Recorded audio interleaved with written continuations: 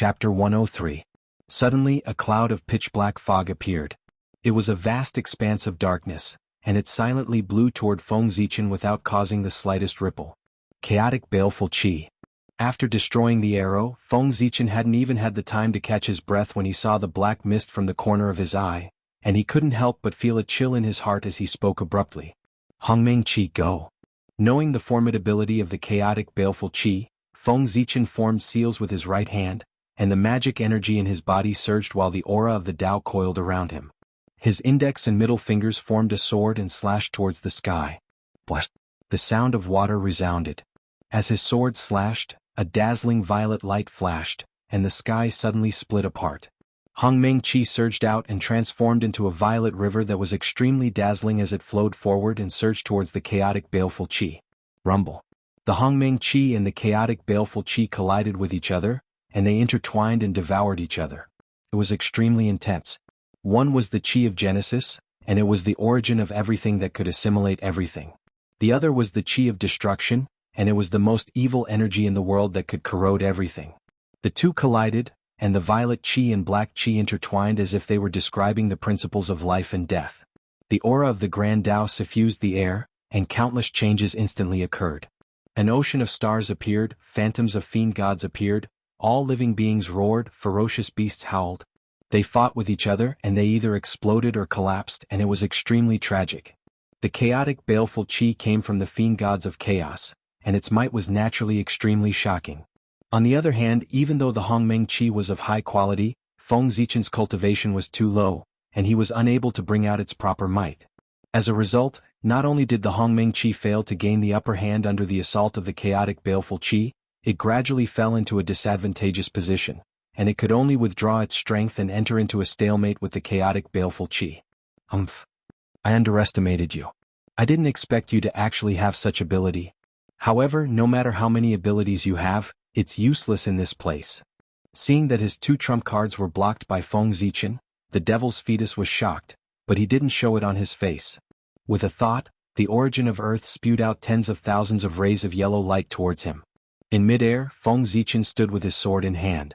Seeing the earthy yellow brilliance surging towards him, he turned around and drew a sword ring in the void where the tip of his sword passed. Whoosh whoosh. Purple light suddenly appeared, forming a ring. Boundless sword qi shot out, sweeping in all directions, slashing at the incoming yellow light, shattering it one by one. Get down here. Just as Feng Zichen was fighting with the yellow light, the devil's fetus let out a loud roar. The origin of the earth suddenly changed and evolved into a huge vortex. Rumble, rumble, rumble. After the vortex appeared, it emitted a powerful suction force that swallowed everything in all directions, sucking towards Feng Zichen in the air. What? Feng Zichen only felt a huge force assault him, as if he was carrying a mountain on his back. His body suddenly became tens of thousands of times heavier. Caught off guard, he couldn't help but fall down into the vortex.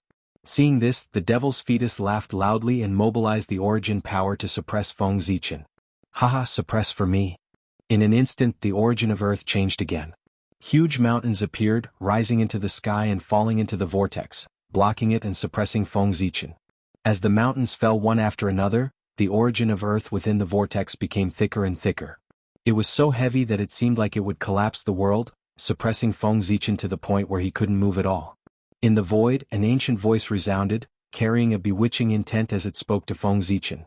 Fellow Taoist, I'll give you one more chance. As long as you hand over the inheritance, I'll let you go and spare your life. Just you?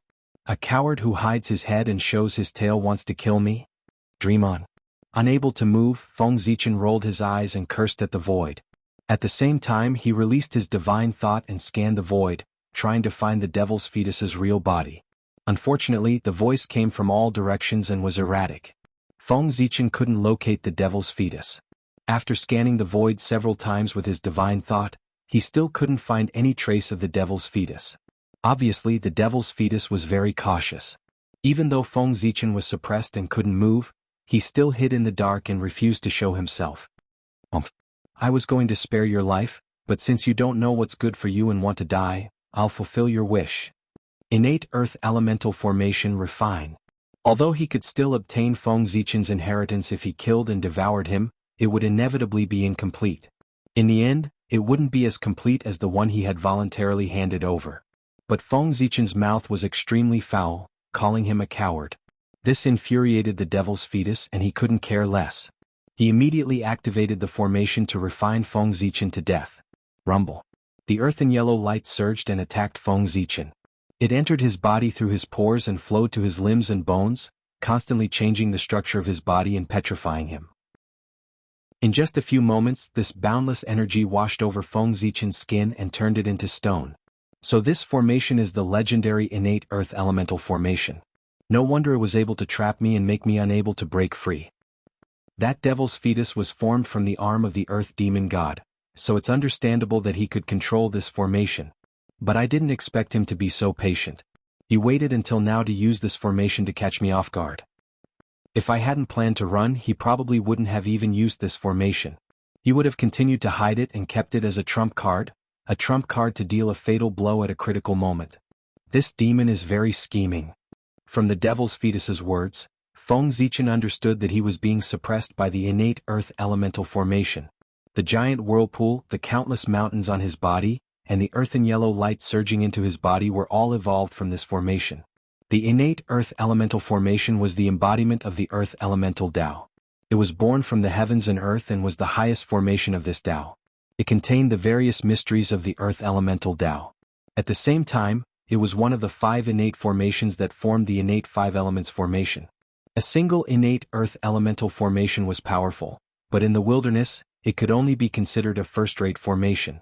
It was far from being called a top-tier formation. But the innate 5 elements formation was different. It was a true top-tier formation of the wilderness. The 5 elements reinforced and restrained each other in a cycle. Everything was in it and it was the cornerstone of the heaven and earth. The innate 5 elements formation was named after the 5 elements. It was obvious how powerful it was. If this formation was the innate 5 elements formation, it might really be able to suppress me. Unfortunately, a mere innate earth elemental formation can't do anything to me. Moreover, your innate earth elemental formation is incomplete. It lacks the materials to set it up and its power is greatly reduced. How can it kill me? One had to know that a top-tier formation was a top-tier formation not only because of the great Tao it represented, but also because of the materials used to set it up. Chapter 104. In the primordial world there were many Khanate formations. They all had great origins and were the embodiment of the Khanate Tao. Among them, the Tao of Yin and Yang, the Tao of 3 talents, the Tao of 5 elements. The Khanate formations derived from the Khanate Tao that supported the primordial world were extremely powerful and represented the origin of heaven and earth. However, why were the Zhoxing formation, the great formation of divine fiends, and the immortal slaying sword formation listed separately and called the 3 top formations of the primordial world? It was not that the other Khanate formations were not strong, but that the materials used to set up these 3 Khanate formations were too extraordinary and much more powerful than the other Khanate formations. It could be said that the reason why these 3 Khanate formations could dominate the primordial world and suppress the other Khanate formations was more because of the reputation of the forces behind them. In terms of power, they were not much stronger than the other Khanate formations. The Zhoxing formation used 365 main stars as the foundation and was controlled by more than 300 Daluo Jingxian and several sage to be to suppress the endless void. The great formation of divine fiends used Pengu's heart as the foundation and was controlled by 12 sage to be ancestral magi to gather Pengu's real body. The immortal slaying sword formation was a set of Khanate cardinal treasures. It was formed by 5 supreme-grade Khanate spirit treasures. After it was set up, the murderous aura would surge and kill immortals and gods. Only 4 cultivators of the same realm could break it. This was what they relied on to dominate the primordial world. If they could not gather these things, they would not be able to unleash their destructive power even though they were still the top formations of the primordial world. Compared to the other Khanate formations, they would no longer have any advantages. They were on the same level and could not live up to the name of the 3 top formations of the primordial world. The Khanate earth element formation set up by the devil's fetus was only a set of formations. Although it was powerful, it lacked a main object so it could not unleash its full power. Therefore, although this formation could suppress Feng Zichen, it was not powerful enough to kill him. Haha, I'm afraid your formation won't be able to kill me. Looking at his gradually petrifying skin, Feng Zichen did not panic at all. He laughed loudly and the mana in his body exploded. With a rumble, divine light blossomed. The divine apertures all over his body were shining with incomparably bright light. The image of a high and mighty deity appeared. Amidst the chanting, the godly spirits' phantoms formed hand seals. Strands of mysterious Tao light flew out from their hands and surged into Feng Zichen's body, forming a heaven and earth furnace. Heaven and earth furnace refined for me.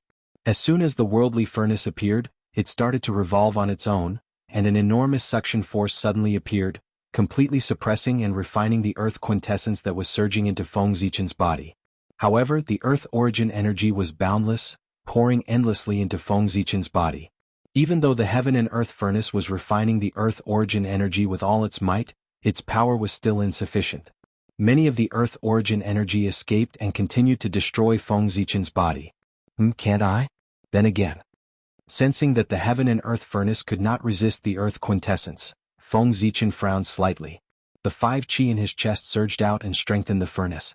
In an instant, 5-colored brilliance shone, and the heaven and earth furnace rumbled. The 5 elemental sacred beasts' phantoms appeared on the furnace, and its power multiplied. The speed of refining the earth quintessence also increased. It's useful. Again. The heaven and earth furnace's transformation made Feng Zichen happy. He continued to cast his skills to strengthen the furnace. Whoosh. The innate 5 elements divine light swept out and enveloped the heaven and earth furnace. As the 5-colored light spread out, a terrifying aura spread out. The laws of heaven and earth appeared, and the earth quintessence in Feng Zichen's body was completely absorbed. Boom. The 10,000 elephant divine lightning and innate extreme yang divine light blasted out at the same time, turning into raging flames. The majestic power distorted the void and burned fiercely towards the heaven and earth furnace, helping it refine the earth quintessence.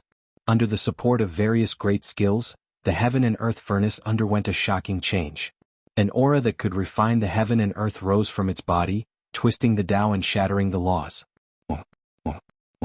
The heaven and earth furnace trembled for a moment and broke through the innate earth quintessence array's blockade. It flew out of Feng Zichen's body and floated above his head, spinning. Suddenly, a huge suction force was released, twisting the surrounding void and causing it to collapse, forming a huge spatial vortex. Ah! Fellow cultivator, you used the earth quintessence array to suppress me. Now an eye for an eye. Take this. Amidst his laughter, Feng Zichen stood up and broke away from the suppression of the innate earth quintessence array. Rumble. As if the Milky Way was descending, the earth quintessence in the surroundings rushed madly towards the vortex and was absorbed and refined by the heaven and earth furnace. In the blink of an eye, an unknown amount of earth quintessence was refined by it. At the same time, a yellow light rose from Feng Zichen's body. The light was warm and incomparably heavy, and it emitted an aura that could bear all things. It was the earth quintessence refined by the heaven and earth furnace. Suddenly obtaining so much earth quintessence and under the impact of the earth quintessence Tao, Feng Zichen couldn't help but feel uncomfortable with his current strength. After all, he mainly cultivated the Tao of stars, not the Tao of earth. A large amount of earth quintessence surged into his body and began to change his body continuously, transforming him into an innate earth quintessence Tao body. New innate Tao patterns were born on his bones, and the aura of earth filled the air. Oh no! Changing his Tao body was equivalent to changing his Tao foundation. How could Feng Zichen tolerate this? As his expression changed drastically, a yellow Tao seal appeared in his body. It was shaped like a huge mountain, holding up the sky and filling the air with vicissitudes of life. It was the seal of Mount Buzhou. As the backbone of Pangu, the pillar of the Eldritch world, connecting heaven and earth, Mount Buzhou contained the most earth quintessence in the Eldritch world. It could be said to be the most profound Eldritch world. As soon as the seal appeared, the earth quintessence seemed to have found its source and rushed towards it impatiently, causing the seal of Mount Buzhou to become clearer. Its divine aura became stronger and its Tao rhythm became more profound. As a result, the pressure on Feng Zichen's body suddenly disappeared. His entire body felt lighter, and the transformation of his body stopped abruptly. From Feng Zichen's escape to him condensing the Buzhou Tao seal and so on, a series of things happened in a short period of time. What? How did you escape? At this moment, the devil's fetus finally realized what had happened. His expression changed drastically and he was shocked. However, he didn't have time to think about how Feng Zichen had escaped. Oh no, earth quintessence pearl suppress. Large amounts of earth quintessence were being refined by the heaven and earth furnace, causing the devil's fetus to feel heartache. At that moment he couldn't care less about hiding his tracks. He walked out from a void somewhere and personally took charge of the innate Earth quintessence array. Above the Earth quintessence, a yellow cocoon of light appeared. Innate Tao patterns circled around it, and it emitted an aura that was different from the eldritch world. On top of the cocoon of light, a yellow pearl rose up. The mysteries of the earth flowed around it, and it was surrounded by a gentle light, illuminating the surroundings. Chapter 105. In midair, the earthly spirit pearl glowed faintly, and thousands of rays of light shone down. Suddenly the origin of Earth condensed and turned into a huge piece of land. It was ancient and boundless, and no matter how much the heaven and earth furnace absorbed, it couldn't move it at all. This is the Khanate spiritual treasure earthly spirit pearl. Feng Zichen mumbled as he put away the heaven and earth furnace. After this pearl appeared, the chaos pearl in his body suddenly became restless and sent out a wave of excitement. It wanted to fly out of his body and devour the pearl. Obviously, this was the Khanate spiritual treasure, one of the 4 spirit pearls, the earthly spirit pearl. Moreover, after so many years of nourishment from the origin of Earth, the earthly spirit pearl's grade had improved a lot. It had evolved from a superior grade Khanate spiritual treasure to a supreme grade 1. It was much stronger than the other 3 pearls. Don't worry. It won't fly away when it's in your hands. It'll be yours in a while.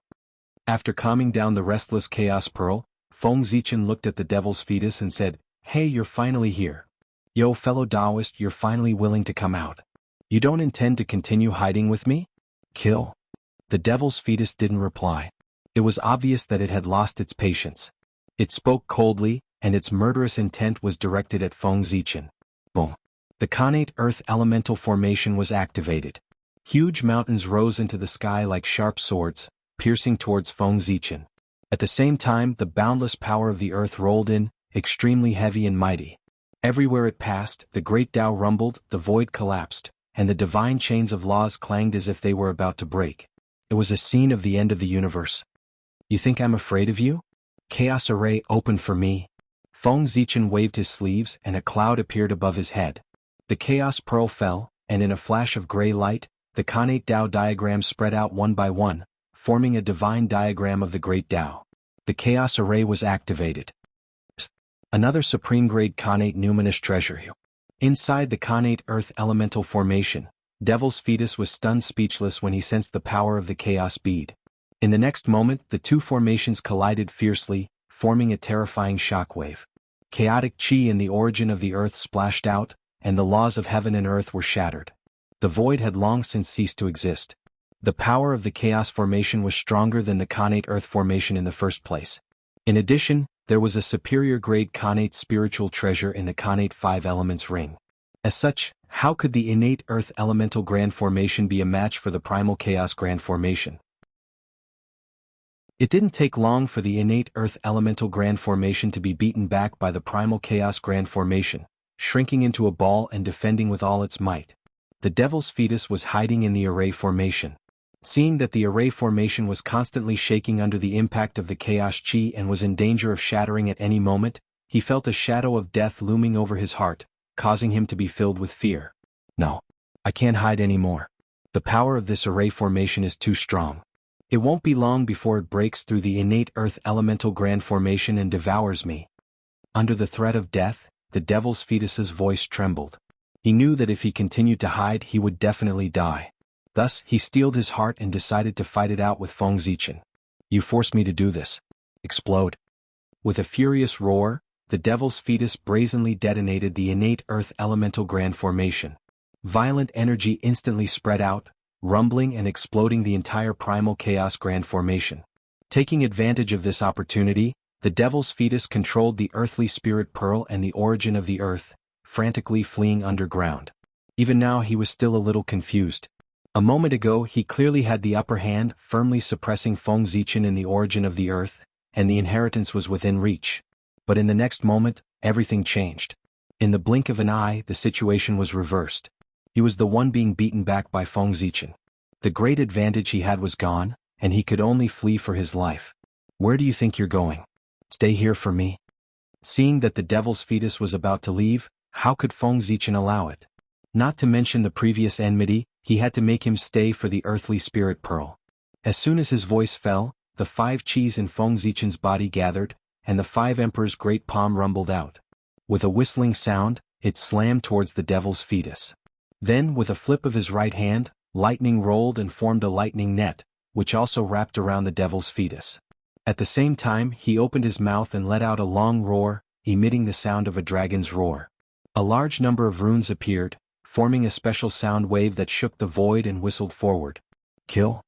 In the end, Feng Zichen turned into a ray of light, and a terrifying aura spread out, as if it could stir the sea of stars and move mountains and rivers.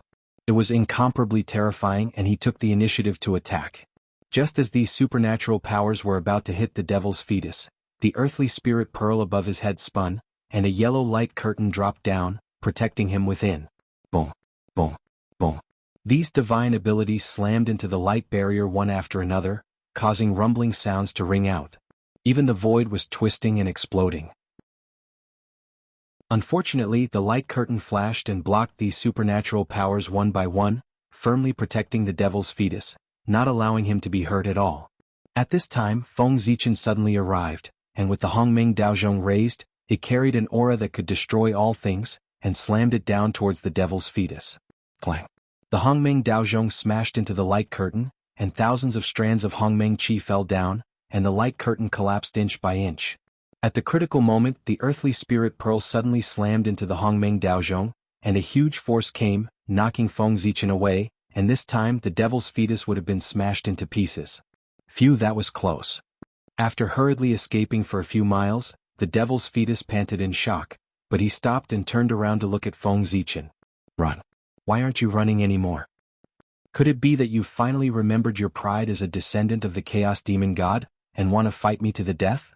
Amidst his sarcasm, Feng Zichen increased his speed and raised his sword to attack.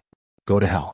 The devil's fetus didn't speak at first, but when Feng Zichen came close, he suddenly let out a ferocious roar, and used himself as a weapon to slam into Feng Zichen. Seeing that the devil's fetus had even used the light cocoon to nurture himself, Feng Zichen knew in his heart that he had been forced into a desperate situation. This move was definitely his last resort, and it was bound to be very powerful. Putting away the contempt in his heart, Feng Zichen calmed his heart and faced it calmly. When Zichen waved his sword, the heaven-splitting Taoist rhymes swirled around, and as if it was splitting the heavens and earth, it slashed towards the light cocoon. Clang. Zichen's sword slashed on the light cocoon, and a crisp sound rang out, just like the sound of metal clashing against metal. A huge recoil came, and Feng Zichen's hand that was holding the sword went numb, and Zichen's sword almost slipped out of his hand. What? After retrieving Zichen's sword, Feng Zichen clenched his right hand back and forth, and after a few times the numbness finally subsided. Haha, my light cocoon is formed by the arm of the demon god. You, a mere Tai Jingxian, an ant-like existence, want to destroy it? What a joke. As he spoke, the light cocoon's body surged, and its appearance changed drastically. It turned into a huge yellow hand that was covered with scales, and it covered the sky as if it was the incarnation of Taoism, and it slapped towards Feng Zichen. It was the arm of the earth demon god.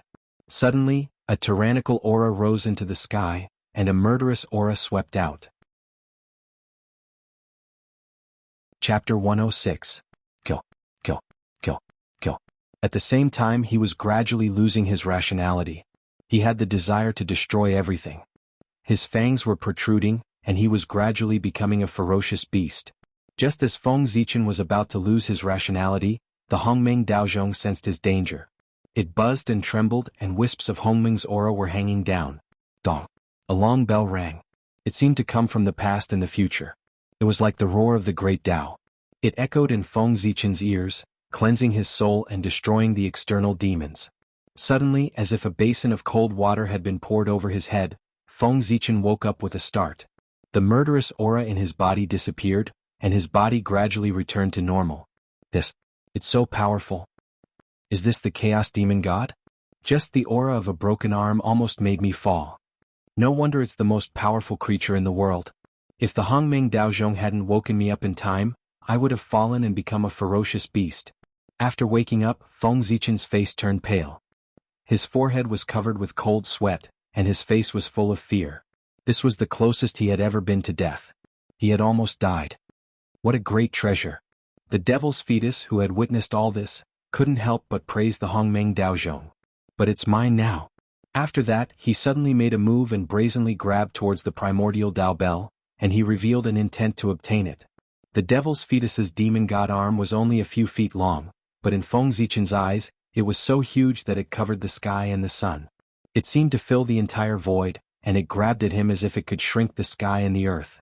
The lines on his palm contained the truth of the Great Tao, which was the manifestation of the Great Tao of Earth. He was the master of the Great Tao, the source of the Great Tao of Earth. Boom, boom, boom, the giant hand came closer and closer. The aura of the Great Tao filled the air, enveloping the surroundings. It was as if it had completely occupied Feng Zichen's mind, causing him to see nothing but the giant hand. The shadow of death came and there was no way to avoid it. Retreat. Feng Zichen did not dodge, nor was he able to dodge. He poured all of his mana into the Hongmeng Daozhong and used all of his strength to activate its power. He blasted it out and collided with the giant hand. Bang! Amidst the shocking explosion, the two of them collided violently and were both sent flying. Terrifying energy spread out in all directions, forming a destructive storm that destroyed everything. It was as if the end of the world had arrived. Not good. Seeing the destructive storm blowing towards him, Feng Zichen was horrified. He didn't have time to call back Hongmeng Daozhong. His figure flashed as he hid inside the chaos bead. After an unknown amount of time, the destructive storm gradually subsided, and the void regained its tranquility. Is it over? Inside the chaos bead, Feng Zichen secretly sent out a strand of divine consciousness. He scanned the surroundings for a moment, and only walked out when he saw that there was no danger. In the distance, sensing Feng Zichen's aura, a purple light flashed, and the Hongmeng Daozhong wobbled back to his side. It kept circling around as if expressing its dissatisfaction with him for abandoning it. Where's the devil's fetus? Suddenly Feng Zichen had a thought. He raised the Hongmeng Daozhong and knocked it above his head. Almost at the same time, the demonic god's arm suddenly appeared above his head and slammed down. With a boom, the demonic god's arm was repelled by the Hongmeng Daozhong. A huge recoil came and Feng Zichen's internal organs were shattered. With a cry, he opened his mouth and spat out a large mouthful of blood. He had suffered serious injuries. Ah, I see. After being injured by the devil's fetus, Feng Zichen was not worried. Instead he was overjoyed. As if he had figured something out, he pointed at Feng Zichen and laughed. No wonder you didn't dare to use this move at the start. So it's because you don't know how much power this move has left. The earth demonic god's arm had been chopped off by Pangu, and its origin had already fallen greatly. Later on, it had given birth to the devil's fetus, and as a result, its origin had fallen by another layer. After the devil's fetus gained consciousness, it did not hesitate to expel its own origin in order to survive. This weakened its presence and made it easier for it to use the earth spirit bead to hide from the heavenly Tao. The origin of the earth beneath their feet had come from this. The demonic god's arm had been weakened layer by layer, and its power had already fallen greatly. Even the devil's fetus did not know how much its power had fallen. If not for the fact that the devil's fetus had been forced into a corner by Feng Zichen, it would not have taken the risk to use this move. Fortunately, although the demonic god's arm was not as powerful as before, it was enough to protect itself. So what if I am? A chaos demonic god is a chaos demonic god after all. Even if it's just an arm, no matter how much its power has fallen, it's still not something an ant like you can deal with. As it spoke, the demonic god's arm emitted a chaotic aura that caused the surrounding space to change greatly. An aura that was completely different from the primeval world rushed towards them, ancient and profound. In the blink of an eye, a chaotic space appeared. There was no up, down, left, right, past or future. The great Tao of the world became clearer and clearer. However, it was not any great Tao that Feng Zichen was familiar with. In this chaotic space, Feng Zichen could clearly feel that everything he knew about the world had become blurry and deviated. The rules and abilities that he had comprehended in the primeval world, and even the power that he had painstakingly cultivated, were disappearing and being taken away by the chaotic space. The power of the chaotic space. Feng Zichen clenched his fists. A vast and incomparably divine aura rose from his body. It was vast and mighty, and it broke through the seal of the chaotic space, breaking through all restraints. This was Pangu's aura, which could suppress all eternity. The realm of the demonic god of chaos was too high. It was an existence that Feng Zichen could not understand. When the devil's fetus activated the power of the demonic god's arm at all costs, only Pangu's aura could contend against it. Rumble. The yellow light condensed, and the shadow of Mount Buzhou appeared. With an indomitable and vast momentum, it suppressed the arm of the demonic god. Kill? Knowing that there was no way out, the devil's fetus did not care too much. In an instant the origin of the earth was ablaze. Abundant power was injected into the demonic god's arm. The chaotic power surged out with an ancient aura and slapped the shadow of Mount Buzhou with all its strength. At this moment, something out of Feng Zichen's expectations happened. After the shadow of Mount Buzhou sensed the aura of the demonic god, it shook slightly. Then in the center of the primeval world where Mount Buzhou was, a Taoist rime fell, making it more solid and its power increased sharply. In an instant the demonic god's arm was fixed in the void. It was suppressed by the shadow of Mount Buzhou and could not move at all. The origin of the earth broke away from the control of the devil's fetus and rushed to the shadow of Mount Buzhou.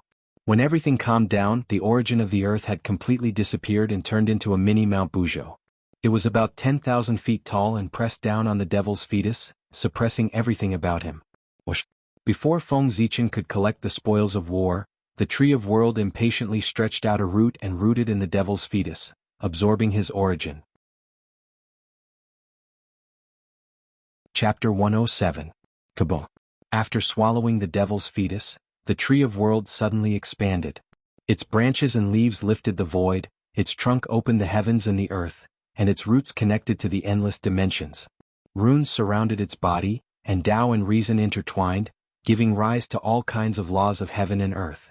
Kanei Qi fell like a waterfall, and the aura of the great Tao filled the air. 3,000 balls of light appeared and surrounded it, shining brightly and clustered around it. Around the balls of light, there were billions of light spots floating in the void. Some were big and some were small, and they were looming in and out of existence, mysterious and unpredictable. What is this? Looking at those bright balls of light, Feng Zichen was curious. He separated a strand of his divine thought and looked forward. After his divine thought came into contact with the balls of light, strange scenes appeared in front of him, too much for his eyes to take in. Ignoring these scenes, Feng Zichen separated another strand of his divine thought and looked inside the balls of light. This is a greater world? What he saw was so shocking that Feng Zichen couldn't help but exclaim. Inside the balls of light was a strange world. It was extremely vast and the landscape was strange and ancient. There were no signs of life and it was a primitive scene. Are these balls of light the legendary 3,000 greater worlds and the billions of small and medium-sized worlds?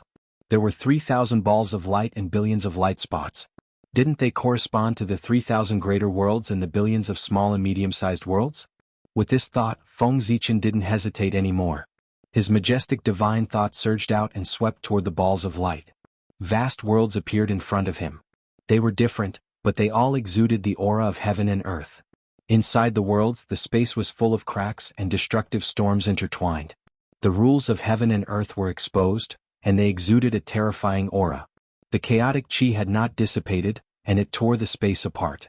The Kanei qi had not separated, and it was stagnant and floating in the air. The earth had just been born and there was still a lot of Kanei qi flowing. In the sky, there was nothing else except the Kanei qi that was rolling endlessly. There was no heavenly Tao aura. The entire world was empty and devoid of any signs of life. It was as if the heavens and earth had just been opened and the world had just been born.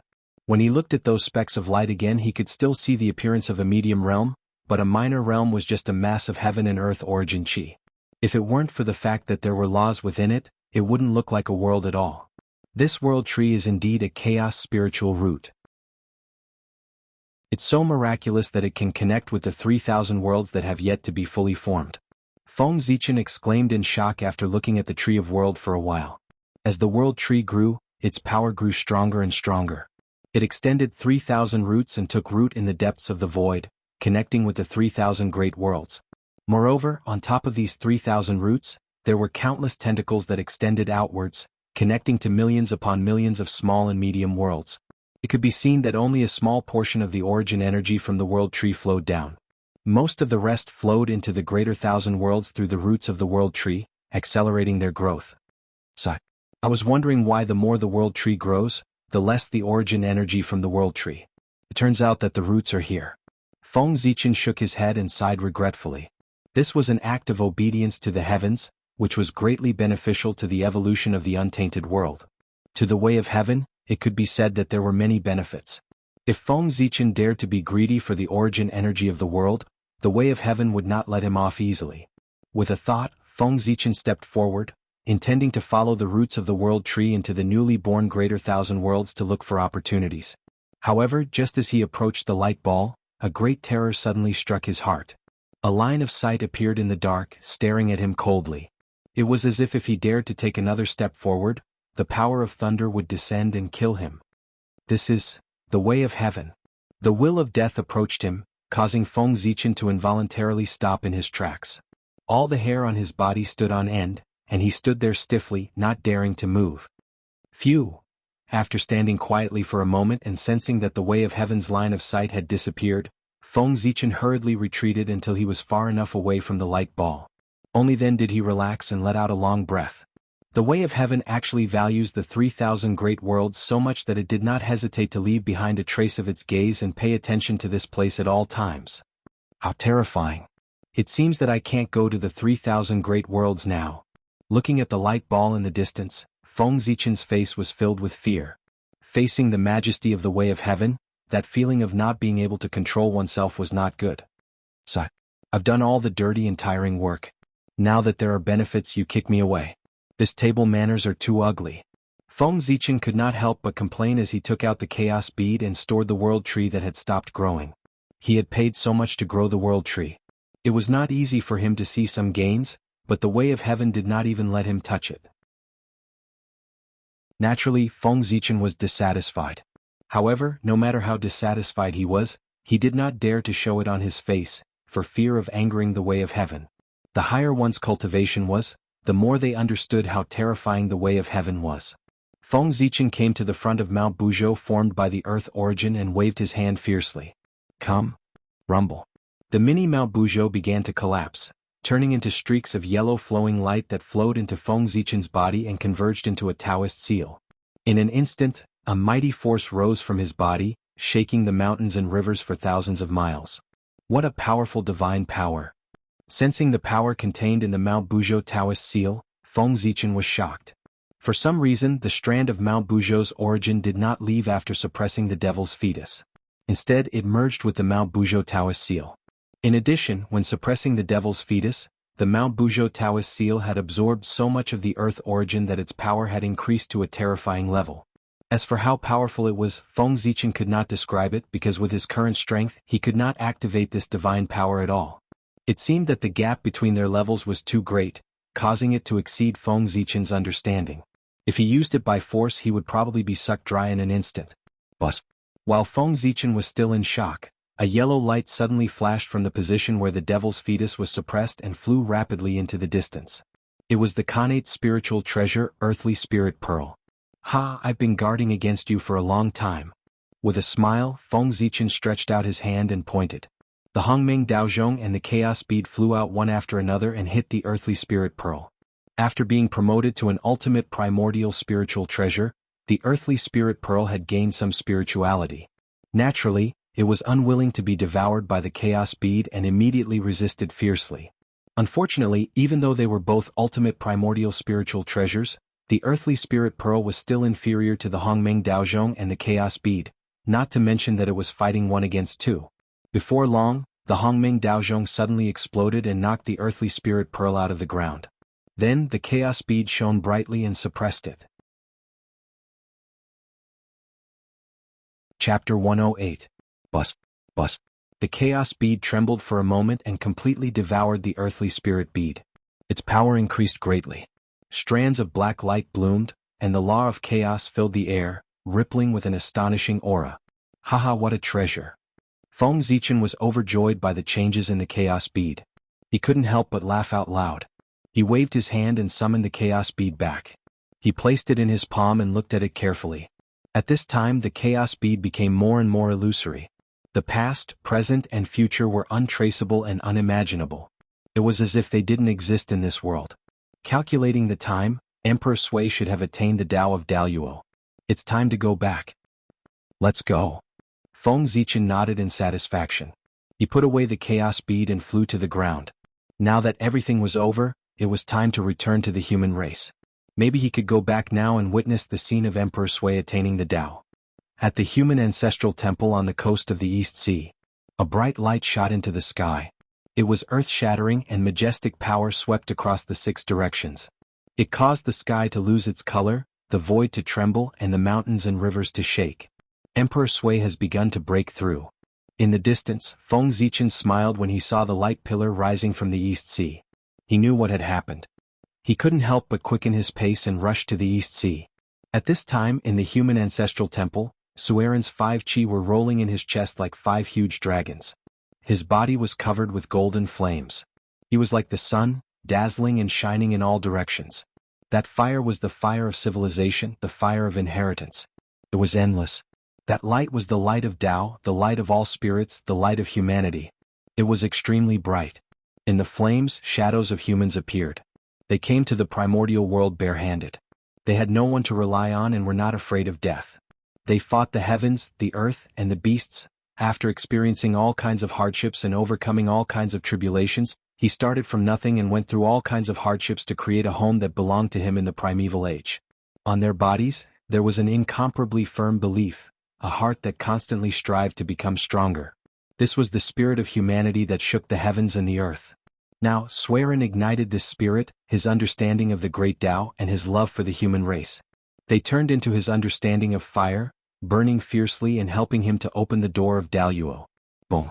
As the human Tao spirit burned, the flames on Sueren's body burned even more fiercely.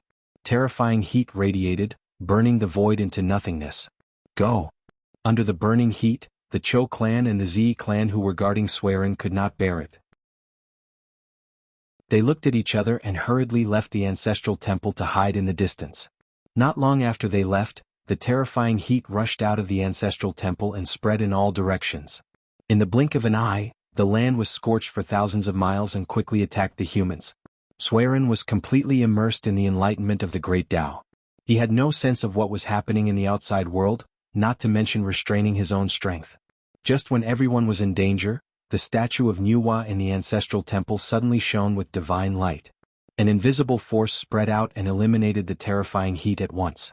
The strange phenomenon of Sueren's breakthrough was completely sealed in the ancestral temple, and no trace of it leaked out. Tao. A clear and melodious voice, like the sound of the great Tao, echoed in Sueren's ears and cleared his doubts. It was Nuwa's voice. As the creator of the human race, Sueren had attained the Tao of Daluo Jingxian. How could such a big movement be hidden from her? Therefore Nuwa, who lived in Emperor Nvua's palace, deliberately lowered her eyes and came to the ancestral temple of the human race to help Sueren. With Nuwa's help, Sueren vaguely perceived a strange space that inexplicably attracted his mind and tried to pull him into it. He knew that it was a space formed by the Tao of Fire. As long as he got there, he would be half of Daluo Jingxian. Not daring to delay, Sueren hurriedly touched his true spirit and rushed to the space of fire according to the guidance in his heart. But in the void, earth, fire, water, wind, thunder, and fire suddenly appeared. Endless tribulations appeared and turned into a tribulation of Tao, blocking his path. This was the first difficulty of Daluo Jingxian, the tribulation of Tao obstruction. Swoosh! Behind Sueren's head, the dazzling golden light of merit appeared and shone brightly. It dissolved all kinds of tribulations and opened a path to the space of fire. In this way, Daluo Jingxian's first tribulation was broken. In the space of fire, the essence of fire filled the air, filled with all kinds of innate flames. They burned fiercely and emitted amazing power. This was the origin of fire. Everything related to fire could be seen here, whether it was the Tao of Li Fire or the Tao of True Fire. They were all branches of the Tao of Fire. Imprinting one's understanding of the Tao of Fire in the space of fire and using one's own Tao to explain the Tao of Fire, this was Daluo Jingxian.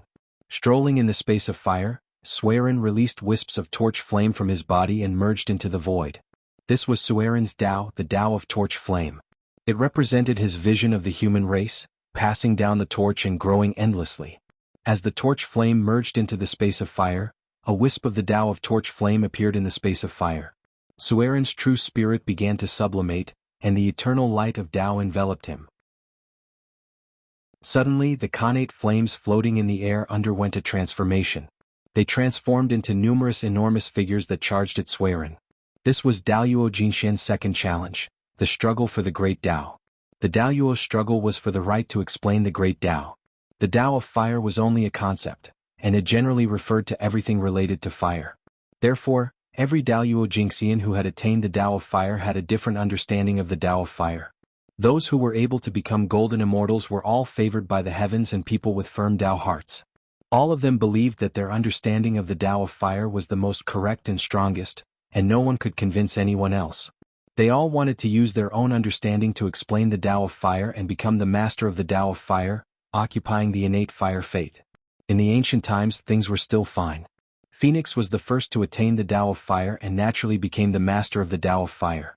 With the Nirvana flame as the source of all flames, she explained the Tao of Fire and the world obeyed her.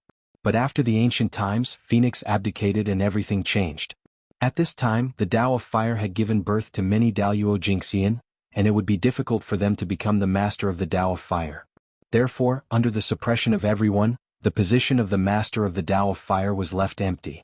In order to reduce the number of competitors, the Daluo Jingxian treated all those who had attained the Tao of Fire with the greatest hostility.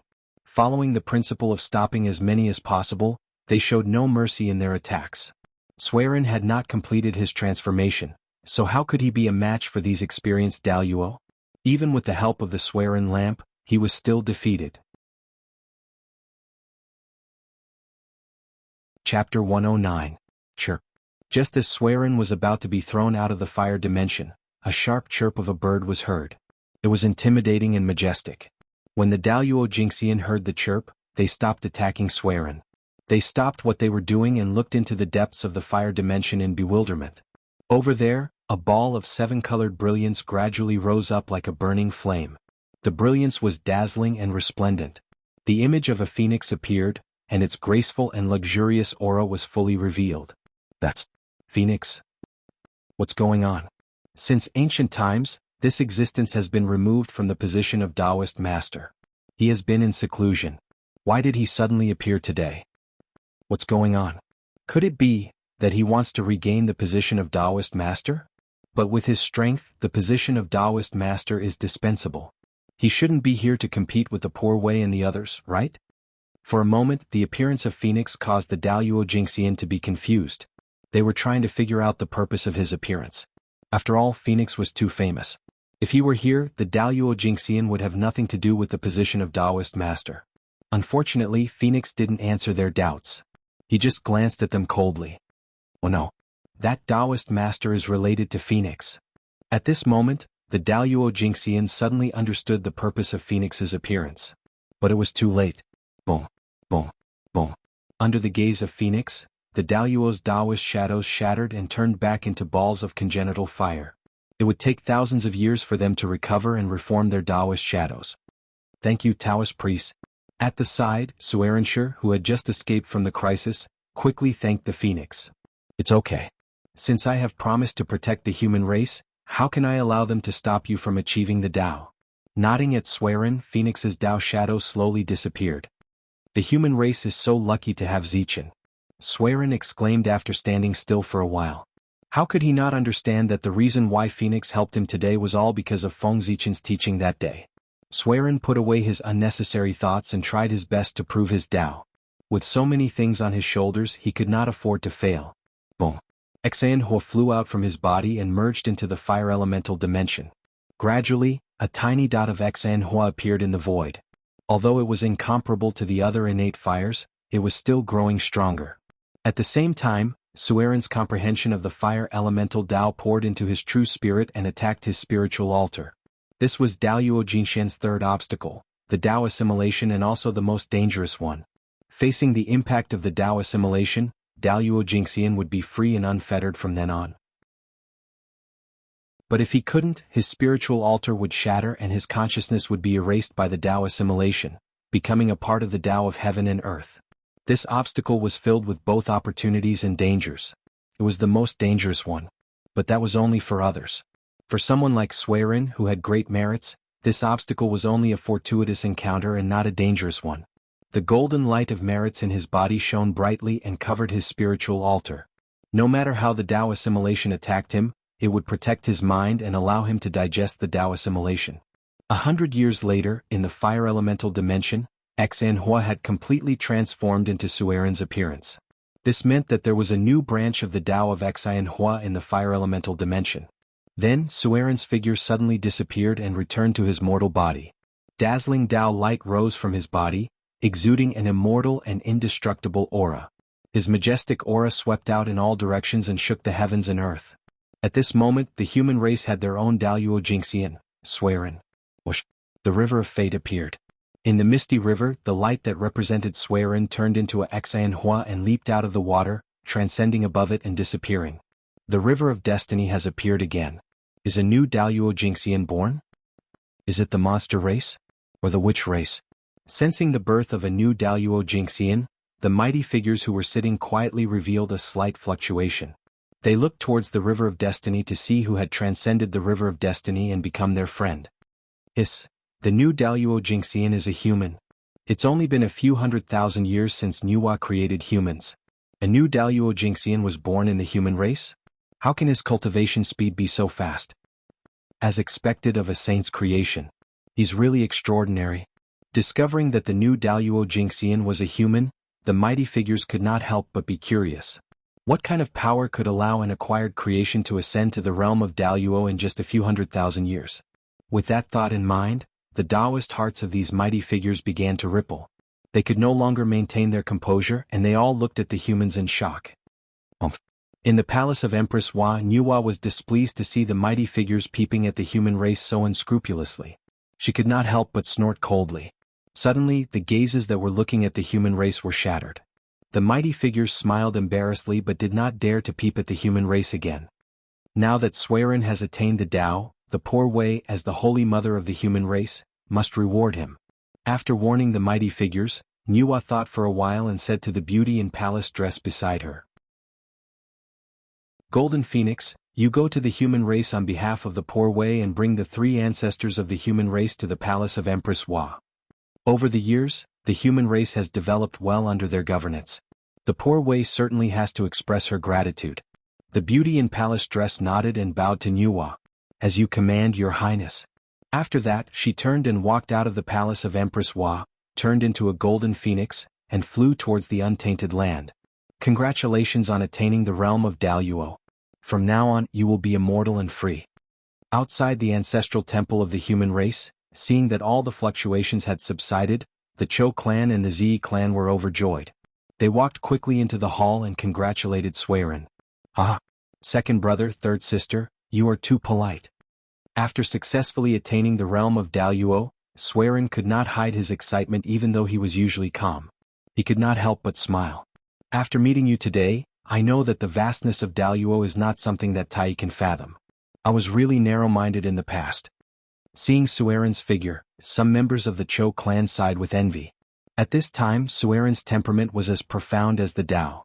His body was surrounded by Taoist light, and his every move was in harmony with the heaven and earth, giving people a feeling of boundless vastness. Yes, without attaining the realm of Daluo, you will never know the power of Daluo. The past, the present, and the future are all in one. This is a power that Tai Jingxian can't reach. Feeling the changes in his body, Suerin agreed. However, second brother, third sister, you don't have to be envious. I feel that a great opportunity is coming. Perhaps your chance of attaining the Tao lies in it. Seeing that the two were a little depressed, Suerin comforted them. Chapter 110. What? An opportunity to attain Tao? Big brother, please don't lie to me.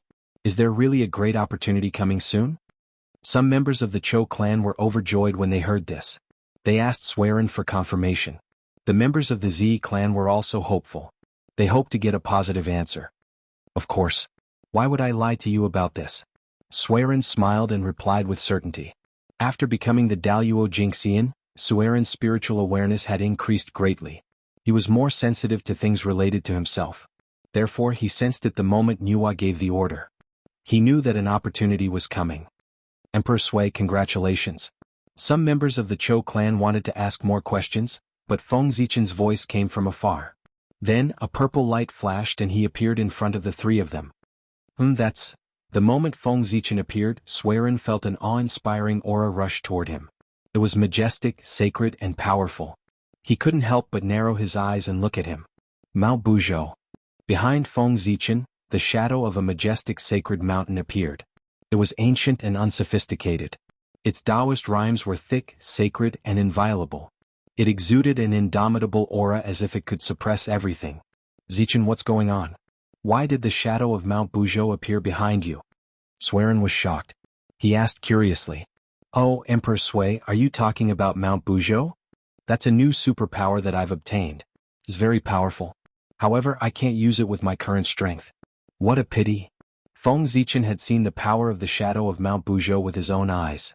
He had already mastered such an earth-shattering superpower, but he couldn't use it because of his current strength. This made him very depressed. Not bad, this power is already beginning to resemble Daluo's might. Swerin nodded in agreement. The aura of this mystique made even the Daluo Jingxian frown. It was obvious how powerful it was. Big brother, what is this great opportunity that you're talking about? Speaking halfway, you're really making me anxious. Seeing that Swerin and Feng Zichen were chatting as if no one else was around, a member of the Chou clan anxiously interrupted them. Opportunity? What kind of opportunity made Chao Huang so excited? Feng Zichen had just arrived, so he didn't know much about what had happened. He smiled and asked curiously. Second brother, you're confused. What is an opportunity? It's because it's unknown that it's called an opportunity. If I knew what it was, I would have taken it directly. I wouldn't have waited for it to come to me. Swerin frowned a little at the Chou clan's behavior just now. He waved his sleeves, and a clear light flew out and entered the body of a member of the Chou clan. Big brother, I'm sorry. I was too impulsive. The clear light entered the body of a member of the Chou clan and woke him up instantly. He thought about his actions and quickly apologized. It's okay. Achieving Dao is related to your future. It's normal for you to be anxious. But your emotions have been unstable recently, and you often do impulsive things. You don't have the demeanor of a Tai Jingxian at all. Is there something wrong with your body? Swerin thought about the Chou clan's recent abnormalities and couldn't help but ask with concern. By the side, Feng Zichen was also somewhat puzzled. Logically speaking, primordial unity golden immortals should not be disturbed by their emotions and should not be trapped by their emotions. They should be quiet and free and should not be impulsive. Why was Chao Huang's emotions so unstable? Thinking of this, Feng Zichen secretly used his sun-moon godly gaze and looked at Yu Chao Shi. Resentment. Why is there so much resentment in Chao Huang's body? Feng Zichen could clearly see through the vision of the sun-moon god eyes that there was a thick resentment between the eyebrows of a member of the Chou clan. It was giving off an ominous aura. Affected by this resentment, a member of the Chou clan's spiritual altar was covered in dust and his true spirit was dim. This caused him to lose his mind and be easily swayed by his emotions. But this doesn't make sense. Chao Huang's body is protected by the golden light of merit, which can repel all evil. Moreover, the golden light of merit is the best at restraining this kind of filthy aura. Usually, before these grievances can even get close to the Nest Emperor, they would be destroyed by the virtue qi emitted from his body. They wouldn't be able to get close to him. But what's going on with this resentment? How did it go around the golden light of merit and entangle itself with Chao Huang? Feng Zichen closed his eyes and used the crepe myrtle divination technique. He silently calculated in his heart and traced the origin of the resentment. After a while, he opened his eyes and looked at the Chou clan with a complicated expression. He quietly looked away, but there was nothing he could do about it. All right, second brother, third sister, you can go back first. It's been hard on you these past few days. Go back and have a good rest. Suerenshi's mouth twitched when he saw Yu Chao Shi's bitter smile. Yes. The Z clan responded and pulled the Chou clan away.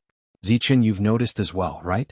After the two of them had walked far away, Swerin spoke with a worried expression. His tone was filled with worry. Yes.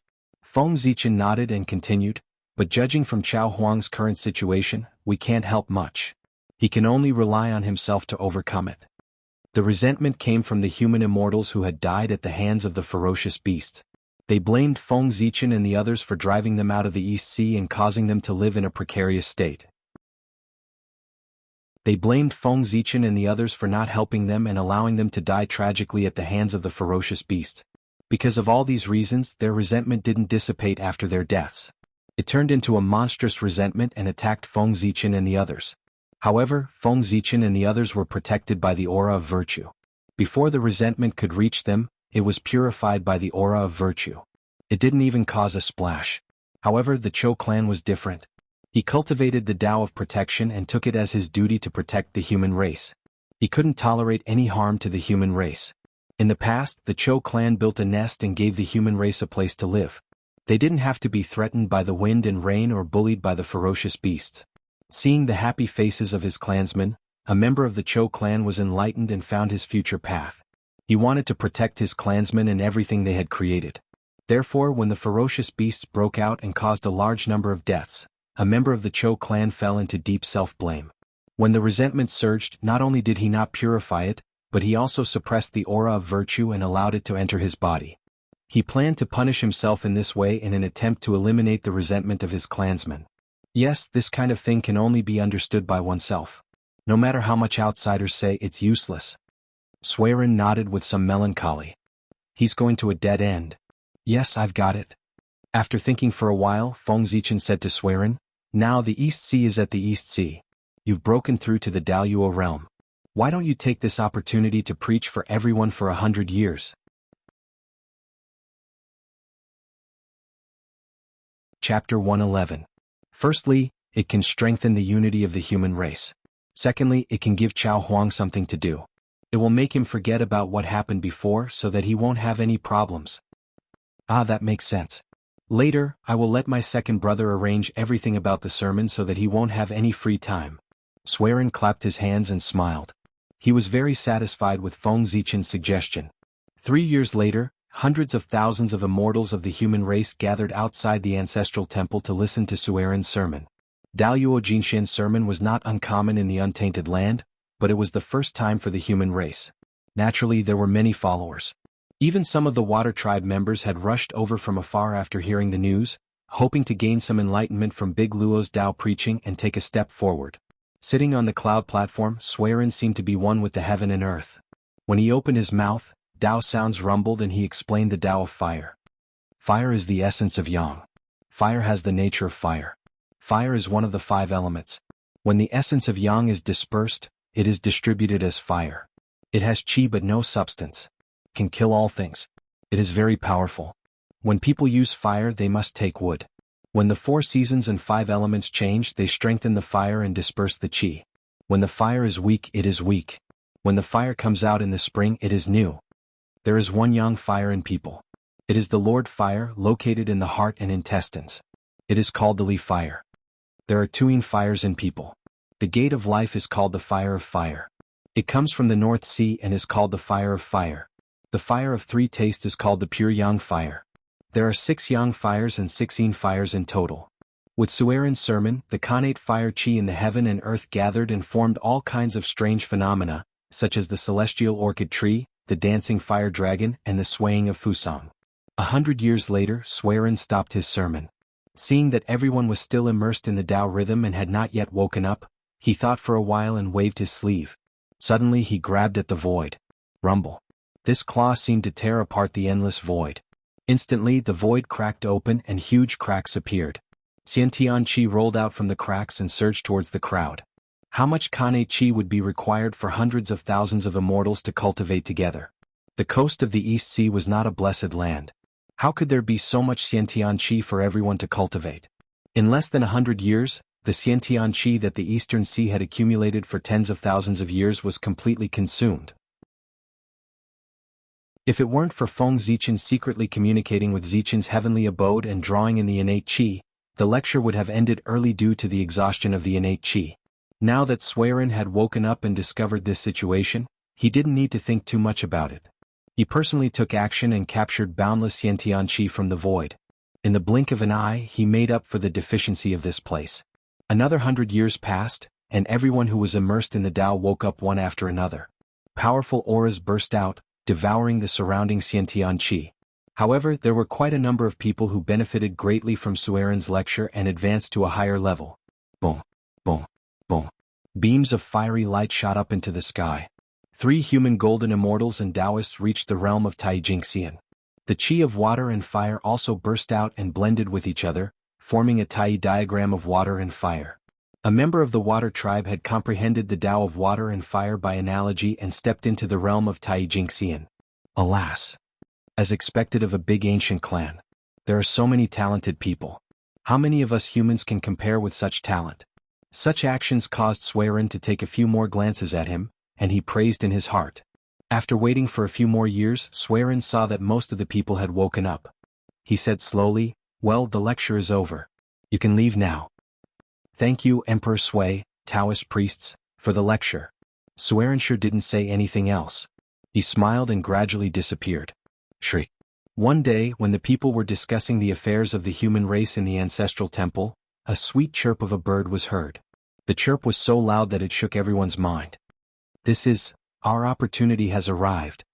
Hearing this bird cry before the others could react, Yo Chaosher and Zisher felt their true spirits tremble, faintly expressing a sense of joy. They couldn't help but look at each other, and with wild joy they turned and ran out. Opportunity? What kind of opportunity made Chao Huang and Zi Huang so excited? Let's follow them and see. The people were curious. After thinking for a while, they followed them out. Before long, a golden phoenix flapped its wings and flew towards them. It arrived in front of them in the blink of an eye and passed down a decree. By the decree of Her Majesty Nuwa, Swerin, Cho clan and Zi clan of the human race are summoned to the palace of Emperor Nviwa for an audience. It's the decree of Her Majesty. Hearing this, the people were shocked at first. Then they all knelt down with a solemn look. They didn't dare to show any disrespect. Swerin, Cho clan and Zi clan follow the decree of Her Majesty. The three people stepped forward and said at the same time, "Her Majesty doesn't like empty formalities. It's good that you've shown your sincerity. Taoist priests, please let them rise first." The golden phoenix turned into a beautiful woman in a palace dress. She walked to Swerin and said respectfully, "Daluo Jingxian was the incarnation of the Great Way." Even though the golden phoenix came from the palace of Emperor Nviwa, she didn't dare to disrespect Swerin as long as she was not Daluo Jingxian. "Please wait for a moment, fairy." Swerin nodded. Then he turned around and said to the people, "Rise." "Thank you, Her Majesty." The people bowed in the direction of the ancestral temple before they got up and left. "Fairy, please take a rest in the hall. We have many things to do and need some time to go to the palace of Emperor Nviwa to meet Her Majesty." Speaking of this, Swerin asked uneasily, "Her Majesty, you won't mind, right? Her Majesty is so resourceful that she knows everything. When she sent me here, she didn't ask the Taoist priests to take action immediately. I think she has already expected this. What's more, Her Majesty is so broad-minded and kind. She won't argue with the Taoist priests over such a trivial matter. Taoist priests, you're overthinking." After thinking for a while, the golden phoenix replied, "Then I'm relieved." Swerin took a deep breath and led the golden phoenix into the ancestral temple. In the ancestral temple, the golden phoenix looked at Swerin curiously and said, "Taoist priests, if you have something to do, just go ahead. Don't worry about me." It took Swerin more than 100,000 years to reach the level of Daluo Jingxian. Except for the innate sages, he was the most powerful innate living being. Therefore, many living beings in untainted land were curious about him. They wondered how he had cultivated and how he could transcend the river of fate and enter the realm that all living beings dreamed of. Speaking of which, Swerin didn't cultivate as long as the golden phoenix. However, the former was already the immortal Daluo Jingxian. The latter was still struggling in the mortal world, looking for a way to transcend. Fate was really unpredictable.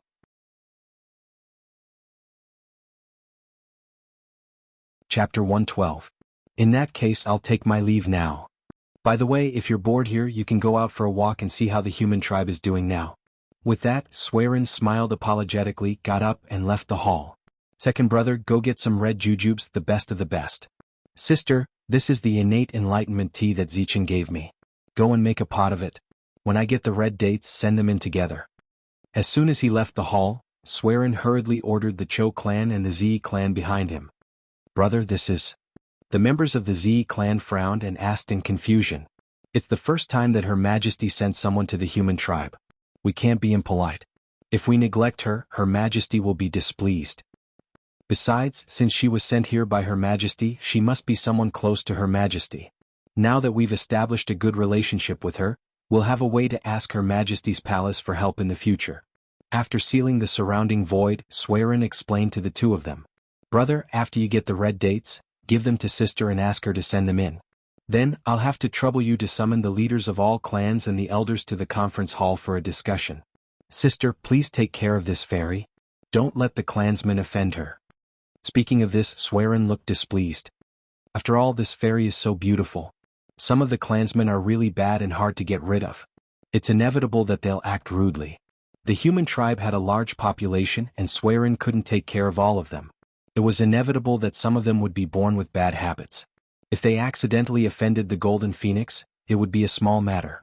However, if Nuwa heard about it, she would be displeased with the human tribe. Then they would be in big trouble. I understand.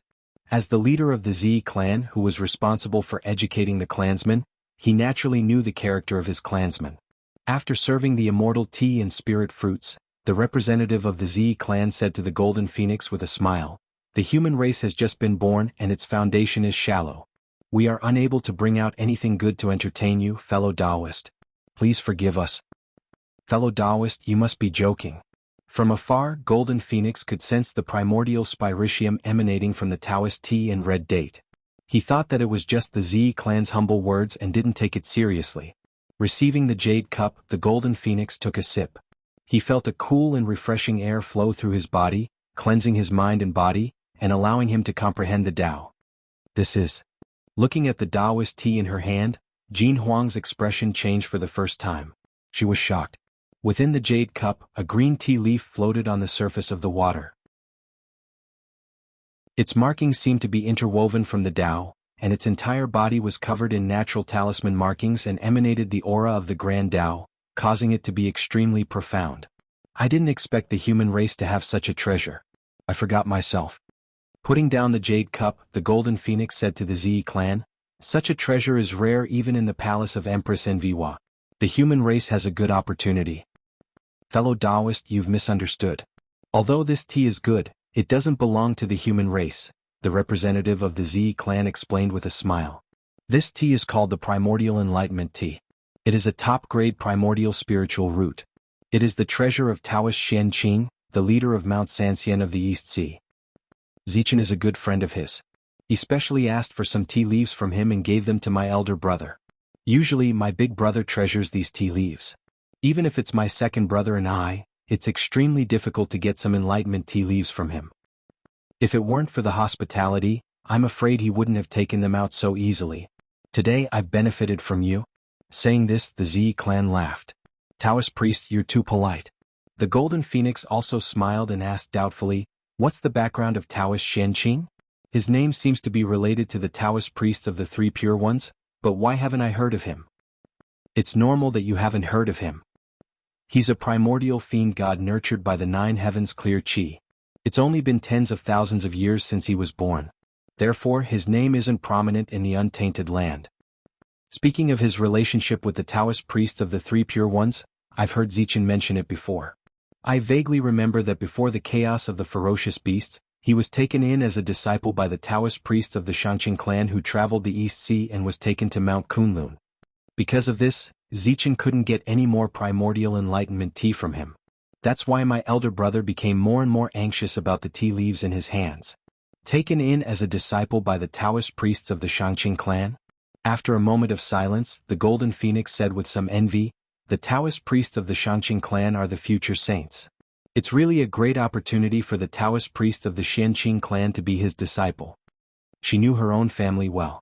Although she could often receive guidance from Nuwa, she didn't have an official status after all. Therefore she couldn't be considered as a disciple of the Nuwa. Therefore she was quite envious of the real disciples of the saints. "Fellow Taoist, how many members of the Zichen clan are there in the human race? I wonder if the Zichen clan you're talking about is the same as the Zichen clan I know." The Golden Phoenix seemed to have thought of something and asked the Z clan, "Zichen? Fellow Taoist, are you talking about Zichen?" The Z clan was a bit confused. Why did he mention Feng Zichen out of the blue? Could it be that they knew each other? However, they didn't hear Zichen mention that he knew someone from the palace of Empress Hua. "That's right. If there isn't a second Zichen in the human race, then the person you're talking about should be the same person as me," the Golden Phoenix said with certainty. "The Zichen clan is our chosen successor. After we abdicate, he will be the leader of the human race. Naturally, there can only be one." "What? Do you know him? Why don't I call him over?" Seeing that the Golden Phoenix seemed to really know Feng Zichen, the Z clan suggested. "I don't know him, but the Empress often mentions this name. Therefore I'm a bit curious. I want to know who he is and why the Empress pays so much attention to him," the Golden Phoenix said with some confusion while shaking his head. Not only did the Nuwa praise him, but even the Phoenix ancestor also spoke highly of him. This made the Golden Phoenix curious. What ability did this Feng Zichen have to be praised by two supreme existences? When Zichen was young, he was indeed favored by the Empress and received her teachings. However, I didn't expect that the Empress would still pay attention to him after so many years, the Zi clan said thoughtfully as they thought of Feng Zichen's fortuitous encounter when he was young. There's such a thing? Fellow Taoist, can you take me to see fellow Zichen? Golden Phoenix had never heard of this before. Of course. Fellow Taoist, please come with me. The Zi clan nodded and led the Golden Phoenix outside. On the way, the Golden Phoenix suddenly said to the Zi clan, "In the future, when we enter Empress Wu's palace, you and I will be family. Calling me fellow Taoist will make me feel like an outsider. How about we call each other sisters?" Zi greets elder sister. Seeing that Golden Phoenix didn't seem to be joking, the Zi clan responded with a smile. Good, good. Elder sister left in a hurry and didn't bring anything good. Take this essence of fortune first. When we return to Empress Wu's palace, I'll give you a gift. Golden Phoenix happily took out a piece of essence of fortune and stuffed it into the Zi clan's hands. Thank you, elder sister.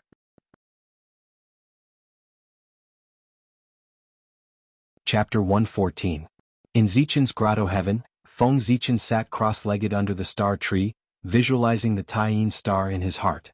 Gradually, a black moon rose behind him, half hidden and half hidden.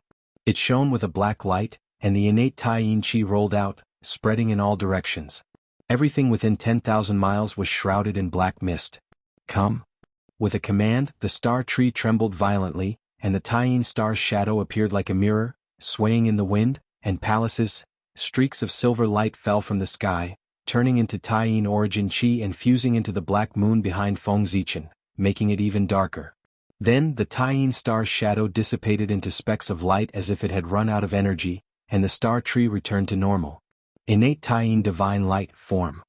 Feng Zichen formed a seal with his hands, and the black moon behind him shrunk, turning into an illusory black light that devoured the innate Taiyin Qi in a frenzy. Again.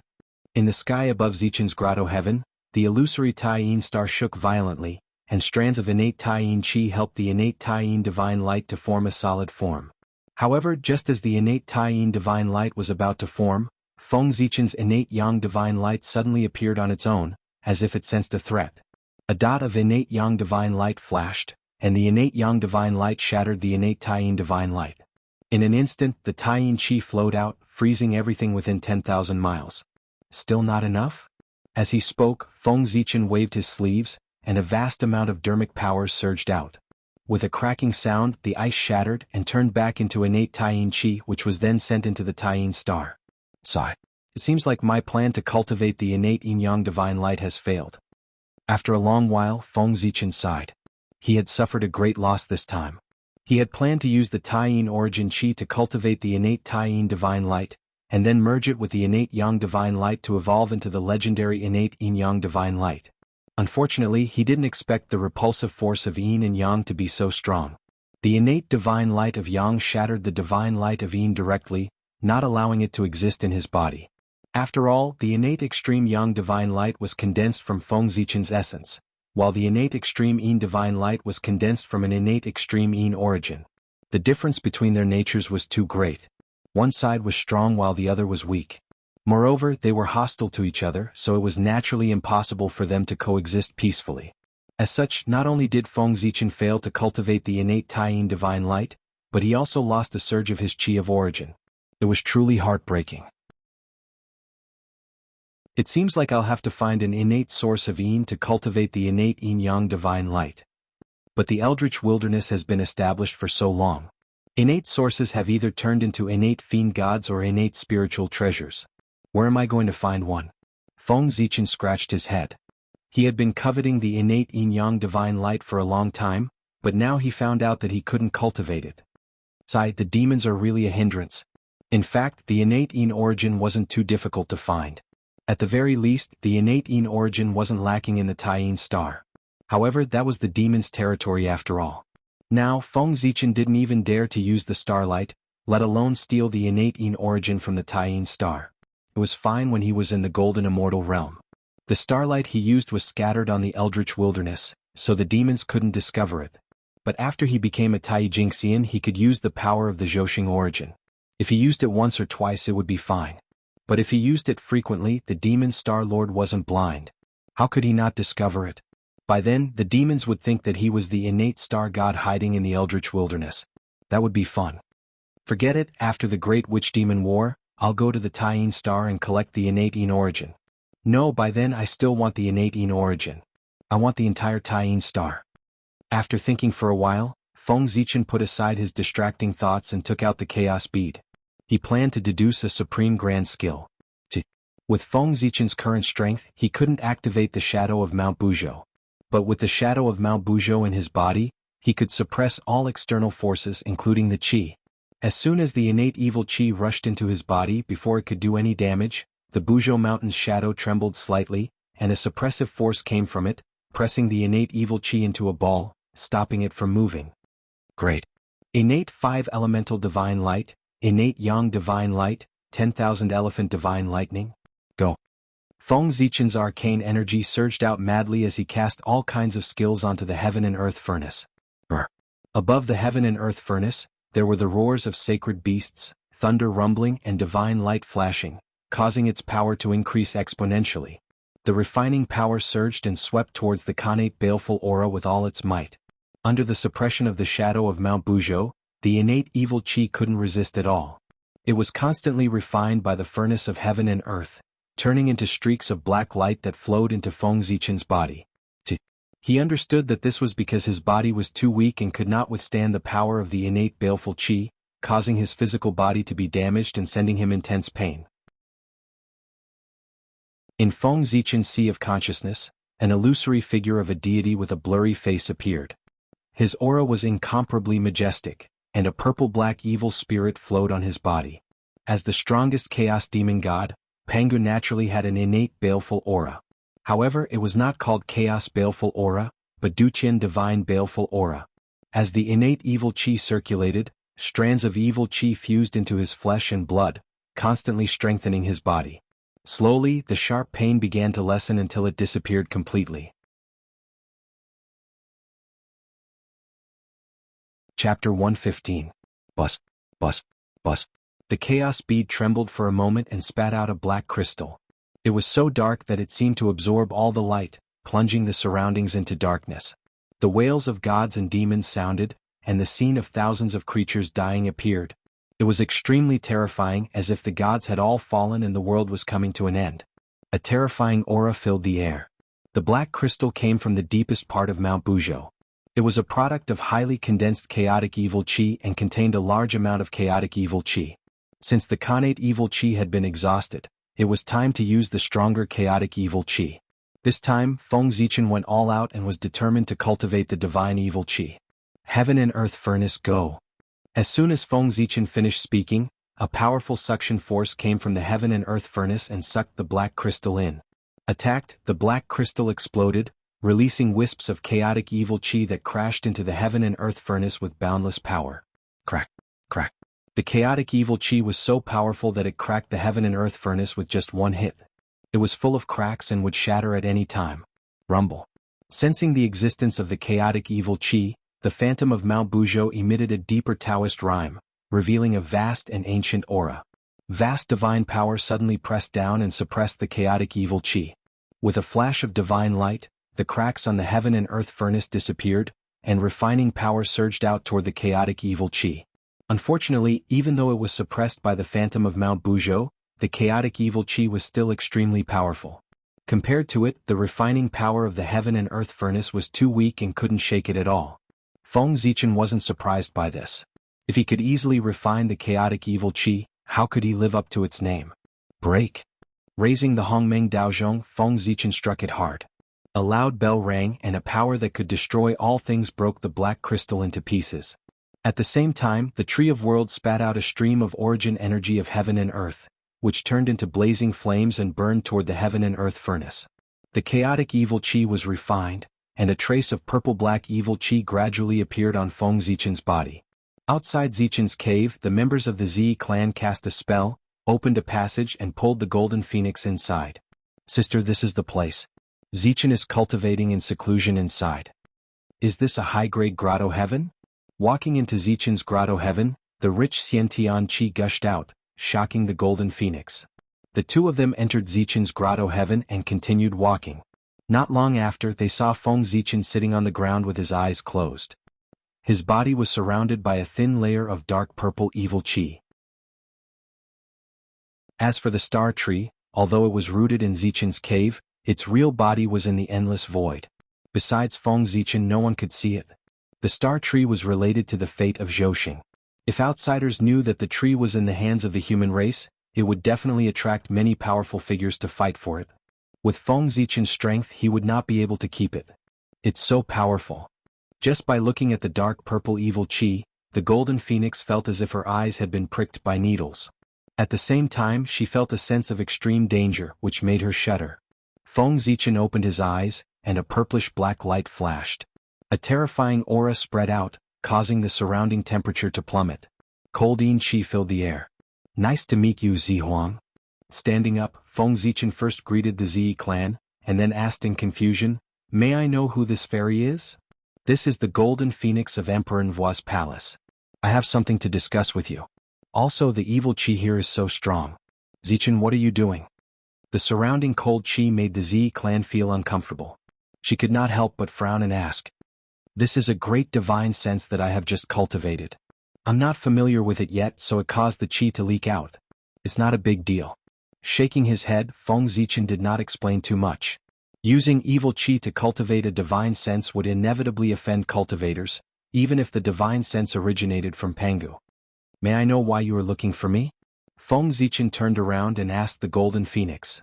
"His Majesty Zhu Huang asked me to give you this as a gift to thank you." With that, the golden phoenix took out a phoenix feather and handed it to Feng Zichen. "His Majesty Zhu Huang and Her Majesty Nuwa both praise you. Your future is really limitless. It's all thanks to the two majesties."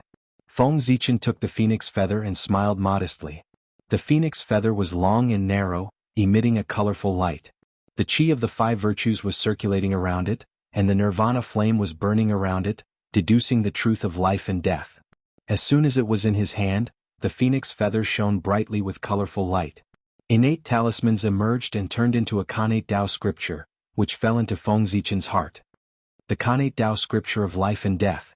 This was a Dao scripture of life and death which directly evolved from the Dao of life and death. It explained the truth of life and death. If one could fully comprehend it, he could become Daoyuo Jingxian. This is too precious. At this time, Feng Zichen realized how extraordinary this item was. Not to mention the Kanate Dao scripture of life and death, this phoenix feather was also an extraordinary treasure. It was not inferior to ordinary Kanate spiritual treasures. Judging by its power, it was probably Zhu Huang's tail feather. My friend, this phoenix feather is the tail feather of His Majesty Zhu Huang when he transformed into the vermilion bird. It is extremely precious and contains part of His Majesty Zhu Huang's origin. Countless people in the Phoenix clan yearn for it but can't get it. His Majesty Zhu Huang gave it to you, which shows how much His Majesty values you. After that, the golden phoenix looked at Feng Zichen curiously. He wondered what he did for Zhu Huang that made Zhu Huang give this item to him. One must know that there were only 9 phoenix feather in the entire Phoenix clan. However, although the golden phoenix was curious, he did not ask Feng Zichen about it rashly. It was better to know less about the affairs of the Almighty, lest trouble come knocking on his door one day. I'll accept it shamelessly. After thinking for a while, Feng Zichen put away Zhu Huang's phoenix feather. After all, for Zhu Huang, no matter how precious this item was, it was not as important as freedom. "Fairy, this is the first time you've come to the human clan. I suppose you don't know much about the human clan. How about I show you around and show you the sights of the human clan?" Feng Zichen suggested after looking around. "Thank you, my friend." The golden phoenix thought for a while and nodded. It would be bad if she did not know anything about the human clan when the Nuwa asked her about it after returning to Emperor Nvuo's palace. "Fairy, you're too polite. If you can put in a few good words for the human clan in front of Her Majesty, Zichen will be very grateful." Feng Zichen waved his hand and said, "You're such an interesting person. The human clan was created by Her Majesty and is equivalent to Her Majesty's child. Her Majesty cares a lot about the human clan. There's no need for me to put in a good word for them." The golden phoenix could not help but laugh after hearing Feng Zichen's words.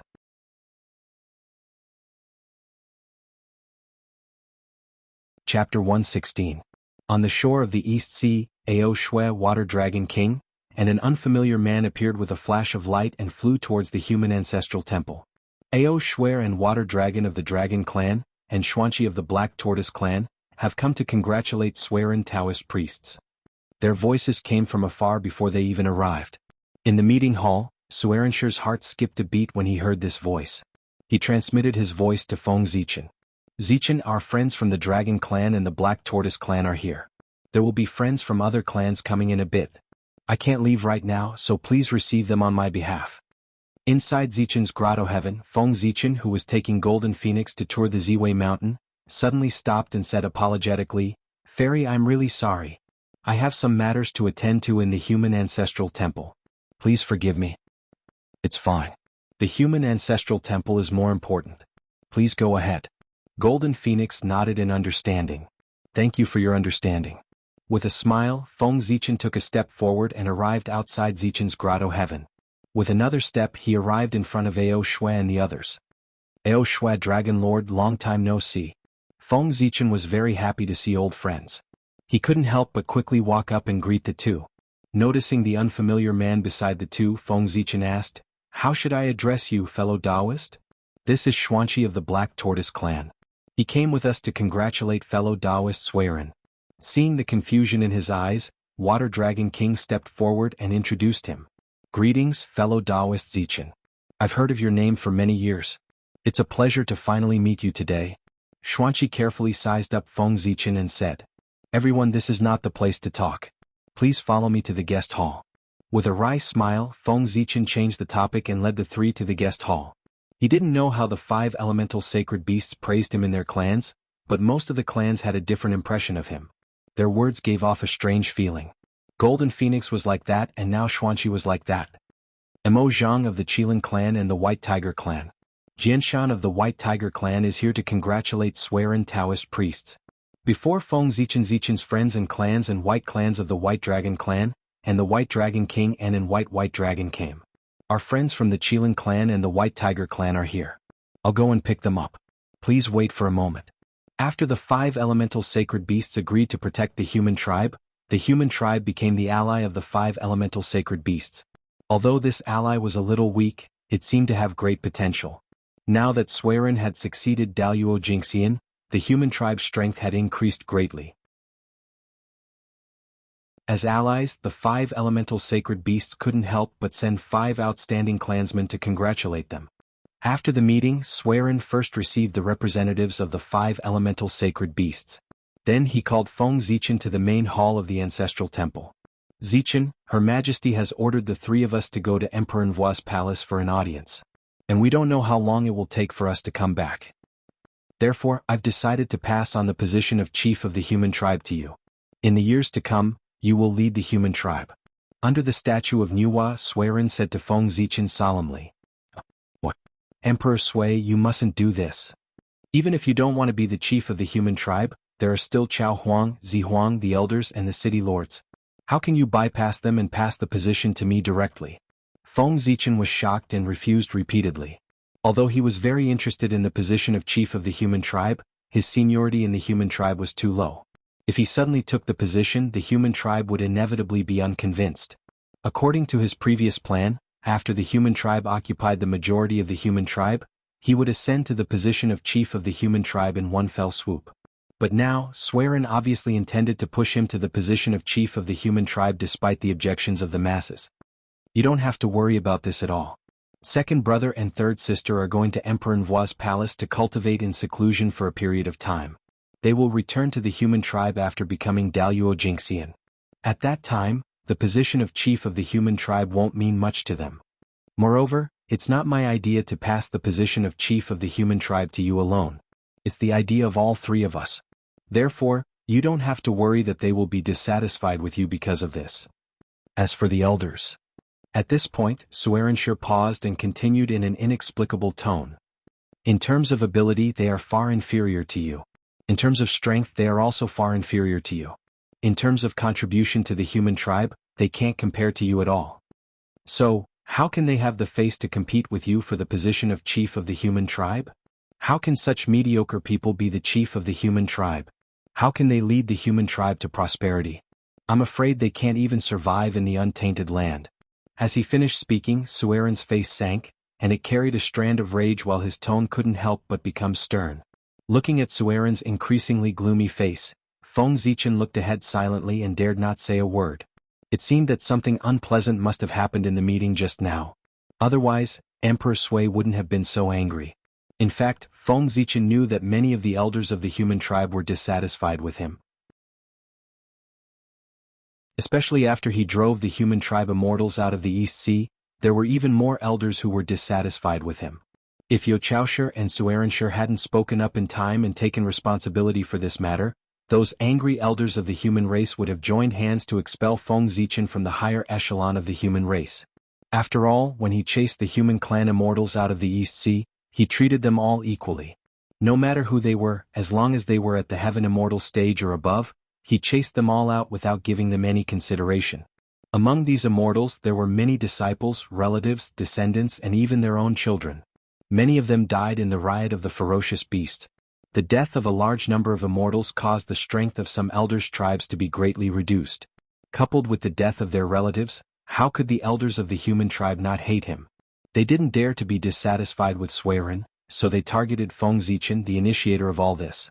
They madly vented their dissatisfaction and hated him very much. Feng Zichen could imagine the angry faces of those elders of the human tribe who were hostile to him when Emperor Sui mentioned that he would pass on the position of patriarch of the human tribe to him, and their faces flushed red when they argued with Emperor Sui. Fortunately, most of the elders of the human tribe were still wholeheartedly loyal to the human tribe. After all, only a very small number of them had selfish motives. Moreover, the city lords had more or less received favors from Feng Zichen, so they naturally stood firmly behind him. In addition, Feng Zichen's contributions to the human tribe were obvious to all. Everyone knew that they couldn't compare with him, so Emperor Sui was able to smoothly finalize this matter.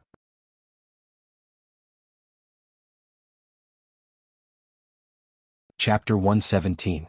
Of course, if Emperor Sui insisted, with his prestige in the human tribe, he could settle this matter, but it would inevitably hurt the harmony of the human tribe, and leave a hidden danger for Feng Zichen to govern the human tribe in the future. Zichen, go and prepare. Later, under the witness of everyone, I will pass on the position of patriarch to you, so that I can go to Emperor Envoi's palace with peace of mind. After a while, Suerinshire calmed down and said to Feng Zichen, don't worry. Yes, Emperor Sui, don't worry. I will lead the human tribe to prosperity and live up to your expectations. Feng Zichen calmed down and said firmly, good. I am very relieved to hand over the human tribe to you. Suerin nodded and left to gather the people. However, just as Suerin was about to step out of the hall, he suddenly stopped and said to Feng Zichen with his back to him, you were born in the human tribe after heaven. Many elders have criticized me for passing on the position to you. For example, the Guiyue clan, Jeshan clan, and Bingtu clan are proud of their Xiantian status. It is inevitable that they will not accept you. If they try to sow discord between the Xiantian and Hotian human tribes after I leave, and use this to attack your prestige, you must not be soft-hearted. Remember, no matter who they are, no matter what their relationship with me is, if they dare to stir up the conflict between the Xiantian and Hotian tribes, you must not be soft-hearted. Remember, remember, remember. After saying that, Suerin continued to walk forward and out of the hall. Yes, Zichen will remember. Suerin's words were very, very light. Although Feng Zichen could not see his expression, he could tell from his tone that Emperor Sui must have made a great decision to say these words. I really don't know what Elder Guiyue and the others said in the hall. They forced Emperor Sui to say these words. After Suerin walked away, Feng Zichen said to himself in confusion. What did he mean by not being soft-hearted? It meant that when it was time for him to kill, he had to kill without mercy. They were old companions who had lived and eaten together ever since they were born. They had experienced countless hardships together, and their relationship was extremely deep. Even so, Emperor Sui, who had a good temper, was forced to kill them. It could be seen that they had gone too far in the council hall. Damn it. If I had known that something big was going to happen in the conference hall, I would have participated in it no matter what. Otherwise, I wouldn't have been so clueless about the situation. For a moment, Feng Zichen couldn't help but feel a little regretful. Why did he become a tour guide for no reason? Not only did he listen to a bunch of ambiguous words, but he also delayed his own important matters. However, although Emperor Sui said so, if I really dared to kill them, the Xiantian human race might rebel. It seems that I have to think of a way to drive them out. Feng Zichen thought as he rubbed his head. 3 days later, Suiren and the other two walked into the ancestral temple with the elders of the human race and many city lords. Under the witness of the representatives of the 5 races, they held the coronation ceremony for Feng Zichen. Zichen, from today onwards, I entrust the human race to you. You are the new leader of the human race. You are responsible for the future of hundreds of millions of people. You have a great responsibility. In the future, don't be impulsive when you do things. Think more, observe more, be generous and be impartial. Suiren gave Feng Zichen the fir wood that represented the human race's inheritance to Feng Zichen. Then he told Feng Zichen about his experience in governing the human race. Yes, Zichen, I will remember everything. I will not let Emperor Sui down. Feng Zichen took note and promised Emperor Sui. Everyone, Zichen has just ascended to the throne. It is inevitable that he will make some mistakes. After I leave, I hope that you will assist him with all your heart. Find out what he has done and make up for what he has done. Together we will prosper the human race. I'll thank you in advance. After instructing Feng Zichen, Suiren turned around and said to the crowd. We don't dare. Emperor Sui, you are too serious. This is what we should do. Even if you didn't say it, we will assist the Zichen clan with all our heart. Seeing that Suiren was about to bow to them, the crowd hurriedly bowed and said that they didn't dare. That's good. Seeing their sincere attitude, Suiren smiled with satisfaction. Well, we have been delayed for so long. It is time for us to go to Empress Wu's palace.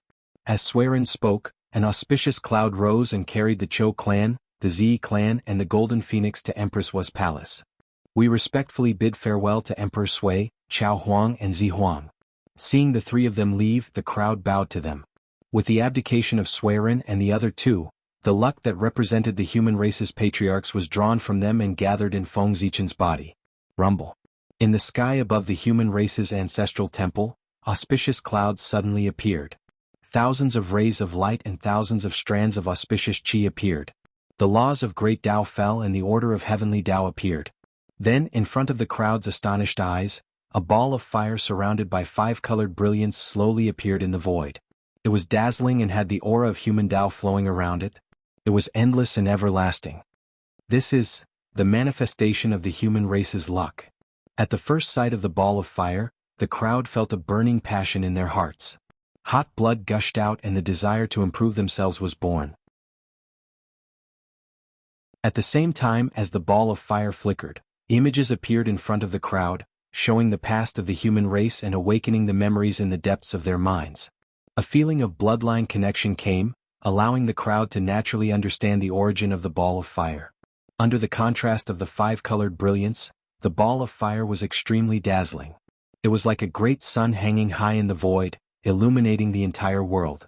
After the ball of fire illuminated all the humans in the coast of East Sea, it suddenly descended and merged into Feng Zichen's body. Rumble. In an instant, a powerful aura shot out from Feng Zichen's body and turned into a huge whirlwind, stirring the clouds in all directions.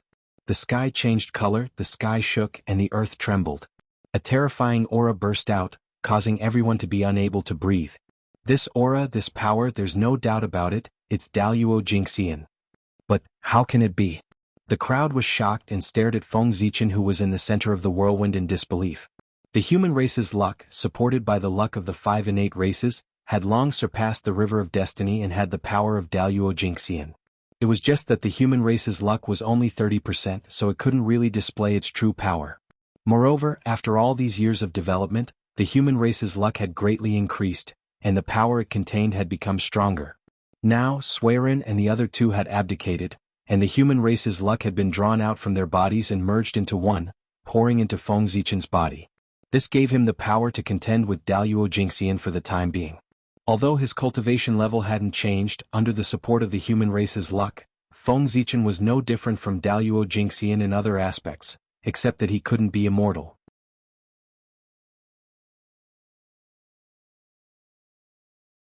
Chapter 118. In Emperor Nvua's palace, Nuwa frowned and gently stroked the void when she sensed the change in the human clan's fate. In an instant, the secrets of heaven seemed to be covered by a layer of gauze, blurred and unfathomable. An invisible aura appeared and enveloped the entire coast of the East Sea, completely concealing the Daluo Jinxian's aura on Feng Zichen. Who is it? In the untainted land, a strange Daluo Jinxian's aura suddenly appeared. Although this aura disappeared in a flash, the powerful figure's spiritual senses were so sharp that they detected it the moment it appeared. It's gone? After scanning the untainted land for a moment, the powerful figures did not discover the existence of a new Daluo Jinxian. Puzzled, they began to calculate silently in their hearts. It's gone? In the eyes of the powerful figures, the secrets of heaven were normal and the long river of destiny was quiet. There was no new Daluo Jinxian born, as if the strand of Daluo's aura just now was an illusion. Immediately, the powerful figures understood that a higher-level existence had taken action to conceal the secrets of heaven so that they could not pry into it. Knowing that the other party had a great origin, the powerful figures immediately withdrew their curiosity and regained their calmness. Only some of the top powerful figures looked at Emperor Nvuo's palace with indescribable expressions. No one knew what they were thinking. With the blessing of the human clan's fate, Feng Zichen felt that his true spirit was constantly rising into the sky. As his true spirit rose, his vision also expanded and he could see the myriad of living beings in the untainted land. Rumble. With a loud sound, his true spirit crossed layers of space and came to the sky above the long river of destiny.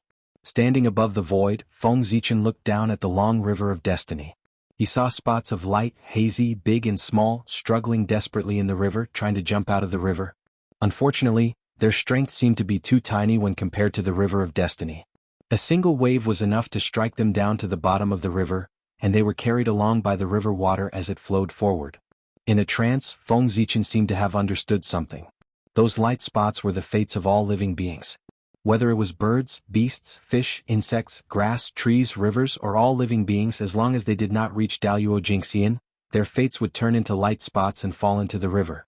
At the instant every living being was born, the fate of his life had already been determined by the heavenly Tao, and according to the established trajectory, he walked step by step towards his final destination. And cultivation was the beginning of changing one's destiny. As one's cultivation increased, the light that represented destiny would become brighter and stronger. It would constantly struggle in the river of destiny and change its own destiny. When he became the Daluo Jinxian, he rose from the river of fate and transcended it. Feng Zichen's gaze flashed past the fates of countless living beings and looked towards the depths of the river of destiny. He wanted to find the light spot of destiny that belonged to him in the boundless river. The Daluo's vision was so profound that he could see through all the secrets of the great thousand worlds. He could see through all the living beings, life and death, suffering and happiness, and he could see all the various forms of the world. The past, present and future were all in the Daluo's eyes. With Big Luo's vision, how could the mist above the river block Feng Zichen's vision when he peered into the river of destiny? In the blink of an eye, he saw through the layers of mist and sorted out the countless truths of life. He found the light that belonged to him in the light of the fates of countless living beings. This light was resplendent and flowed with purple light. It was round and flawless like a pearl, like a star.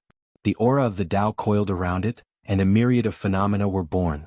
When Feng Zichen's gaze touched it, rays of purple light flew out from its body and transformed into Feng Zichen's appearance, deducing his various futures. In these futures, Feng Zichen would either die tragically at the hands of ferocious beasts, be killed by demons or become a sect master. There were good and bad things, but there was no possibility of him becoming the Daluo Jinxian. It was as if the Tai Jinxian was his end. Humph. You want to mess with my Tao heart with this? Dream on.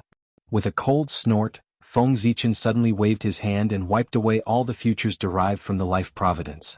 In the primordial world, apart from Khanate godfiends, there was no restriction on Khanate and postnatal.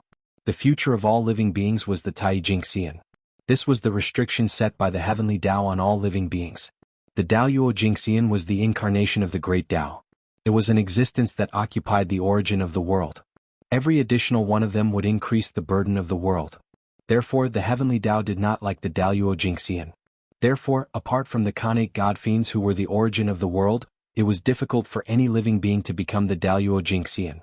The river of destiny was the strongest method of the heavenly Tao to prevent the Daluo Jinxian from being born.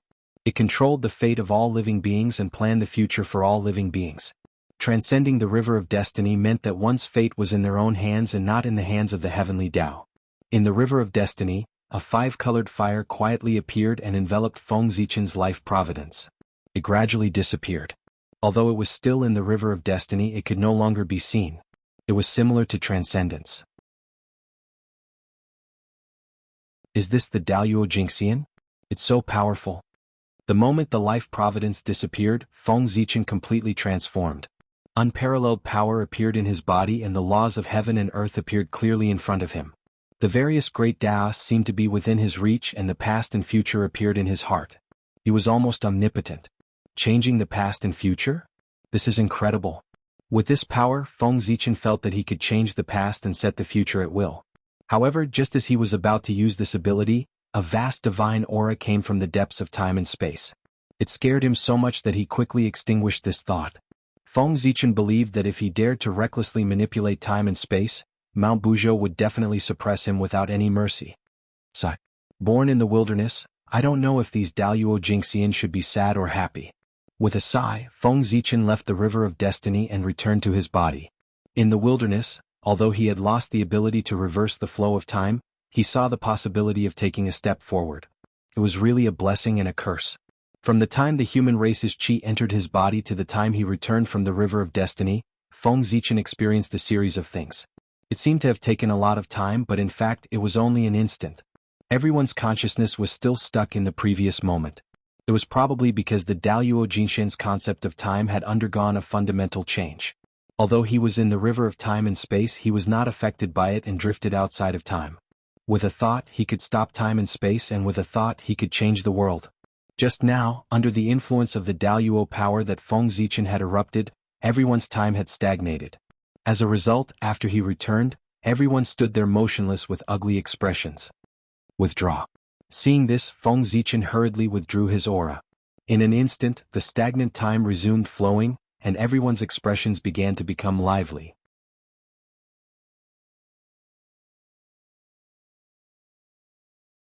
Chapter 119. Cough cough. Cough cough. After everyone regained consciousness, they first let out a series of violent coughs. Then they began to pant heavily, letting out heavy breathing sounds. My fellow cultivators, I'm really sorry. This happened so suddenly that it was completely out of my expectations. I didn't expect to disturb all of you. It's really Zichen's fault. Zichen apologizes to all of you here. I hope you can forgive me. Feng Zichen quickly apologized. He knew that everyone had lost their composure because of the Daluo's aura. It's okay, we're fine. Water Dragon King had the highest cultivation among all of them. He was half a step away from Daluo Jingxian. Therefore he was the first to recover. He waved his hand and said to Feng Zichen, "Everyone, please rest assured." After a while, everyone recovered and said that they were fine. They told Feng Zichen not to worry. Phew. I'm relieved. Seeing that no one was injured, Feng Zichen heaved a sigh of relief. Obviously, those that were sent to the human race by the five-element sacred beasts were all outstanding geniuses of their respective races. Perhaps they were unable to go against a golden immortal, but it was more than sufficient for them to protect themselves under the might of a golden immortal. After all, with their status, they would not lack connate spiritual treasures. As for the human tribe, this was the human tribe's ancestral temple, where the Nuwa was worshipped. If this aura did not come from Feng Zichen, it would not even cause a ripple. My fellow cultivator, your luck is really enviable. Water Dragon King sighed with envy when he sensed that Feng Zichen's aura was not inferior to Daluo Jingxian's. What's there to be envious of about Dragon Lord? Dragon Lord's aura is only half a step away from Daluo Jingxian. I'm afraid that the next time we meet, I'll have to call you Dragon Sovereign. Feng Zichen joked with a smile. You can't compare, you can't compare. You have the fortune of the human race. In the future, your cultivation will advance by leaps and bounds. Maybe when you become a Daluo Jingxian, I'll still be struggling in Tai Jingxian. After all, to me, the difference of half a step is like a natural chasm. As for you, Daluo Jingxian is already within reach. You just lack the accumulation. Hearing Feng Zichen's teasing, Water Dragon King smiled helplessly. He was not as lucky as Feng Zichen, who had the fortune of the human race assisting him in his cultivation. Dragon Lord, you're underestimating yourself. With your accumulation and the help of His Majesty the Ancestral Dragon, becoming a Daluo Jingxian will not be difficult. Feng Zichen did not believe that a supreme existence like the Ancestral Dragon would not have some treasures that could help people become a Daluo Jingxian. I hope so. Shaking his head, Water Dragon King sighed with emotion. In the end, the fortune of the world is the most precious treasure in the Eldritch world. There is no other treasure. Dragon Lord is right. The fortune of the world is the reason why our three races ended up like this. Could it be because of the fortune of the world? How could there be so many disputes in the Eldritch world? Isn't the current war between the shamans and the demons also caused by the fortune of the world? Water Dragon King's words seemed to have evoked everyone's memories and triggered a resonance. The people of the 5 races opened their mouths one after another, detailing the disputes caused by the fortune of the world. Among the people of the ancestral temple, except for the people of the human race present who had less experience and shallow knowledge, the people of the ancestral temple were all the outstanding people of the 5 races. The others were all outstanding geniuses of the 5 clans, and all of them possessed abundant experience and knowledge. Coupled with their family's knowledge, they were naturally extremely clear about the uses of the karmic luck of the heavens and the earth. Feng Zichen also nodded, agreeing with this statement. Not to mention that because he had obtained the fortune of the human race, he directly possessed strength comparable to Daluo Jingxian. The reason why Suiren and the other 2 could improve so quickly was because of the fortune of the human race in their bodies. With great fortune, one could do everything according to one's wishes. When one went out, one would encounter treasures and turn misfortune into good fortune.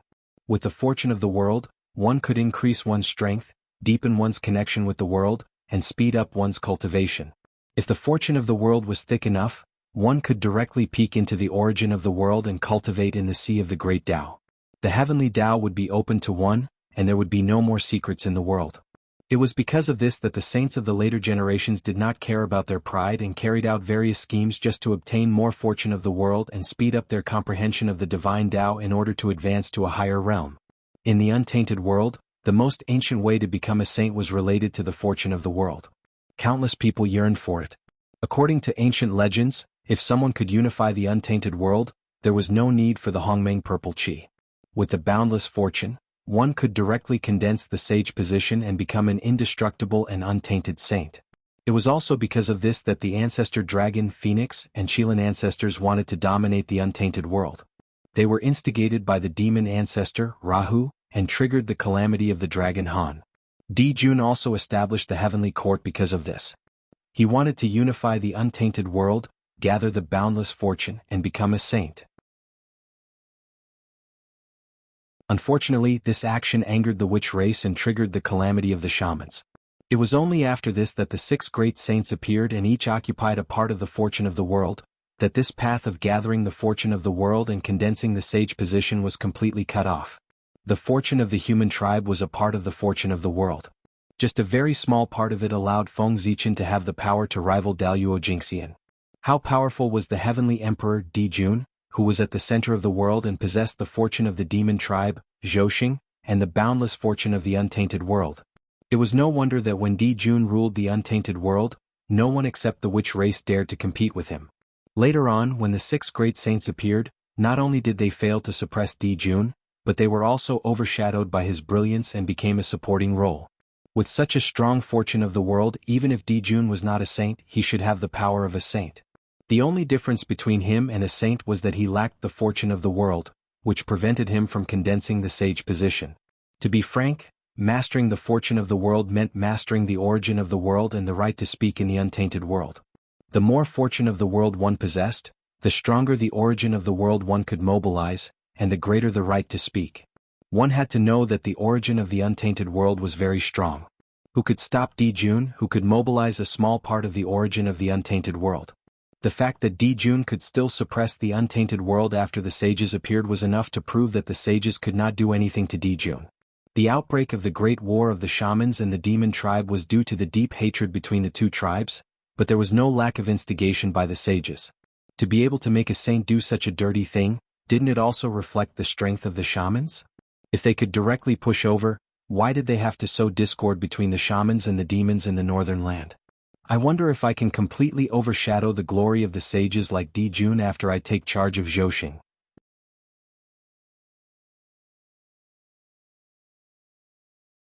Chapter 120. Feng Zichen was able to guess Di Jun's strength based on his own situation. He couldn't help but feel a sense of pride rising in his heart, as if he was a real man. Fellow Taoist, you've just taken control of the human race. I'm afraid you'll be busy for a while. If that's the case, we won't disturb you any longer. We'll take our leave first." After they discussed for a while, Water Dragon King suddenly stood up and said goodbye. Seeing this, the others also stood up and planned to leave.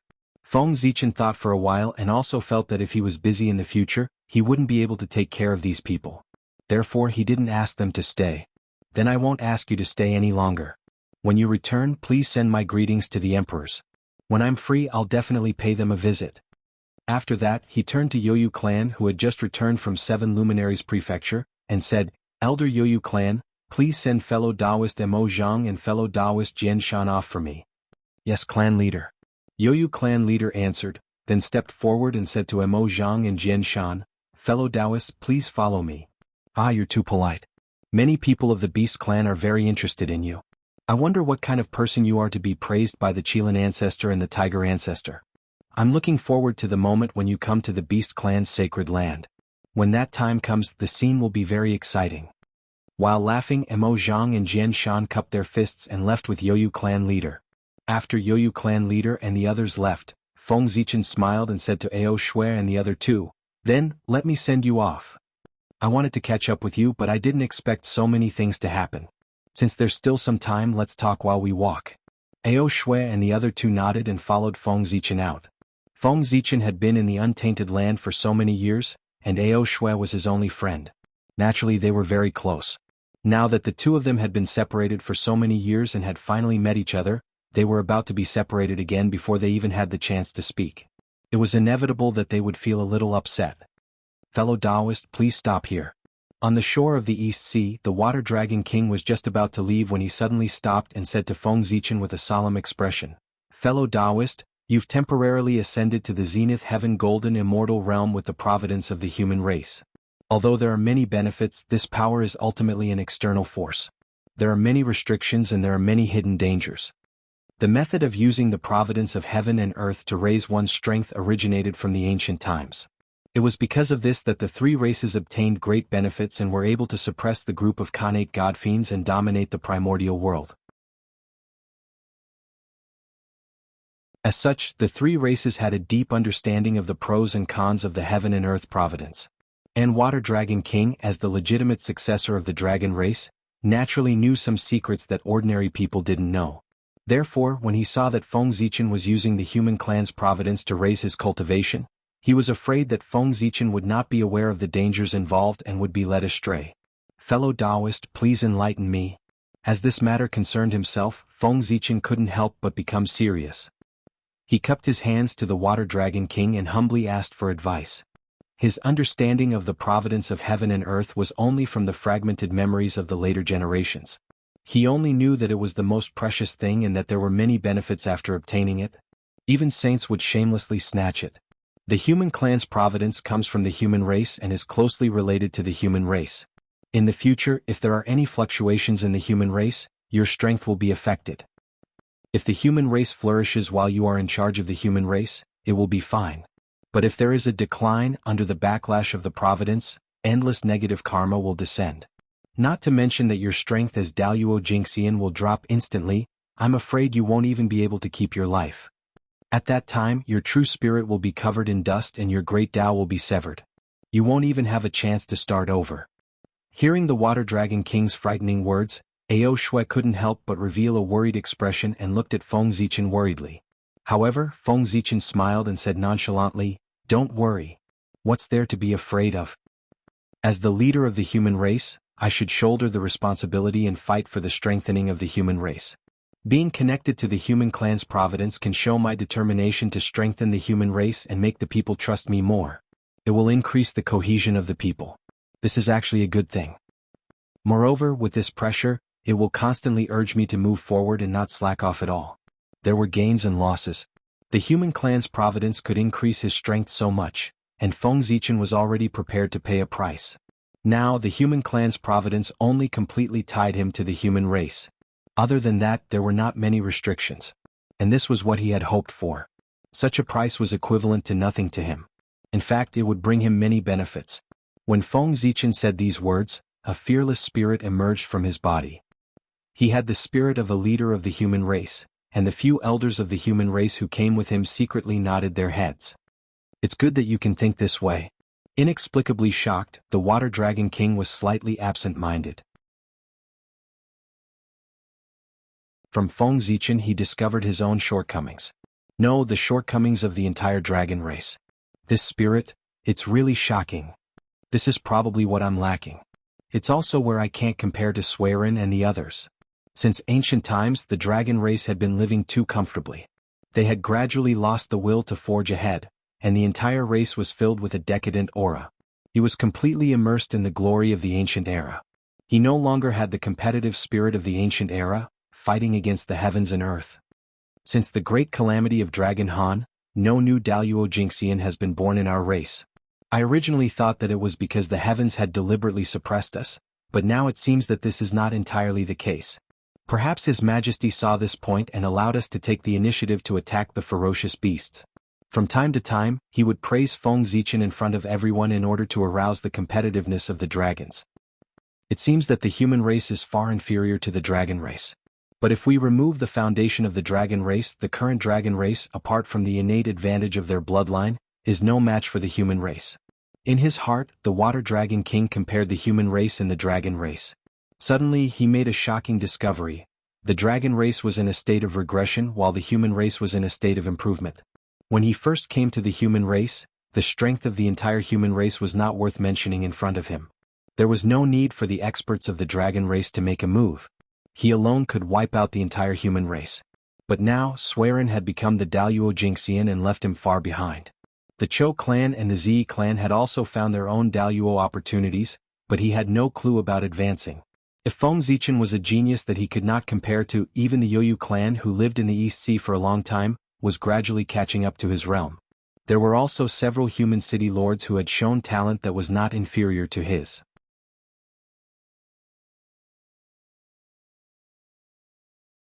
Chapter 121. He was already the one who improved the fastest in the dragon race, but even so, he still could not compare to the humans. Could be seen that the dragon race was in big trouble. The spirit of fearlessness?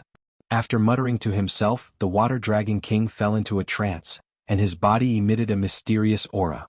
In the East Sea Dragon Palace, the ancestral dragon who was taking a nap, noticed the changes in the Water Dragon King's body. He raised his eyelids slightly and looked at the shore of the East Sea. Have you finally understood? It's not easy. Allow me to lend you a helping hand. He stretched out his dragon claw and pointed at the void. An invisible aura spread out, and the power of the great Tao surged out and poured into the Water Dragon King's body. As the power of the ancestral dragon entered his body, the world in the eyes of the Water Dragon King was completely different. He could see the laws of the world clearly, and his vision was infinitely expanded. He looked at the dragon race and saw a ray of light. That light was grand and carried the faith of the dragon race. But it was like the afterglow of the setting sun, emitting its last brilliance with a sense of twilight. He looked at the humans again and saw the dazzling light of humanity, filled with the belief of self-improvement. It was like the rising sun, exuding a vigorous aura, and everything was full of vitality. It was a sharp contrast to the dragon race. Yes, the path of cultivation is to press forward. Without a fearless spirit and the determination to risk everything, how can one reach the end of the great Tao? As if infected by the light of humanity, a fearless spirit emerged from the Water Dragon King's body, vowing to cut off all obstacles, sweep away all tribulations and reach the peak of the great Tao. Ah! The Water Dragon King laughed, and the haze in his heart disappeared. The dust in his soul was cleared, and he felt as clear as a mirror. Rumble. With a rumble, the barrier that had troubled him for many years shattered. His aura suddenly soared, and a powerful force distorted the void, evolving into a vast and endless river that emitted the aura of the great Tao. No one in the world was weaker than water, and no one could defeat the strong. It was not easy. The weak defeated the strong, and the soft defeated the hard. No one in the world did not know this. Goodness is like water. Water benefits all living things and does not compete. It treats the evils of the masses and is close to the Tao. The river was a Tao, a manifestation of all of the enlightenment that Water Dragon King had gained regarding water. It was a manifestation of the Tao of water that he had condensed into a mighty river. Just a moment ago, Water Dragon King had severed all his confusion and strengthened his conviction to prove his Tao. With an indomitable determination, His Tao heart had been sublimated in an instant. He had thoroughly understood his own Tao path and understood the true essence of Daoyuo. At that moment all of his comprehension, all of his accumulation, all of it erupted, turning into a huge power that pushed him to an even higher level. Thank you, fellow Taoist. I didn't expect that my Daoyuo opportunity would be here. After a long while, Water Dragon King came back to his senses and sighed. Congratulations, Dragon Lord. The Daoyuo is in sight. Just now, I said that the next time we meet, I'm afraid I'll have to call you Dragon Sovereign. Look, it hasn't been that long. Didn't it come true? After Water Dragon King had completely calmed down, Feng Zichen congratulated him with a smile on his face. Water Dragon King's body was surrounded by Tao aura and the aura of the Great Tao. There was a sense of transcendence, similar to Sueren's performance in the Eternal Lamp Hall. This was clearly a precursor to proving the Daoyuo Jingxian. Fellow Taoist, now that my breakthrough is imminent, I need to immediately return to the Dragon Clan's sacred land to cultivate in seclusion. I won't be able to accompany you to catch up. Water Dragon King cupped his hands and said apologetically. It's fine. There will be plenty of time to catch up in the future. Right now, Dragon Lord's breakthrough is more important. Feng Zichen waved his hand and said indifferently. By the way, fellow Taoist, I'll give you a piece of advice regarding the destiny of the human race. You must not forget it. Before Water Dragon King left, he seemed to have thought of something. With a little fear, he said in a warning tone, Fellow Taoist, you can use the destiny of the human race to cultivate. This is no problem. But fellow Taoist, you must guard your heart. You must not succumb to temptation and refine the destiny of the human race into your body and turn it into your own cultivation. Once you succumb to temptation and refine the destiny of the human race, although this will directly allow you to truly step into the realm of the Daoyuo Jingxian, it will leave behind a huge hidden danger for your future. If one day in the future the destiny of the human race suddenly plummets, even if you are the Daoyuo Jingxian, you will die. Not eternal sleep but true death. What? Isn't the Daoyuo immortal? How can he die? This time Feng Zichen was really shocked and exclaimed repeatedly. It's true. I saw it with my own eyes. In ancient times, countless experts of the water race could not resist the temptation of the destiny of heaven and earth. They chose to refine the destiny of heaven and earth and stepped into the realm of the Daoyuo Jingxian.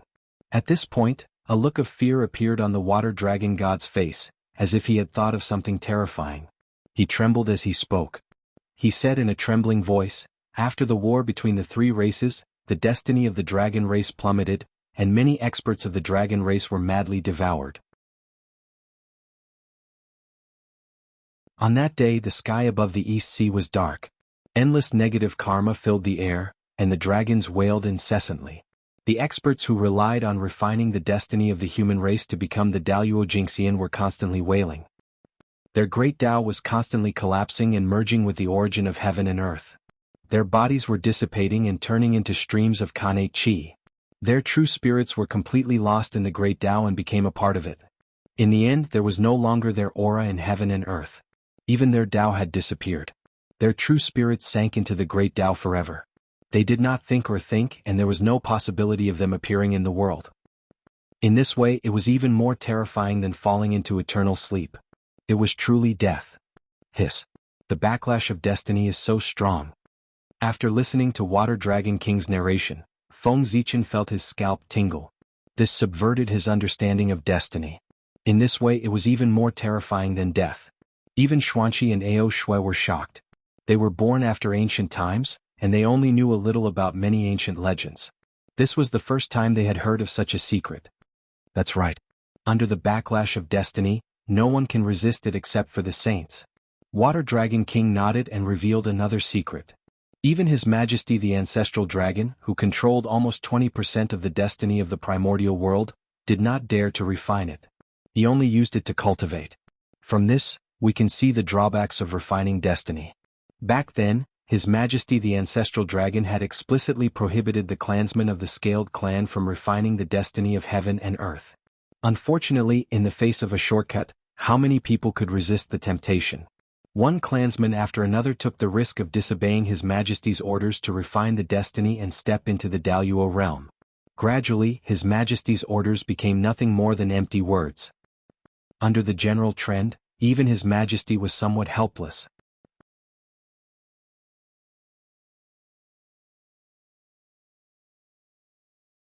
Chapter 122. Fellow Taoist, with your talent, becoming a Daluo Jingxian won't be a difficult task. Remember, be careful when using the luck of the human race. Don't rely on it too much, lest you go astray and affect your own future. In the end, we cultivators belong to ourselves. We can't rely on external forces. On the shore of the East Sea, the Water Dragon King thought of the fate of the dragon race's Daluo Jingxian and warned Feng Zichen earnestly. He was afraid that Feng Zichen wouldn't be able to resist the temptation of power and end up in such a miserable state.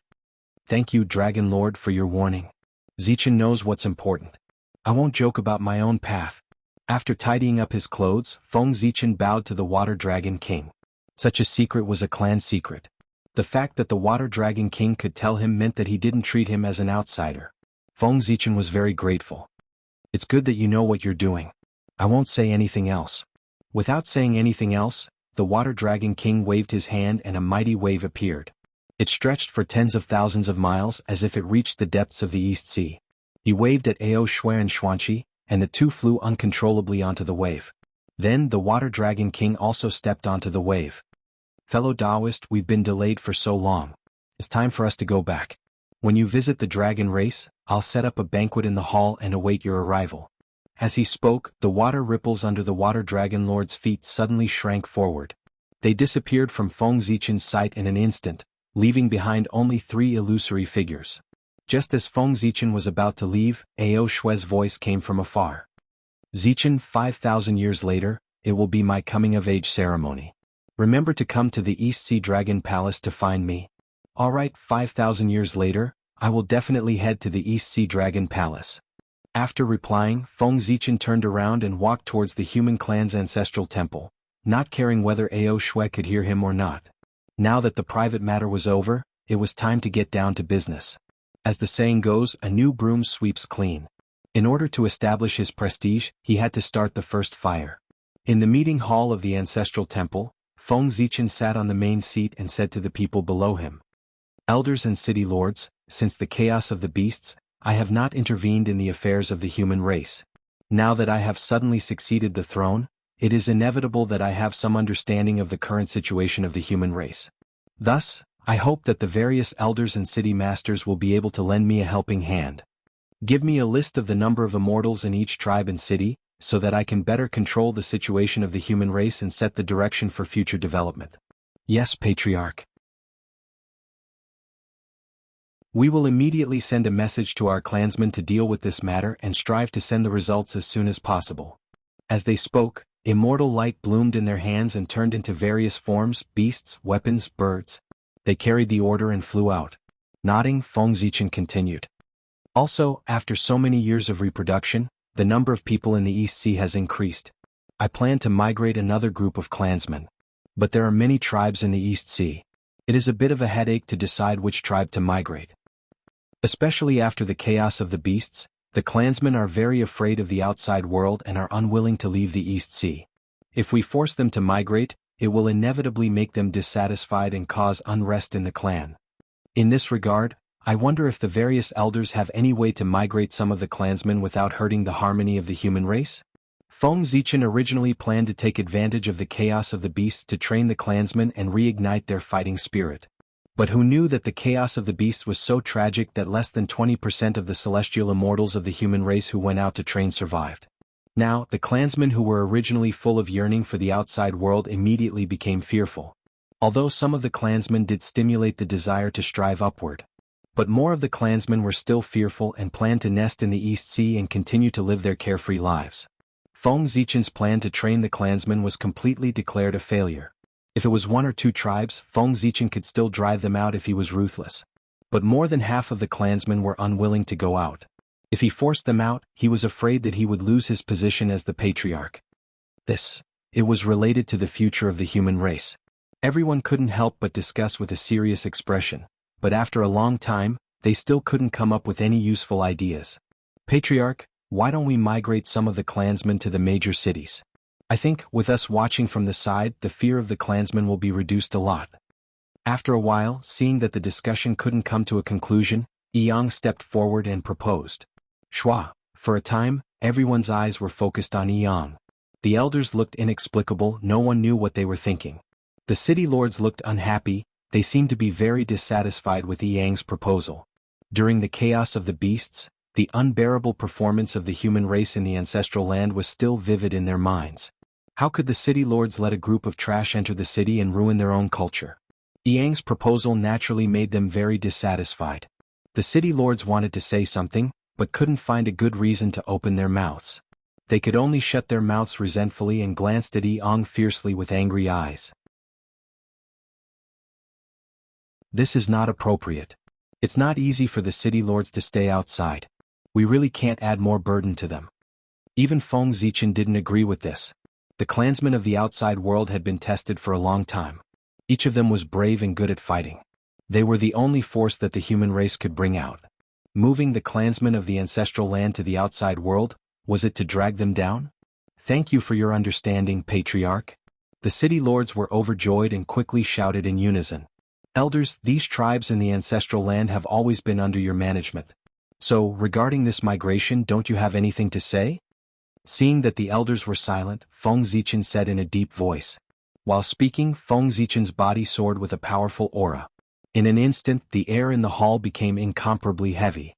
Everyone couldn't help but lower their heads. At this moment, Feng Zichen's eyes flashed with a strange light. In a moment when no one noticed, it fell into Guiyue's body. In a trance, Guiyue involuntarily stood up and said loudly, "As the elders of the human race, we should set an example. Since our clansmen are unwilling to leave the ancestral land, then the tribes to migrate out this time will be selected from our descendants. We will set an example for our clansmen." Not giving Guiyue a chance to change his mind, Feng Zichen quickly decided on this matter. Good, this method is wonderful. Elder Guiyue is worthy of being the role model of the human race. We will do as you say. In addition, since this matter was proposed by the elder, we will leave it to the elder to handle. I am very assured with the elder handling this matter.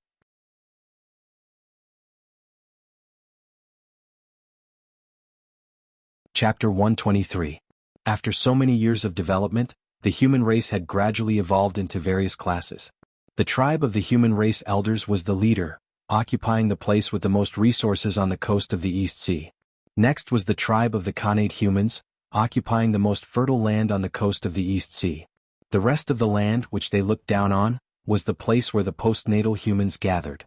Moreover, some of the elders, led by the Guiyue clan, did not have a good impression of the postnatal humans. They thought that they occupied the living space of the Khanate humans and often suppressed them. The Khanate humans were born stronger than the postnatal humans. In addition, they occupied the best resources of the ancestral land, causing the gap between them to widen. Most of the human experts were from the Khanate humans. Therefore, faced with the suppression of the Guiyue clan, even if Feng Zichen wanted to help, he could not fight against most of the upper echelons of the human race by himself. Now, Feng Zichen found an excuse to divide a portion of the Khanate humans. First, it could weaken the influence of the Khanate humans, and second, it could make room for the postnatal humans to develop. He could also take this opportunity to train them and let them truly grow up in the cruel untainted land. One had to know that in order to cultivate their descendants, the elders of the human race had spent countless resources. They were the backbone of the human race. It would be a pity if they were crippled just like that. As long as 1/5 of them, no, as long as 1/10 of them can become talents, it will be worth it no matter how great the sacrifice is. Feng Zichen's eyes seemed to be able to see through the endless void and take in the entire human tribe. He thought to himself as he looked at the smiling Khanate human tribe. This is a good idea. Several elders of the human race who were dedicated to the public thought about it and also felt that this was a good idea. They smiled and nodded in agreement. At this time the Guiyue clan came to their senses. Although they felt that this was a little inappropriate, they could not figure out what was wrong. They also felt that this was the best choice at this time. Then they gradually lost themselves in the compliments of the crowd. All right everyone, you may go. After arranging all the affairs, Feng Zichen's figure flashed and disappeared from the meeting hall, appearing in the sky above Ziwei Mountain. Ha! With a deep shout, Feng Zichen gathered all the spiritual power in his body and suddenly grabbed at the void. Rumble. Khanate Chi gathered madly and surged into the fortune pool of 5 elements on Ziwei Mountain. At once, 5 colored light shot up into the sky. It was incomparably bright and lit up the entire Zichen's heavenly abode. Roar!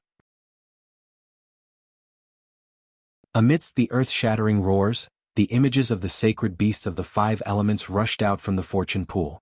An azure dragon soared into the sky, a vermilion bird spread its wings and let out a long cry, a chelan suppressed the earth, a white tiger roared at the sky, and a black tortoise covered the sea. Go! Feng Zichen's mind moved, and the chaos bead flew out from his body. It hovered in the air and flickered. Then a white river flowed out, emitting the chi of fortune. It flowed towards the pool of fortune and merged with it. This was the fortune origin liquid that Feng Zichen had obtained from Mount Buzhou. It was formed from the essence of the earth and could create anything. After fusing with the fortune origin liquid, the fortune pool of the 5 elements emitted an even brighter divine light. Its body began to tremble violently as a powerful force suddenly spread out. Then, as if the mountains were collapsing, the Ziwei mountain shook violently. The entire Zichen's heavenly abode was shaking. Whoosh, Kanate Dao light bloomed and Dao sounds rumbled between heaven and earth. The laws of heaven and earth appeared and fell on the fortune pool of 5 elements.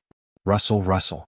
Kanate runes appeared one after another, dancing and intertwining in the air, gradually forming an illusory Kanate divine seal. Condense. Feng Zichen made a series of hand seals and activated the fate of the human race.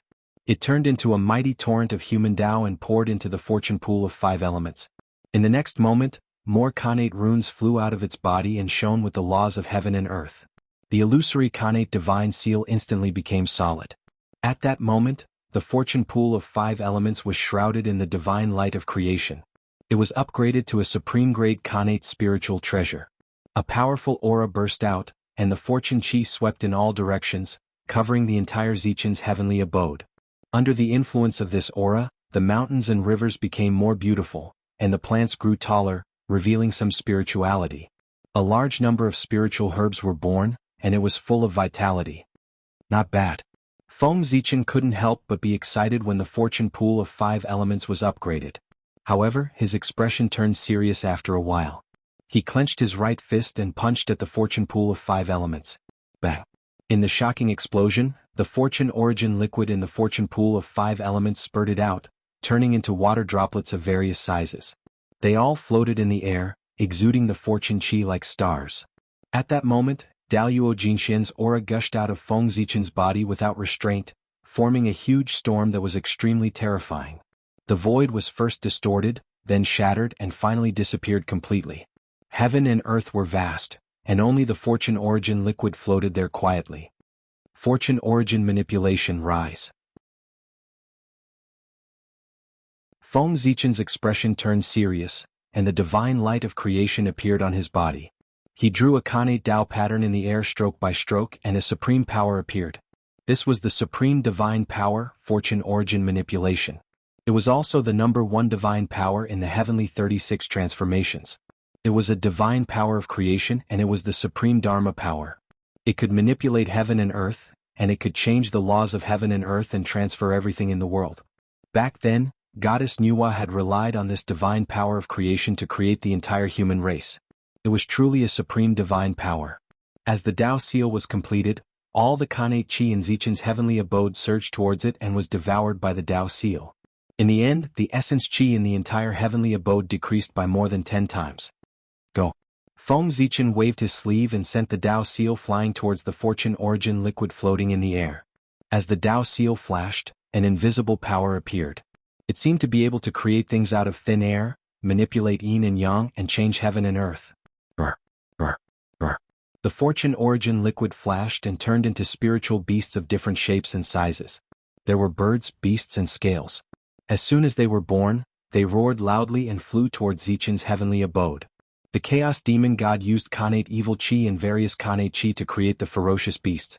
Based on this principle, Feng Zichen used the supreme divine power of fortune origin manipulation to create the spiritual beasts in front of him with the fortune origin liquid as the core and Kanate chi as the body. Of course, Feng Zichen's realm was far below the chaos demon gods, and his understanding of the Tao of fortune was not as good as Goddess Nuwa's.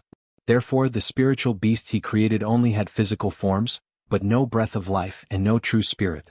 They were just a bunch of marks and were far from being a race.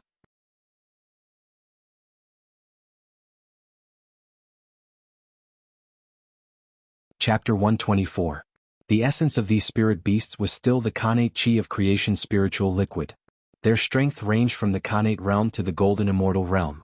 The Khanate chi contained within was equivalent to the Khanate realm. The Golden Immortal realm was equivalent to the Dharma power of a Golden Immortal. Looking at the spirit beasts scattered around Zichen's grotto heaven, Feng Zichen's heart stirred. He opened his 5 fingers and pressed towards the void. 36 rays of light containing Khanate Dao patterns appeared. This was the heavenly 36 transformations. Daoyuo Jingxian was the embodiment of the Great Tao. He had reached the pinnacle of the Great Tao. With such power, Feng Zichen looked at the heavenly 36 transformations again. His previous confusion disappeared. In the blink of an eye, he had learned the divine powers that he had never learned before. Of course, the learned here referred to being able to use it, not to fully understand it and unleash its earth-shattering power. Thousands of great Daos, thousands of divine powers, in the end, all of them led to the same destination. As the saying goes, if you master one, you master all. The 36 rays of light were like flowing water. They swam in the air above Zichen's grotto heaven for a while before exploding and turning into specks of fluorescent light. They floated down like rain and merged into the spirit beasts' bodies. Roar! After absorbing the fluorescent light, the spirit beasts roared in pain. Their bodies glowed and runes intertwined to form small divine powers. After the light faded, the spirit beasts' pain disappeared. They were all excited. Some breathed fire, some spit water, some emitted lightning, and so on. Obviously they had gained divine powers. Haha, good. Feng Zichen caught a ferocious spirit beast and felt its strength. It already had 1/10 of the ferocious spirit beast's strength. He could not help but laugh. Go! With a wave of his sleeve, Zichen's grotto heaven opened. The spirit beast seemed to have received an order and rushed towards the entrance of the grotto heaven. Peace in the ancestral land? Waiting for death? I'd like to see how you can survive now. With a cold snort, Feng Zichen waved his sleeve and left Zichen's grotto heaven. He walked towards the ancestral temple of the humans. What's going on? What is this? It looks like a ferocious beast, but it does not have the baleful aura of a ferocious beast. Instead, it is filled with spiritual light. This thing came from Zichen's paradise. Its clan leader, what is he doing now? Would he feel uncomfortable if he didn't cause trouble for a day? You've already become the patriarch, why don't you stop? The elders of the human clan sensed the large amount of strange auras that appeared in the human clan. While they were shocked, they walked out of their rooms and looked in the direction of Zichen's fairyland. The spirit beast was extremely fast. It didn't take long for it to reach the nearest human tribe to Zichen's grotto heaven. With a roar it charged over. Not good. Seeing this, one of the elders was greatly alarmed. He hurriedly stretched out a giant hand and slapped towards the ferocious beast. In order to become an elder of the human race, one had to at least reach the realm of Tai Jingxian. It was a pity that the spirit beast was only at the Xian immortal realm. How could it resist the divine powers of the elders of the human clan? With just one blow, the spirit beast was smashed into pieces. It turned into Khanate chi and dissipated, leaving behind a drop of spiritual liquid of creation shining with colorful brilliance. It's the spiritual liquid of creation. Exclaiming softly, a touch of joy appeared on the face of the elder of the human clan. Obviously, he recognized the origin of the spiritual liquid of creation. He hurriedly stretched out his hand to grab it and was about to put it into his bag. That monster was transformed from the spiritual liquid of creation. This is good stuff. Seeing this, the rest of the people were tempted. They hurriedly attacked the other spirit beasts. Freeze! At this moment, Feng Zichen's voice came. The void suddenly froze. The people felt that they could no longer move. Their connection with heaven and earth was cut off. The divine powers that they had used disappeared quietly. Is this Daoyuo Jingxian? He is indeed an existence that the Tai Jingxian cannot touch.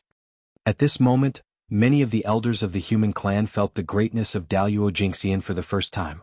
A sense of powerlessness surged in their hearts. Elders, don't attack. I have great use for this spirit beast. I can't let you kill it. A ripple appeared in the void. Feng Zichen walked out from it. At the same time, the void resumed its flow. The shackles on the elders were also lifted. Spirit beast? Is this beast called a spirit beast? Why have I never heard of it? As soon as he could move, Guiyue asked doubtfully. It's normal that you haven't heard of it. This is the first time this beast appeared in the untainted land. It is not a living creature but a form of Khanate chi. I created it to train the human clan. Feng Zichen smiled and explained. Another form of Khanate chi? Guiyue nodded doubtfully. Suddenly he reacted and said loudly, "Train the human clan? Is this how you train the human clan? You didn't even say a word and directly sent an army of spirit beasts to attack the human clan? Aren't you afraid that our clansmen will be killed by these spirit beasts?" "Elder, please don't worry. You are so anxious that you are confused. This place is protected by the boundary set by the goddess. Our clansmen will not be in danger." However, as soon as he finished speaking, a scream was heard. A human was killed by a spirit beast. "You." Seeing this scene, the elders' faces changed wildly. They pointed at Feng Zichen and were speechless. "Don't panic. This person is fine. Elders, take a look." Feng Zichen said and pointed in the direction of the corpse. A white light flashed and the wounds on the man's body were healed. His broken body recovered and he got up from the ground. How could it be? Seeing that the man was resurrected, the crowd did not relax. Instead, their pupils shrank and they exclaimed in disbelief. What about his cultivation? The man was in the heavenly immortal realm before he died, but after he was resurrected, his cultivation fell directly to the acquired realm. Thousands of years of hard work was lost in a day. At this moment, the man suddenly showed a look of horror. Obviously, he had discovered his situation. However, before he had time to think, the spirit beast came over and killed him. After a while, he was resurrected and killed again. Until one of the elders could not stand it anymore and killed the spirit beast, he was saved. However, his cultivation could not be recovered. After a while, Guiyue asked Feng Zichen, "Patriarch, what is going on? What about his cultivation?" "It's like what you saw. He was killed by the spirit beast. Although he won't die, he can't keep his cultivation. If you want to continue to live forever, you have to cultivate again." Feng Zichen curled his lips and said the cruelest words in the most indifferent tone. "But this is too cruel. Thousands of years of hard work turned into flowing water in a day. How many people can bear it? This is worse than death." After hearing Feng Zichen's words, the crowd felt a chill in their hearts. Cruel? Terrible? The untainted land was crueler and more terrible than this.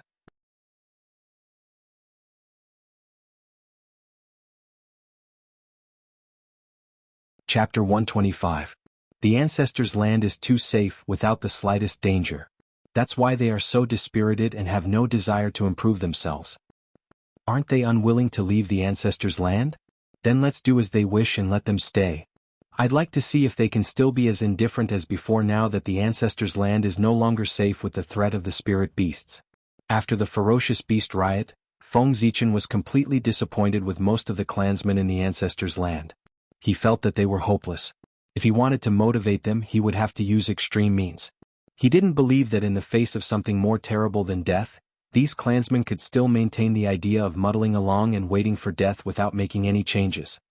But the human clan elder wanted to say something, but Feng Zichen waved his hand and interrupted impatiently, "No buts. The tragedy of the ferocious beast riot is still in front of us. You elders haven't learned your lesson yet. Do you want it to happen again? Then we'll do as the patriarch says." Thinking of the past, everyone was speechless for a moment. After a while, they made up their minds and said, "It's good that the elders can understand." Seeming to realize that his tone was a little harsh, Feng Zichen eased up a little. He tried to use a gentle tone and patiently explained to everyone, "Every spirit beast here contains a drop of spiritual liquid of fortune in its body. Depending on its cultivation, the amount of spiritual liquid of fortune in it is different. The higher the cultivation, the more spiritual liquid of fortune in it. After the clansmen kill the spirit beasts, they can take the spiritual liquid of fortune in it to cleanse their muscles and marrow to improve their physique and strengthen their origin. In this way, it can not only serve to sharpen the clansmen, but also allow them to obtain opportunities. It's killing two birds with one stone. If they are unfortunately killed and lose their cultivation, they can start over. It can make up for their foundation. With the previous experience, they may be able to take a step forward." Patriarch is right. Everyone rolled their eyes and said in unison, "Cultivating from scratch was never a problem.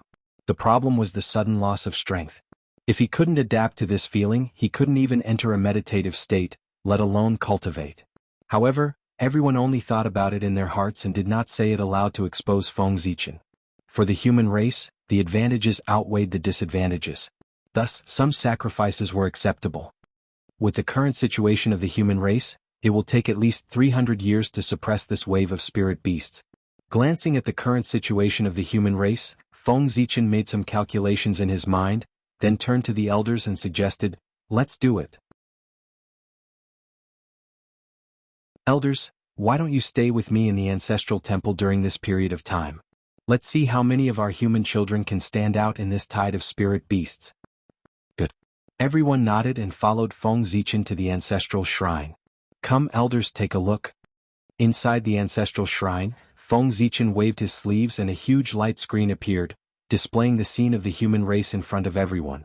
"I haven't been in charge of the human race for a long time, so I don't know much about the current talents of the human race.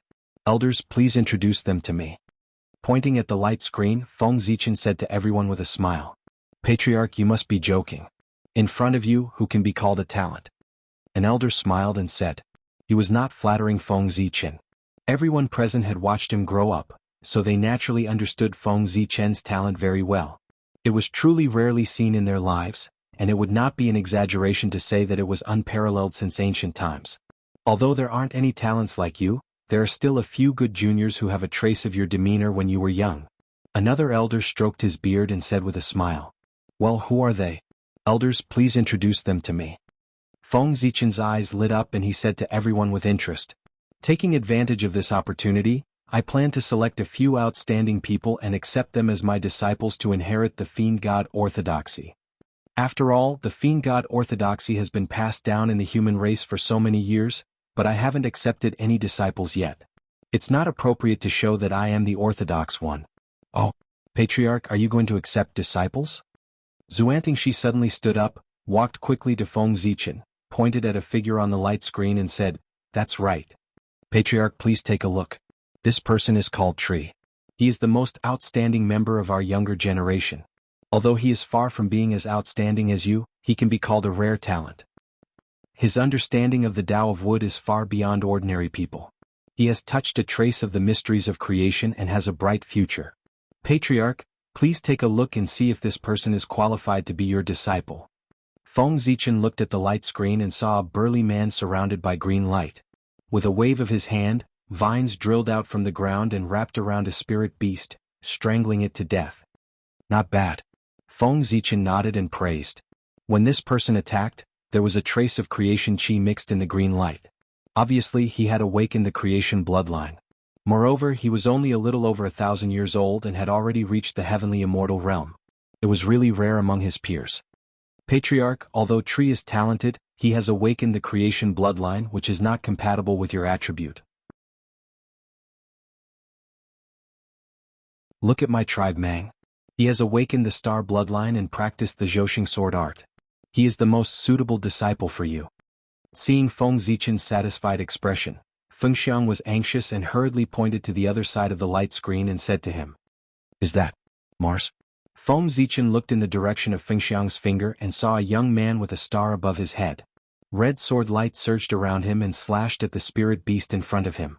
The star was completely red, and fiery red light shot out in all directions, emitting a blazing aura. It was Mars Hua. As the young man attacked, wisps of connate fire chi hung down from Mars, increasing the power of the red sword light. "This kid is not bad. He has gained the favor of Mars. If he can refine Mars in the future, it won't be difficult for him to become Daluo Jingxian." Feng Zichen's eyes showed a hint of joy. The human race has an endless supply of young geniuses. This is a sign of great prosperity. "Patriarch, you must be joking. How difficult is it to refine Mars? Mang doesn't have the ability. I will be satisfied if he can step into the half-step Daluo realm." Fengxiang shook his head and smiled bitterly. There were 365 main stars in the world. As long as one could refine one of them, the lowest achievement would be Daluo Jingxian realm. However, Zhoshing had long been occupied by the demons. It was difficult for outsiders to even get close to it, let alone refine it. Not to mention, there were also the heavenly cycle star gods who were wandering outside, spying on Zhoshing from time to time. Mang was just a postnatal human. What did he have to compete with them?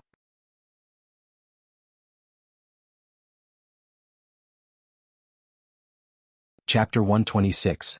Elder, you don't have to belittle yourself. Who can tell what will happen in the future? Being able to gain the favor of Mars was a sign of fate.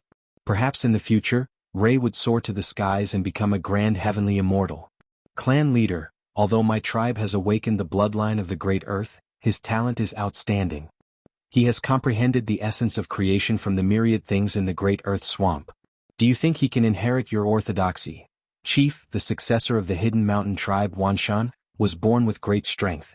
He has a deep understanding of the way of the earth. Do you think he can be your successor? Chief, what do you think of my tribe Yu?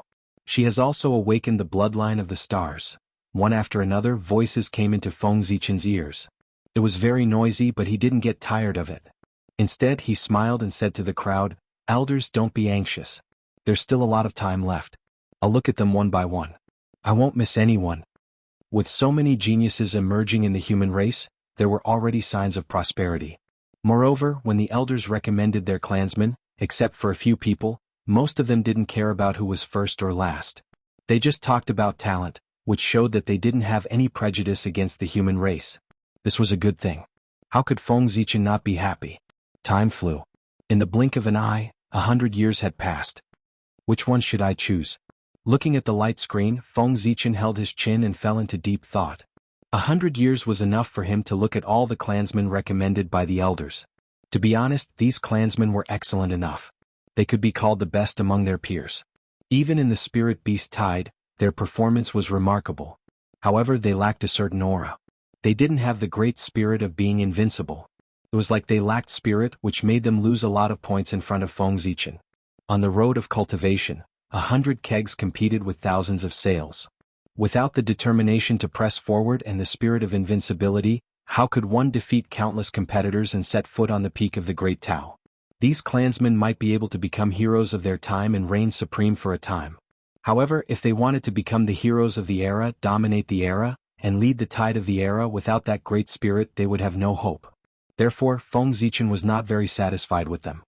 He hesitated for a moment, not knowing if he should continue to choose one of them as his disciple.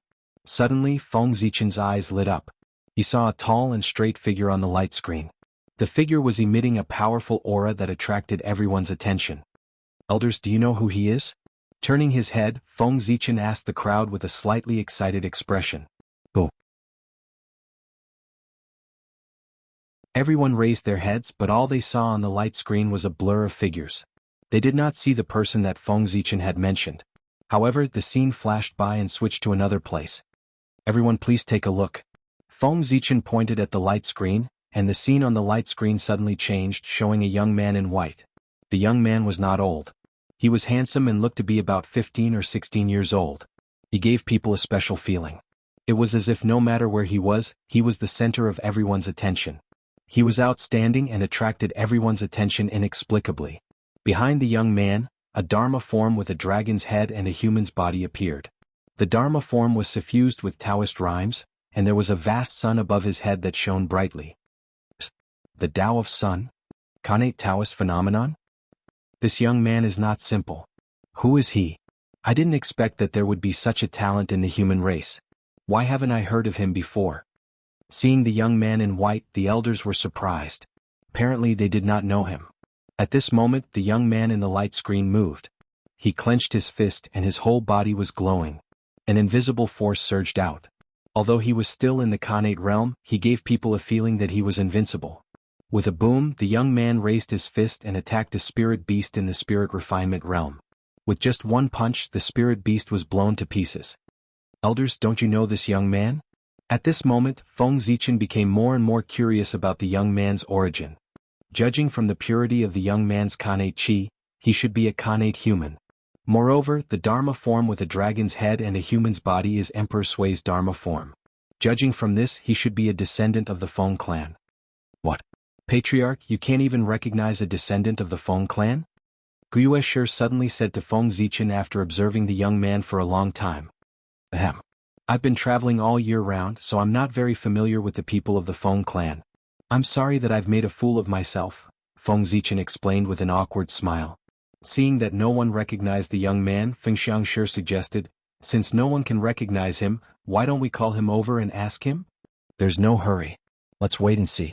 It won't be too late to call him over after the spirit beast wave ends. Feng Zichen waved his hand and stopped Feng Xiangshi, who was about to call him over. Seeing the young man's performance, Feng Zichen was not in a hurry to see him. He wanted to see how the young man would perform in the future and whether he could bring him more surprises. Boom. At this moment the scene on the light screen changed again. A shocking murderous aura was transmitted over. Who is this young man? What a fierce aura. The figure of a young man in black appeared on the light screen. His body was surrounded by a scarlet light, and he was fighting fiercely with a spirit beast. His moves were bold and carried a majestic aura. He was unusually fierce. In just a few moves he tore the spirit beast into pieces. Tearing a spirit beast apart? This young man is so fierce. Who is he?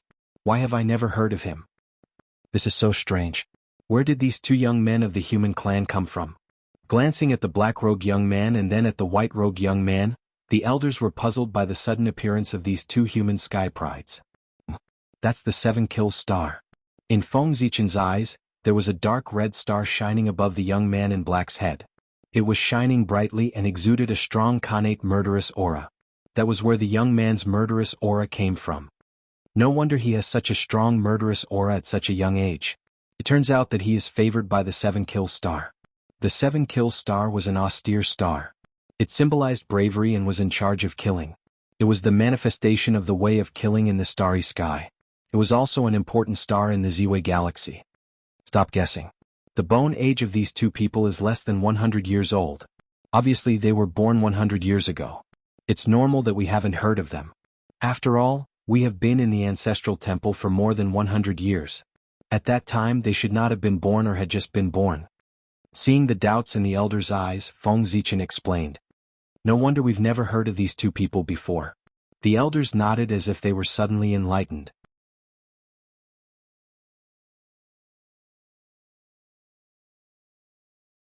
Chapter 127. 300 years later, Feng Zichen's heart stirred, and he suddenly struck a seal into the void. Instantly, the spiritual beasts that were attacking the human tribes all retreated to Zichen's grotto heaven as if they had received an order. After the spiritual beasts died, the connate chi that was scattered in the world began to gather again and flew into the 5 elements creation pool. Once the new creation spiritual liquid was born, the spiritual beasts could appear in the world again. After doing all this, Feng Zichen walked out and said to the crowd, "Elders, this is the end of the spiritual beast wave. It's time for us to go out and take a look." However, just as he reached the entrance of the main hall, he seemed to have thought of something and stopped abruptly. He continued to speak to the crowd. In addition, every 100 years, there will be a small wave of spiritual beasts attacking. Every 1,000 years, there will be a large wave of spiritual beasts attacking. The small wave of spiritual beasts is specially prepared for the people who have not reached the immortal path. Therefore, when the time comes, I hope that you can restrain your subordinates and not let the immortals who have achieved the heavenly immortal path help the people to survive this disaster. As for the large wave of spiritual beasts, the scale will be the same as this one. I have prepared it for the people of the ancestral land. When the time comes, please stay in the ancestral temple. At this point, Feng Zichen's tone suddenly turned cold and he warned the crowd, "If I find out that anyone has violated this order and attacked without permission, don't blame me for being ruthless." Yes, we understand. This matter concerned the future of the human tribe. Everyone knew the severity of the matter and would not go against Feng Zichen's order and attack without permission. Standing outside the ancestral temple, Feng Zichen looked out and saw the entire human tribe.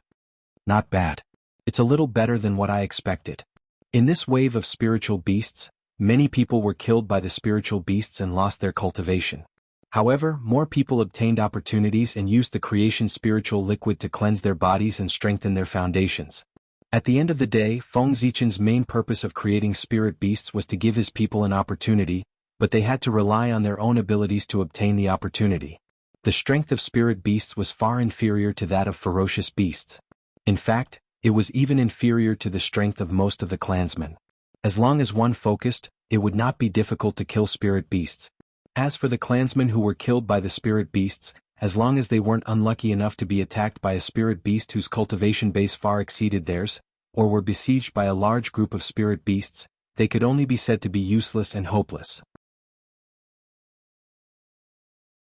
Feng Zichen wasn't going to care about them anymore.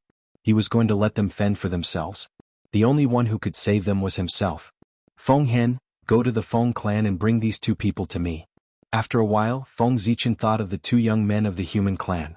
He transmitted his voice to Feng Hen in the distance. 200 years had passed and Feng Zichen naturally knew the origins of the two youths. They were both from the Feng family. Feng Hen, on the other hand, was the current leader of the Feng family. Naturally, the images of the two youths appeared in front of Feng Hen. Feng Hen, who was about to refine the spiritual creation liquid, suddenly saw the two figures in front of him. His expression changed drastically. Then he heard Feng Zichen's voice. He heaved a sigh of relief and hurriedly said, "Yes, clan leader, I'll do it right away." With that, he didn't have time to refine the spiritual creation liquid and immediately headed to the Feng clan to fetch the two youths. Jie Xiong? What an amazing name. Feng Zichen muttered to himself as he returned to the ancestral temple to wait for the two youths. "Clan leader, I've brought them here." 3 days later, Feng Hen brought 2 men and a woman to the ancestral temple. He looked troubled as he shouted into the temple. "Come in together." Feng Zichen laughed in his heart as he casually opened the temple door. "Clan leader, it's not my fault, it's..." Feng Hen pointed at the young girl beside him as if he wanted to explain something to Feng Zichen. "Alright, I already know about this, it's not your fault." Feng Zichen waved his hand and interrupted him. "You may leave first." "Yes, clan leader." Seeing that Feng Zichen didn't blame him for bringing an extra person, Feng Hen's troubled expression disappeared. He bowed again and left. "What are your names?" Feng Zichen asked the 3 youths after Feng Hen had left. "Jie of the Feng clan, greets the clan leader." The youth in white bowed and said. "Xiong Hui, of the Jiang clan, greets the clan leader." The youth in black and the uninvited girl were siblings. After Feng Jie they also bowed to Feng Zichen. "Heroes of the ages, heroes of all ages?" After seeing the two of them with his own eyes, Feng Zichen seemed to see 2 rays of light from them that illuminated the past and the present, eternally immortal. In a trance, 2 earth-shattering figures appeared before Feng Zichen. One of them seemed to be the center of the heavens, and the world revolved around him.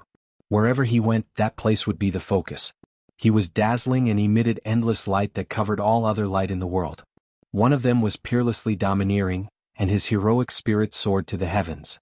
The image of a mountain of corpses and a sea of blood appeared under his feet, and a murderous aura overflowed from his body as if he wanted to kill everything. On their bodies, the fate of humanity gathered, and the power of will flowed. The prayers of tens of thousands of people resounded as well as countless calls, forming 2 grand voices, "Heroes! Heroes!" After a long while, Feng Zichen came back to his senses. When he looked at the 2 of them again, all the strange phenomena had disappeared, as if everything was an illusion. Of course this was not an illusion. This was a hint from the fate of humanity, telling him that these 2 were the children of fate born from the fate of the human race, and they bore the mission of bringing prosperity to the human race. So, this is the origin of heroes and heroes. In order to commemorate them, the later generations called the outstanding people of our race heroes and heroes. At this moment, Feng Zichen understood some things. Heroes and heroes were originally 2 ordinary words, but because of the existence of these 2 people in front of him, they were given extraordinary meanings and became extraordinary. They were no longer ordinary and would affect the future generations for countless years. Is this history? And so on and so forth.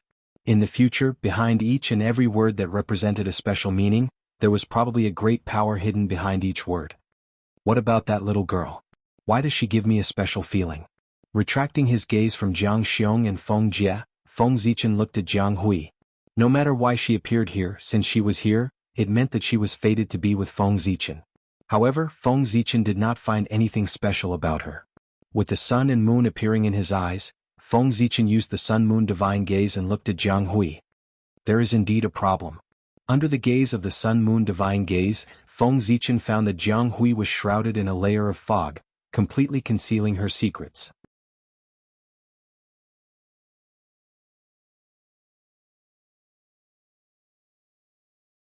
Chapter 128. Open. In a split second, time and space froze as 2 godly rays shot out from Feng Zichen's eyes, shattering the mist that shrouded Jiang Hui. An indescribable radiance emerged. It was extremely dazzling, as if there were thousands of colors flowing around. It was the light of wisdom. It could enlighten all living beings, enlighten all living beings, enlighten all living beings, enlighten all Daos, and explain the truth of heaven and earth. The light of wisdom. After seeing the truth behind the mist, a bigger question appeared in Feng Zichen's mind. Jiang Hui is just an ordinary human, how can she have the light of wisdom? The light of wisdom was a product of the Tao of wisdom, it contained the mysteries of wisdom. It was as mysterious as the Tao of destiny. It was controlled by the heavenly Tao and was forbidden from prying into it. I'd like to see who you are.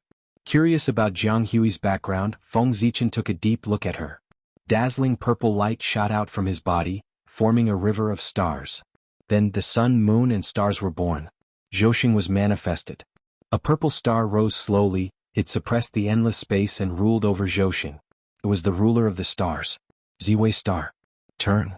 The innate Tao language sounded, and under the lead of Ziwei Star, Zhouxing started to turn according to an unknown trajectory.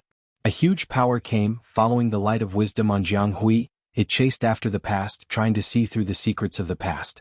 Is that an innate spiritual treasure? Strange and bizarre images flashed in front of Feng Zichen's eyes, and in the end, he saw a gem shining with the light of wisdom being bombarded by the destructive lightning. The power of the heavenly Tao. Looking at the destructive lightning, Feng Zichen felt a chill down his spine. Without thinking, he knew that this was the power of the heavenly Tao. The heavenly Tao was destroying an innate spiritual treasure. How unbelievable was that? Amidst the rumbling of thunder, the wisdom gem shattered, and an innate inextinguishable spiritual light surrounded by chaotic baleful aura appeared. More than half of its body had already turned pitch black. Clearly, this innate spiritual treasure derived from the Tao of wisdom had been corrupted by the Chaos Demon God. Judging from the heavenly Tao's hatred for the Chaos Demon God, it would not allow such a thing to exist. In just a short moment, the connate indestructible spirit light that had been corroded by the chaotic baleful qi was shattered and obliterated by the heavenly Tao. It could not be said that it was completely obliterated.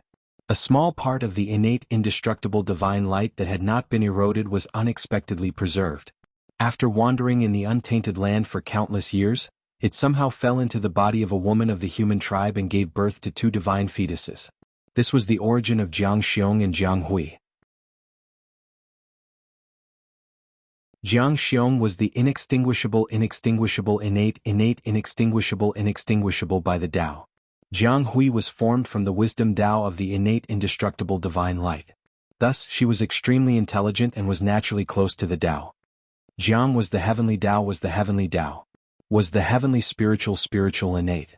Is the heavens? He, time and the time. Were the time and were time. Are you all willing to acknowledge me as your master? After staring at the three for a while, Feng Zichen said slowly under their anxious gazes. Disciples Feng Jie Jiangxiong and Jianghui pay our respects to master. Overjoyed, they hurriedly bowed. Feng Zichen was a legend in the human tribe. It was the dream of many humans to be his disciple. The three of them were pleasantly surprised, but they also found it hard to believe. How could they refuse to accept him? Very good, get up. There are not many rules in my sect. You don't need to be too restrained. As he spoke, a gentle force came and lifted the three of them up from the ground. As my disciples, you should take it as your duty to make the human tribe prosper. You can't deceive your master, destroy your ancestors, kill your fellow disciples, humiliate your fellow disciples, or kill your fellow disciples. Anyone who disobeys will be severely punished. Do you understand? After the three of them got up, Feng Zichen said solemnly, "Yes, master. We will bear it in mind and dare not disobey you." They said in unison. "It's good that you understand." Feng Zichen nodded and waved his sleeves. 3 balls of light appeared in the air. Each of them was wrapped in a spiritual treasure. There was a mirror, a sword, and a hairpin. "Feng Jie, I'll give you this bright sun divine mirror. For your protection." Feng Zichen pointed at one of the balls of light. A golden mirror flew out, exuding pure qi of the sun. It was engraved with dragon patterns and fell into Feng Jie's hand. This mirror was formed by the ancestral dragon's reverse scale and the sun spirit. Although it's only a lower-grade innate spiritual treasure now, it has unlimited potential. If you can find a young divine item in the future, you can integrate it into the bright sun divine mirror to upgrade the grade of this mirror. Feng Zichen continued when he saw Feng Jie take the bright sun divine mirror. "Thank you, master." At this time, Feng Jie recovered from the pleasant surprise and hurriedly thanked Feng Zichen. "Jiangxiong, I'll give you this 7-kill sword. I hope you can make good use of it." Feng Zichen waved his hand and turned to Jiangxiong. As soon as he finished speaking, the temperature in the hall dropped a few degrees. A reddish-gold long sword appeared slowly, exuding a strong innate murderous qi. As the cold light flickered, it was surrounded by innate metal chi, making it even sharper. This sword was made from the claws of the white tiger and integrated with the 7-kill star. It's a killing weapon. You should make good use of it. Like the bright sun divine mirror, it's also a lower-grade innate spiritual treasure. If you find a metal elemental item in the future or obtain the origin of the 7-kill star, you can upgrade the grade of this treasure. Thank you, Master. I promise that this sword will never be stained with human blood. Jiang Xiong took the 7-kill sword carefully and promised Feng Zichen. What a strong murderous spirit. I'll have to enlighten him in the future. He wouldn't attack the human race, which meant that he wouldn't have any qualms about using this sword against anyone other than the human race. Jianghu, this is the 5 Virtues Divine Phoenix hairpin. Take it and use it to protect yourself. Feng Zichen put Jiang Xiong's matter aside and said to Jianghu, this treasure was made from the tail feathers of the phoenix ancestor. It can open up yin and yang, define the 5 elements and operate the 5 virtues. In the future, if you can find a corresponding innate spiritual item, you can upgrade the grade of this treasure. Not long after the phoenix ancestor gave Feng Zichen her plucked tail feathers, the other 5 elemental sacred beasts sent their origin objects over one after another. This was the reason why he gave his disciple a present. Otherwise, Feng Zichen wouldn't have been able to find 3 innate spiritual treasures, even if they were lower grade. Thank you, Master. Jianghu took the 5 Virtues Divine Phoenix hairpin and smiled sweetly.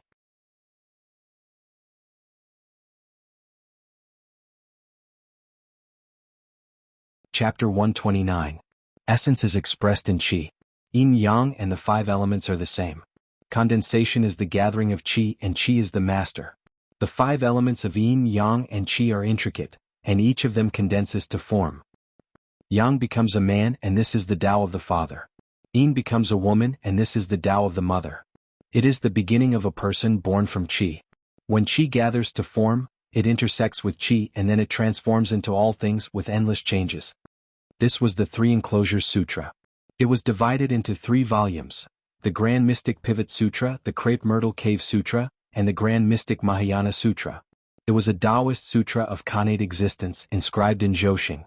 It was the supreme Taoist sutra that Feng Zichen had obtained on the North Star. After bestowing the Khanate spiritual treasure, Feng Zichen felt that their cultivation methods were too simple and crude. After some thought, he imparted this top Taoist sutra of the Great Wilderness, the 3 Enclosures Sutra, to the 3 of them. There was no specific cultivation method in this sutra. It simply described the great Tao of heaven and earth and the mysteries of the universe. However, it was all-encompassing. No matter what great Tao it was, one could find a thing or two from it. This was a cultivation method that led directly to the great Tao. Anyone could gain different understandings from it. Even saints would benefit from it after fully comprehending it. This sutra is obscure and difficult to understand. It's normal that you can't understand it. It's not just you, even I don't know much about it. Therefore, you don't have to delve too deeply into it.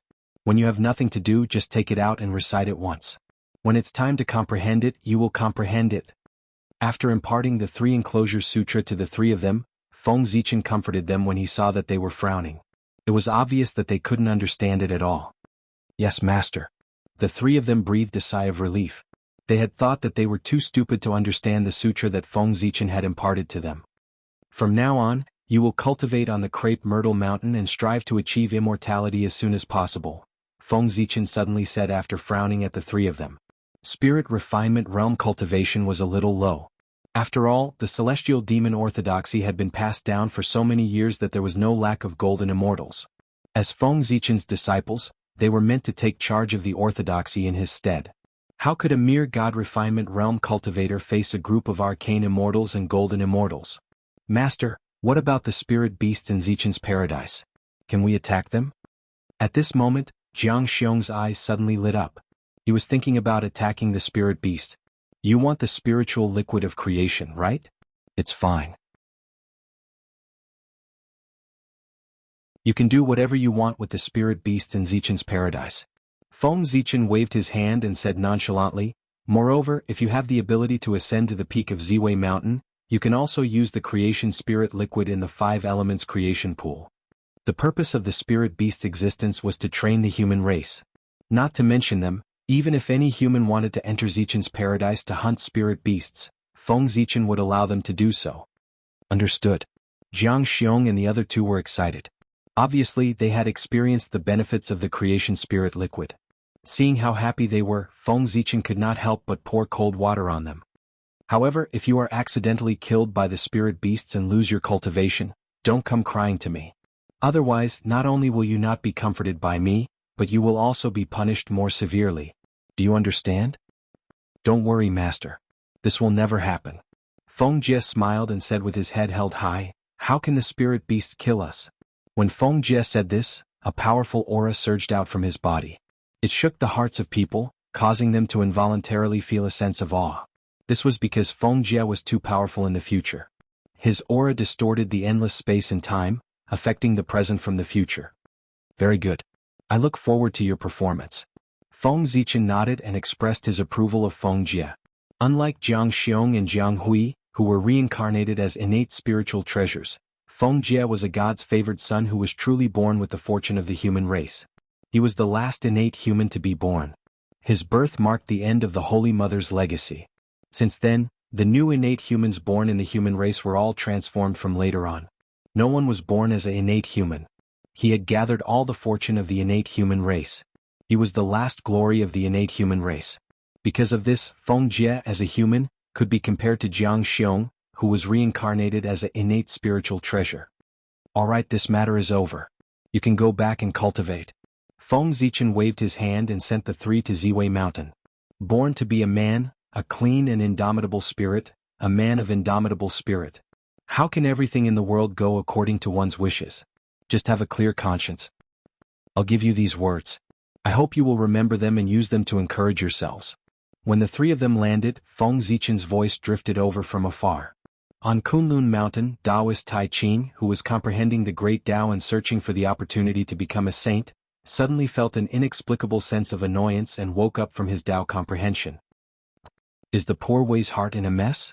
Opening his eyes, Taoist Tai Ching's eyes flashed with confusion at first. Then he regained his clarity. He had not found the opportunity to become a saint for a long time. Even with his state of mind, he could not help but feel a little confused. However, an existence like Taoist Tai Ching had a firm Tao heart. In an instant, he severed that confusion and returned to his indifferent state. Sigh. So many years have passed. Why hasn't the poor Wei sensed the opportunity to become a saint? Sighing, Taoist Tai Ching knew that it was useless to continue cultivating in seclusion. He got up and walked out of the quiet room, left Kunlun Mountain, and traveled through the primordial world. Taoist Tai Ching began to wander aimlessly in the primordial world. He moved according to his heart, and wherever he went, he would go. If he was in a good mood, he would stop at a certain place and either preach the great Tao to the living beings there, bestow one or two pills, or leave behind Tao scriptures and mystical abilities. He was very carefree. Gradually, the depression in Taoist Tai Ching's heart reduced by a lot. His state of mind actually improved slightly, causing a trace of joy to rise in his heart. Boo-hoo! On this day, Taoist Tai Ching was traveling when he suddenly heard a cry.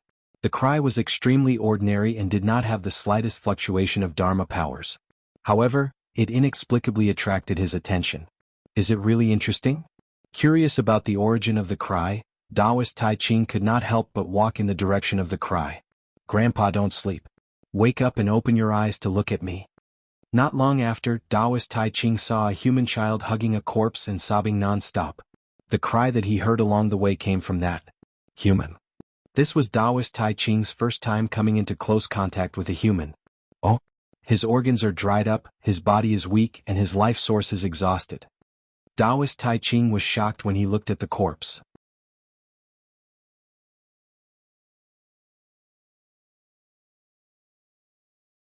Chapter 130. It's really unbelievable. This human actually died because his lifespan ran out. Taoist Tai Ching was extremely experienced and knowledgeable since his debut. However, even so, it was his first time seeing someone die because his lifespan ran out. Child, don't cry. Look, isn't your grandfather fine? Taoist Tai Ching walked forward and said to the child. Sure enough, as soon as he said that, the human elder who had been dead for a long time regained his vitality and opened his eyes to get up from the ground. At Taoist Tai Ching's realm, he could make all living things wither and revive with just a thought. Life and death were just between a thought, and reviving the dead was just a thought. Thank you for saving my life, old immortal. After the elder was revived, he was first confused for a moment, then he seemed to have thought of something and hurriedly thanked Taoist Tai Ching. However, he was nowhere to be seen and had already left for a long time. This human is interesting. Perhaps the poor Wei should go and take a look. Taoist Tai Ching made a decision in midair and rushed towards the human tribe closest to him. The human tribe closest to this place was called Jianghu and had a population of hundreds of thousands. It was not a tribe that had migrated out of the ancestral land but was founded by the human clansmen outside. During the chaos of the ferocious beasts, Emperor Sui had ordered that all human immortals had to go out and kill a ferocious beast of the same realm before returning to the tribe. If they could not do it, they could not return to the ancestral land. Some of the clansmen were used to living a peaceful life and did not dare to fight with the ferocious beasts. Hence, they found a place to hide and survived the chaos of the ferocious beasts. Among these clansmen, some were unlucky and were found by the ferocious beasts and died tragically. Some were lucky and successfully survived the chaos of the ferocious beasts. They knew that even if they returned to the tribe, the clansmen would not accept them again. Hence, they settled down in the place where they hid and lived their own lives. That was how the name Jianghu came about. With Taoist Tai Ching's speed, even if he deliberately slowed down, he arrived here in less than 10 minutes. In the next moment, the scene in the tribe appeared in Taoist Tai Ching's eyes, causing him to frown in displeasure. Within the tribe, everyone's behavior was incomparably barbaric. Other than a few people, most of them had tattoos all over their bodies. It was normal for the strong to bully the weak, and bullying the young with age was the norm. The old, weak, sick, and disabled would fall to the side of the road without anyone looking after them, leaving them to fend for themselves. There were even some who did it out in the open without any misgivings. If it weren't for the fact that the people here knew how to start a fire and eat cooked meat, breaking away from the state of eating raw meat and drinking blood, they would be no different from the human race in the barbaric era. Speaking of which, the few people who founded the long-term tribe were all people who were just eating and waiting to die. How could they know how to manage a tribe? In the ancestral land, other than learning how to make fire, they didn't know much about etiquette, justice, integrity, or the management system. Moreover, even if they knew about this with their lazy temperament, they wouldn't have the time to tell the tribesmen. Therefore, after establishing the tribe for less than 100 years, they began to enjoy themselves, leaving the tribe to fend for itself and not caring at all.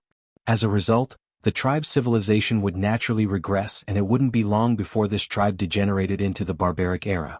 After frowning for a long time, Taoist Tai Ching flicked his sleeves and left for the next human gathering place.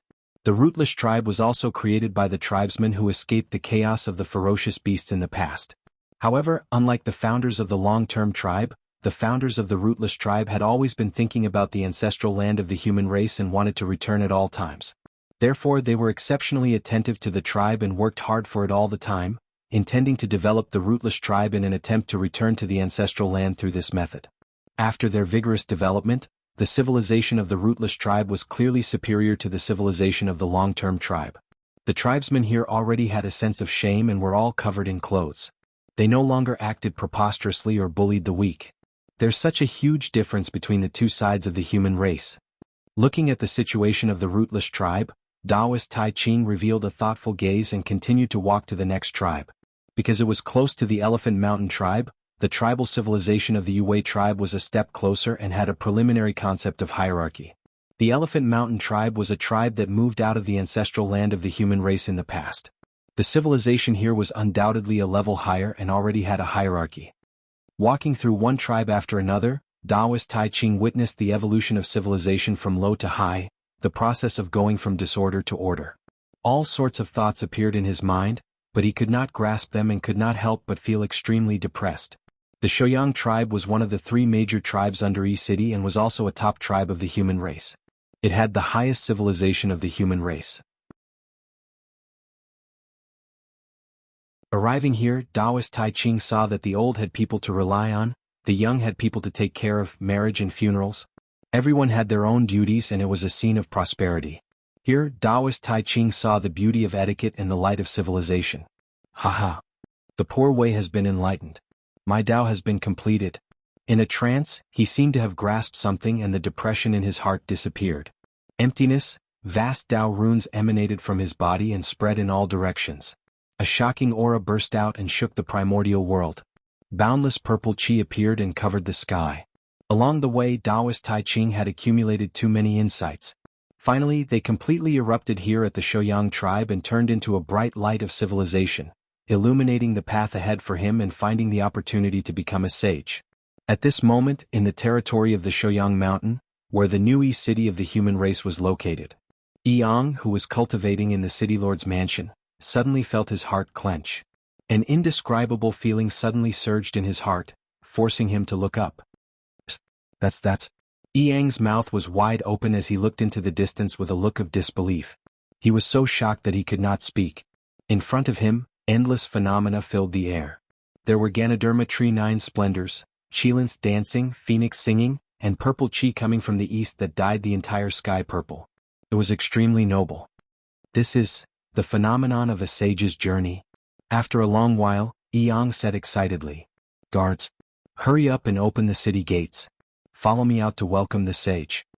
Yang stood up abruptly and ran outside while yelling, "Wait, the arrival of a sage is such a big matter. I have to inform the clan leader." With that thought, Yang took out the Great Tao Divine Painting and used its connection with the Chaos Bead to inform Feng Zichen of this matter. "Sage? Are the sages of the primordial world about to appear?" After receiving the news from Yang, coupled with the aura that shook the primordial world not long ago, Feng Zichen understood what was going on. Taoist Tai Ching is about to become a sage.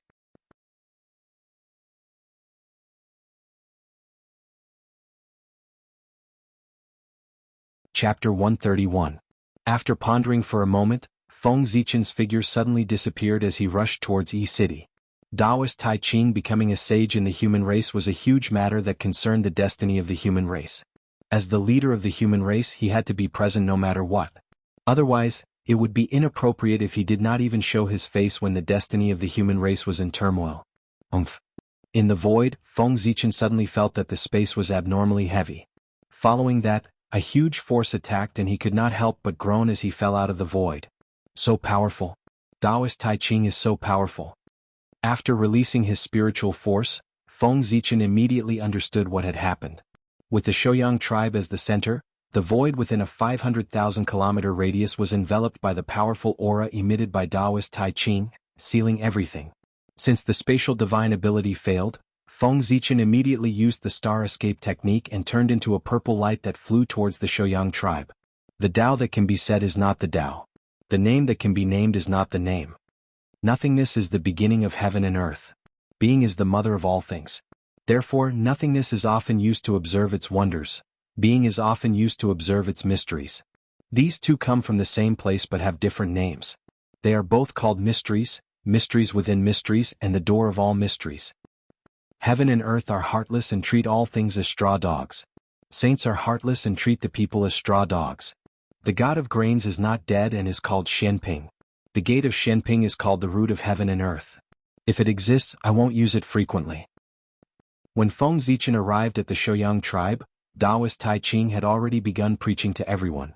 It was a moral chapter that contained the power of education. It explained the truth of nature and the world, improving everyone's virtue and conduct. It did not record any cultivation method, but it was more honorable than any cultivation method because it could inspire the wisdom of all living beings. To cultivators, it could explain the truth of heaven and earth in the most common language and point to the core of the great Tao. To mortals, it could explain the principles of dealing with people through things and point to the depths of their hearts. As the saying went, Tao was born, virtue was born of animals, objects were formed and tools were formed. Therefore all things respected Tao and valued virtue.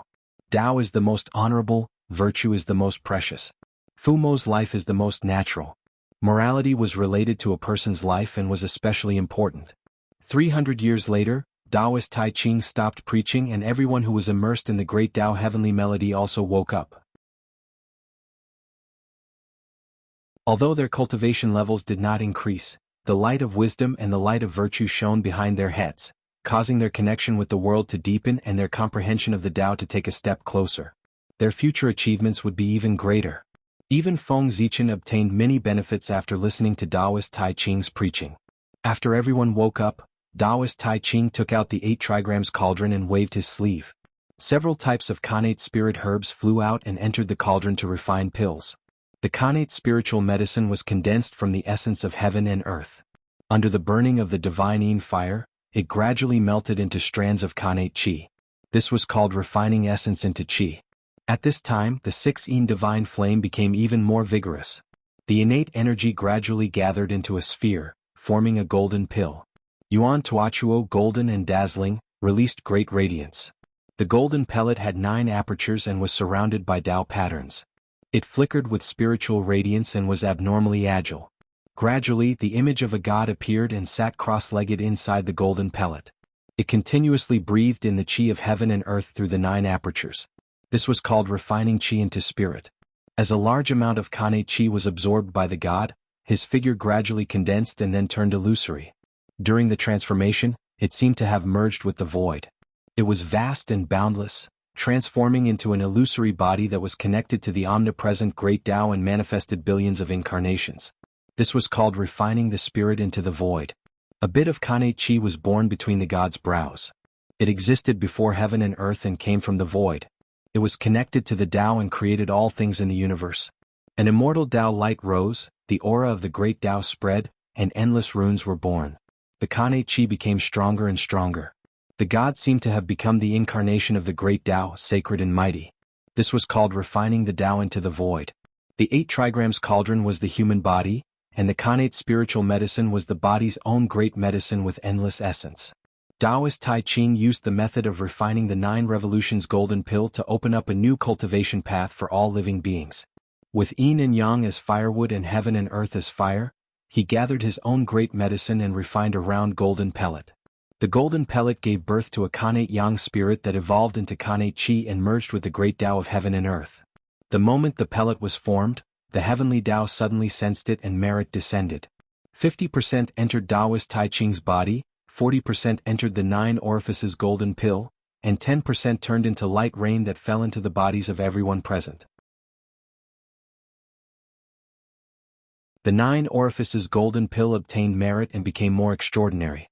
Endless Tao was born and gave birth to all kinds of changes, causing the Tao of heaven and earth to fall and the laws of nature to rumble. It emitted an immortal and inextinguishable aura and was extremely magical. It was the essence of heaven and earth, the origin of the golden core lineage and also its highest achievement. It was the Daoyuo Dao fruit. The 9 orifices golden pill had great luck and merit. There was only one of it in heaven and earth. Anyone who could refine it would immediately become the Daoyuo Jingxian.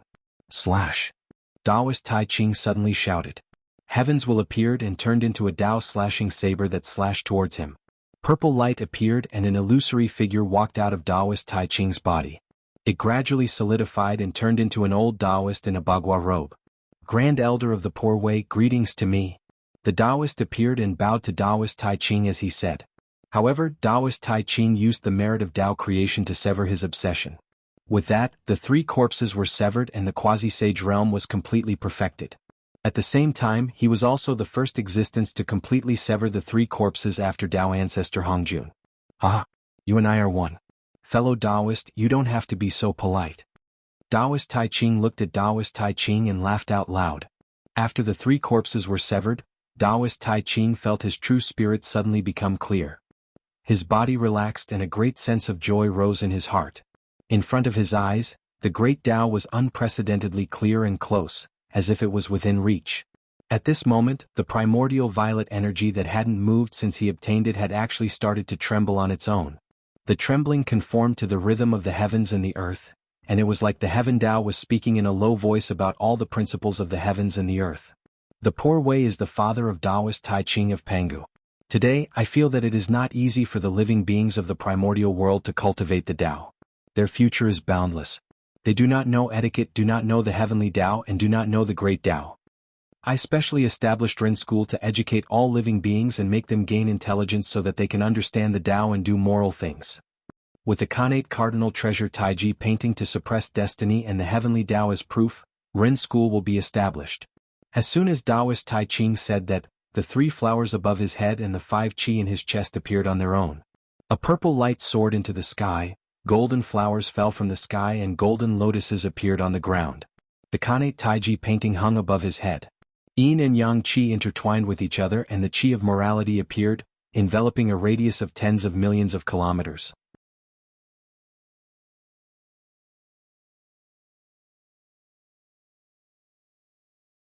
Chapter 132. There was a loud bang in the void as fragrance filled the air. Boundless Xianhuang merit qi appeared and surged into Taoist Taiching's body, intertwining with the Hongmeng purple qi. Suddenly, a dazzling purple light erupted from his body and dyed the world purple. It was extremely gentle like flowing water and emitted an extremely noble aura. That was the merit of creation. Under the influence of the merit of education, the merit of creation also moved and merged into Taoist Taiching's true spirit. The truth of yin and yang appeared and the qi of Tao was born. After a while, the Hongmeng purple qi and Xianhuang merit qi were all absorbed by Taoist Taiching. He seemed to have merged with all things in the world and emitted a mysterious heavenly Tao aura. A supreme pressure that was far stronger than when Yuhua became a saint erupted from his body and spread throughout the entire primordial world. When Yuhua became a saint, she only severed one corpse, but Taoist Taiching severed 3.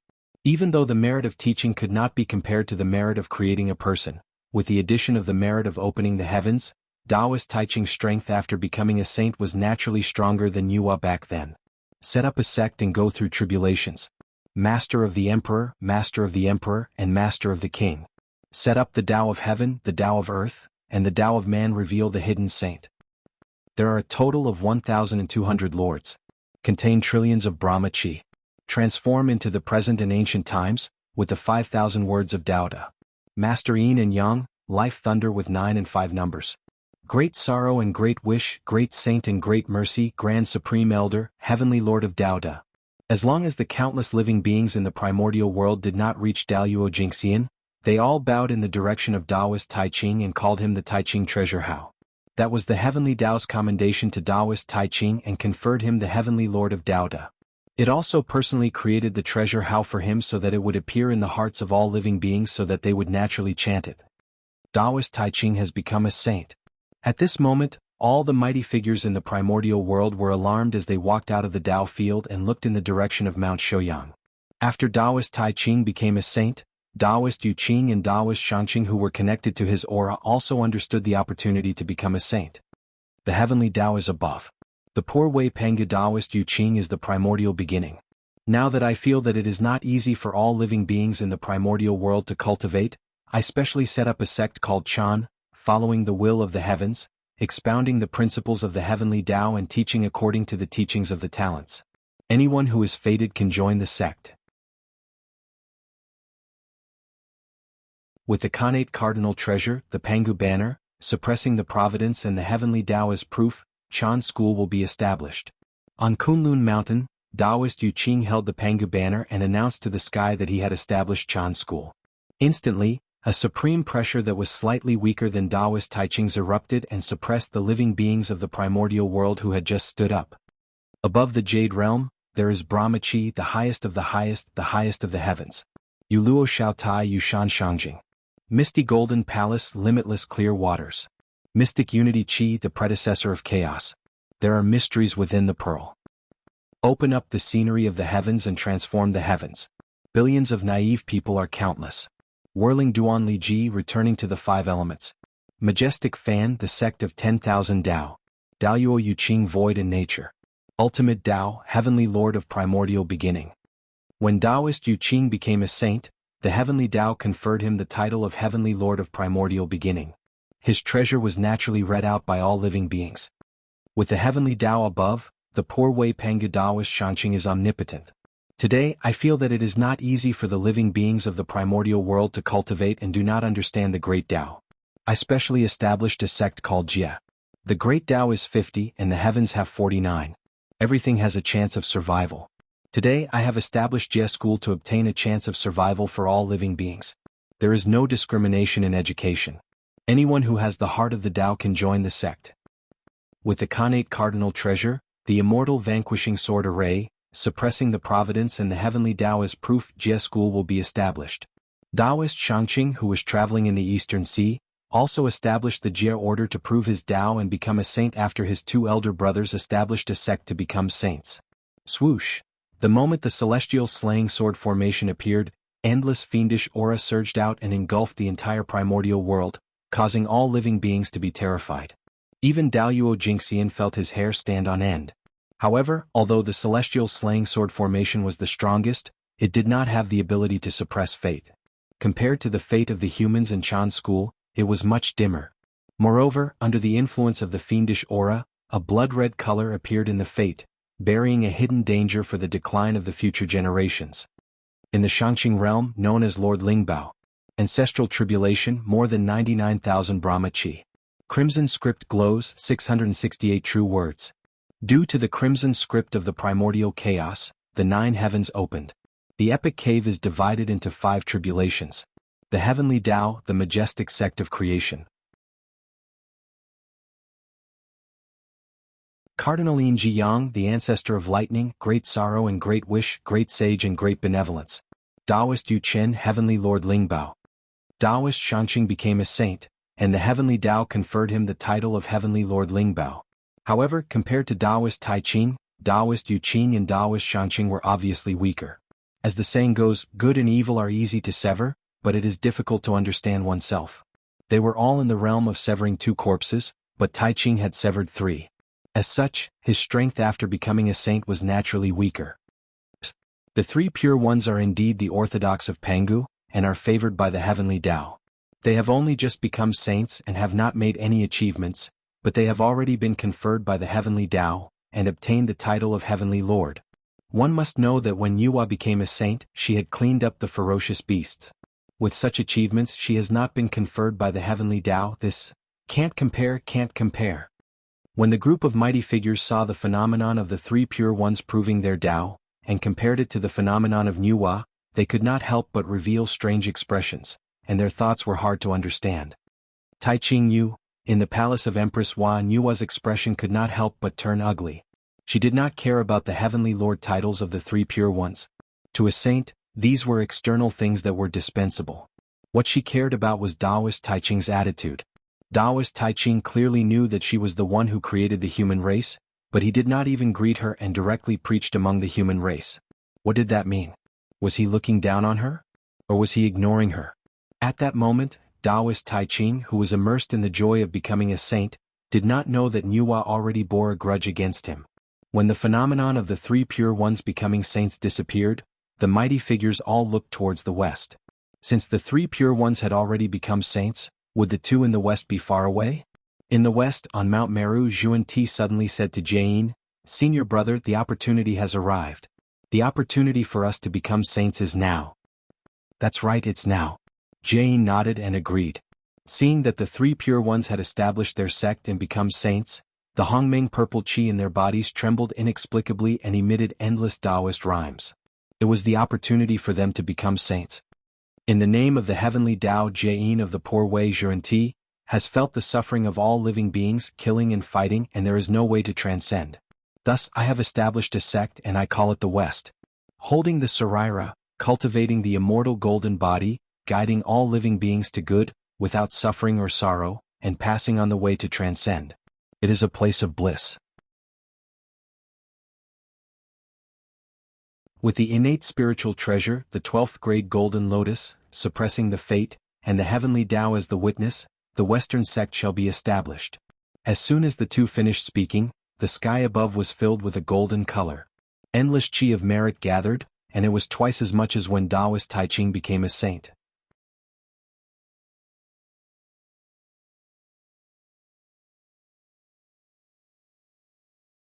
Chapter 133. The chi of merit stopped in the sky for a moment and suddenly split into 2. It descended and surged into the bodies of Yuan-Ti and Jianghu. However, without the merit of creation, how could the 2 of them become saints just by relying on the merit of establishing a sect? When the chi of merit entered their bodies, the aura of the 2 of them immediately soared. However, at the final moment of becoming a saint, the chi of merit was exhausted. The momentum of their advancement came to an abrupt end. Now that things have come to this is the only way. They knew that they could not miss the opportunity. If they missed it, they did not know how long they would have to wait for the next time they wanted to attain the Tao. The 2 of them looked at each other bitterly and made a decision. Sigh. In the end, we are not as lucky as the 3 pure ones who have the merit of creation. After sighing, Jianghu and Yuan-Ti straightened their expressions. At the same time they made a great wish to the heavenly Tao. When I was a Buddha, everyone in my Buddhist temple loved and respected each other. There was no hatred or jealousy. If I was not willing, I would not become a Buddha. When I was a Buddha, everyone in my Buddhist temple had the same kind heart. They did not doubt other thoughts. What they wanted to say was foresight. If I was not willing, I would not become a Buddha. When I was a Buddha, everyone in my Buddhist temple knew that their bodies were like illusions. There was no greed in their hearts. If I was not willing, I would not become a Buddha. Stuck at the juncture of Tao validation, Jianghu and Zhuan were helpless. They could only use the Great Wish technique to borrow boundless merit from the heavenly Tao and become saints. However, although this technique could help the two of them attain the Tao, it also caused their strength to be at the bottom of the saints. The two of them made a total of 48 great wishes before they gathered the merit to attain the Tao. Immediately, purple chi filled the sky and auspicious clouds appeared. Countless rays of light flew towards the west. Sanskrit chants sounded on Mount Meru. Golden flowers fell from the sky and golden lotuses appeared on the ground. Many strange phenomena occurred. The connate spiritual energy increased by several times. Jianghu and Zhuan sat upright on Mount Meru with a smile on their faces. They faced the eastern boundary and spoke of the great Tao mantra, describing the Tao of relics. Lotus flowers flew out with a seductive intent. Those who heard it could not help but yearn for the western paradise. It was no wonder that the two of them were like that. In fact, their attainment of the Tao was a trick. Making a great wish was like borrowing from the heavenly Tao. However, it was not so easy to take advantage of the heavenly Tao. If they were unable to complete it, they would suffer the backlash of the heavenly Tao. At that time, not to mention losing their positions as saints, they might not even be able to keep their lives. In order to protect the position of the saint, Zhuan and Zhuan were bound to fulfill their great wish. They would prosper the Western sect and save the world. However, the Western sect was barren. If they wanted to rely on this place to prosper the Western sect, they would not be able to do so even if the immeasurable calamity descended. Therefore, the two of them set their sights on the east, where outstanding people lived. He wanted to cross all the fated people in the east and prosper the Western sect to fulfill his great wish. One had to know that after the great ambition was completed, the heavenly Tao would bestow rewards. The greater the ambition, the more generous the reward. Judging from the great ambition made by Zhuan and Zhuan, once it was completed, the reward would be unprecedented. How dare you? On the sun star, Dong Huang Tai saw many demons emitting Buddhist light. Apparently they were bewitched by the Sanskrit chants. He couldn't help but be enraged. He roared towards the west and suddenly rang the Dong Huang bell. Dang! The world suddenly lost its sound. The great path fell into silence. Time and space stopped moving. Even many mighty figures lost consciousness for a short time. Only the sound of the bell echoed. After an unknown period of time, it seemed like a moment but also like thousands of years. The world returned to normal. The vision of Zhuan and Zhuan Ti's path confirmation disappeared. Peace was restored on the sun star. Who won? After regaining consciousness, the mighty figures were curious about the result of the battle between the two sides. They hurriedly looked at the sun star, but their eyes were full of bright white. It was Dong Huang Tai who covered the sun star. The mighty figures retracted their gazes and looked at Mount Meru. They saw Zhuan and Zhuan sitting in the void with a smile, continuing to talk about the method of condensing the Sarira.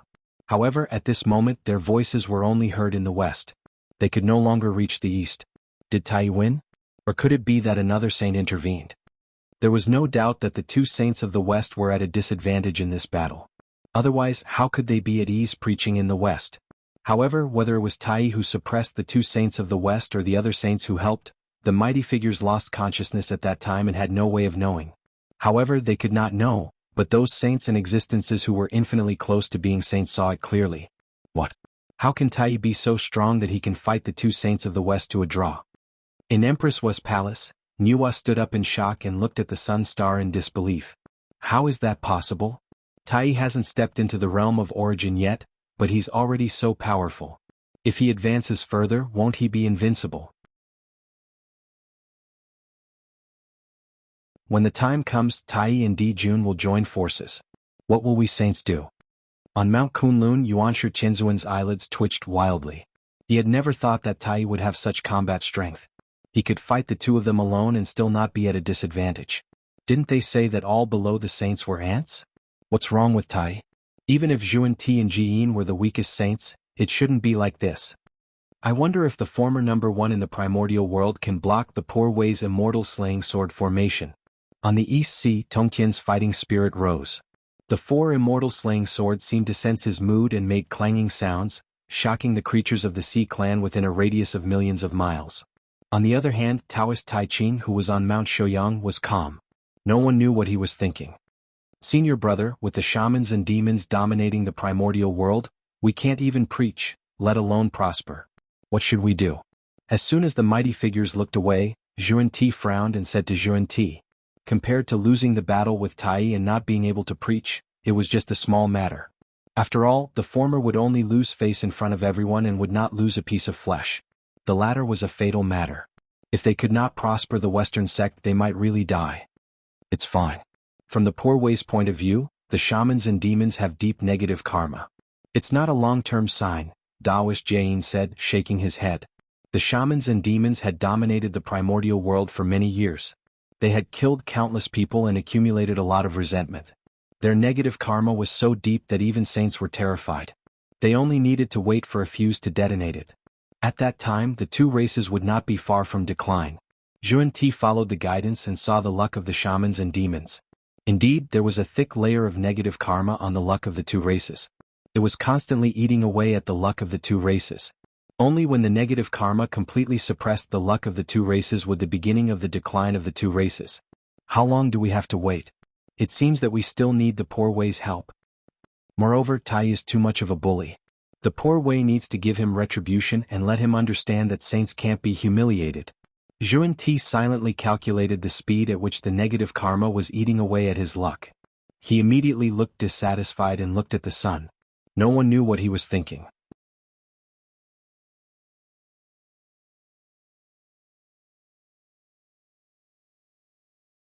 Chapter 134.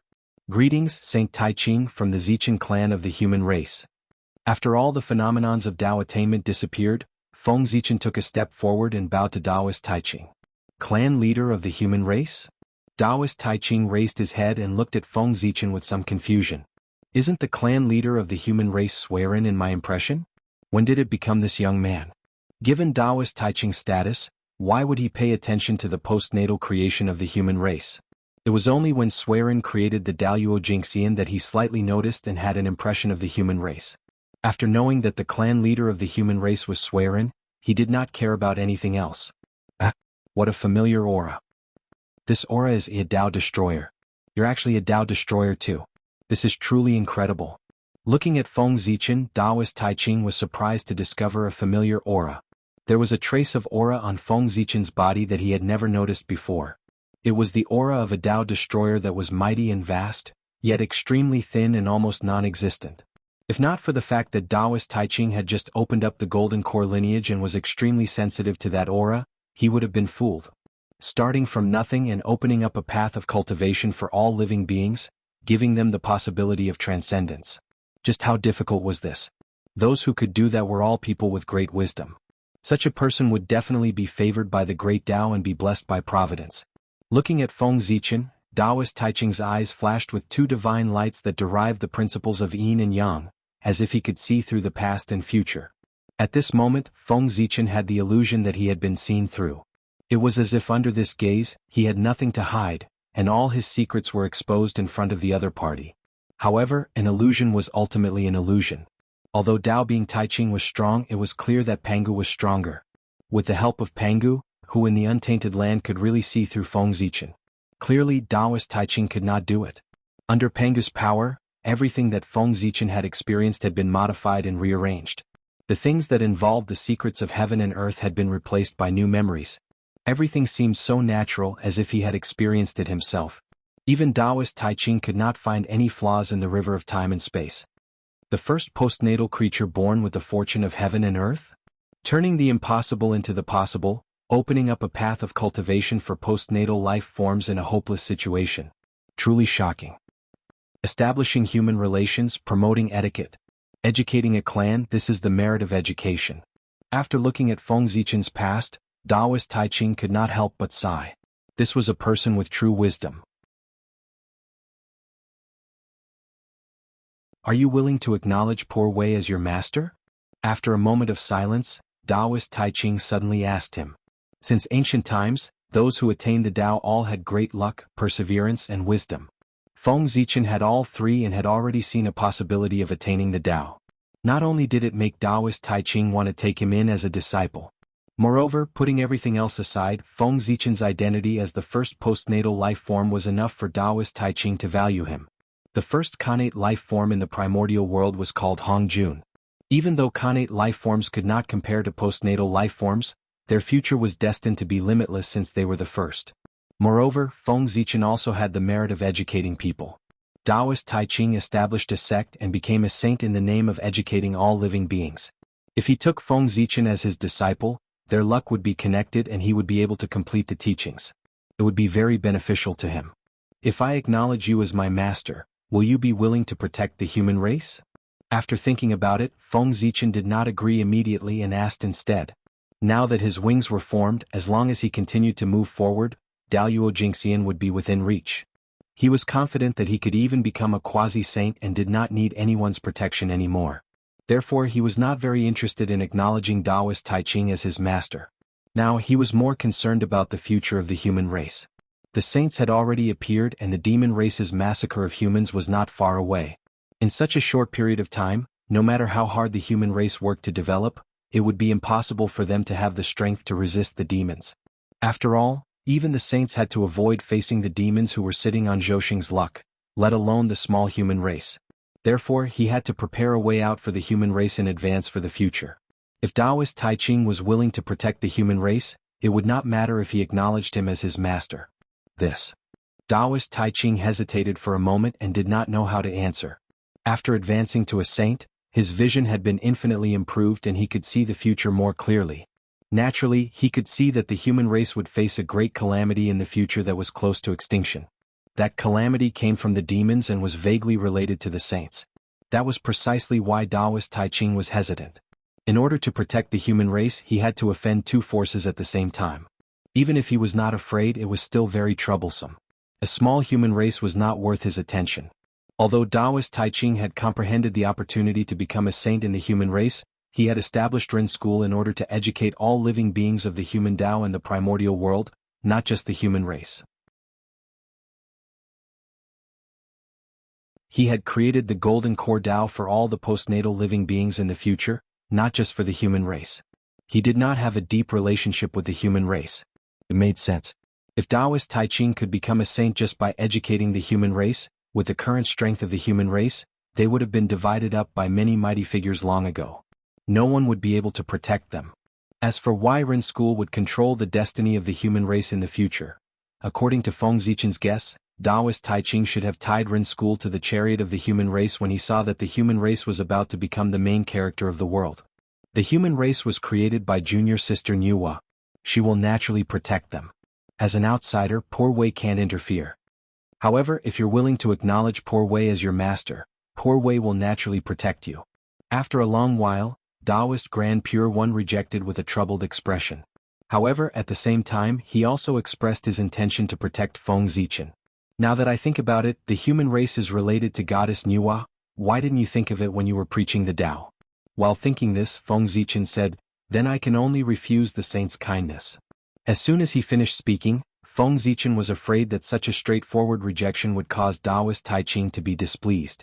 Hence, he hurriedly explained. When I was young, I once received the teachings of Goddess Nuwa.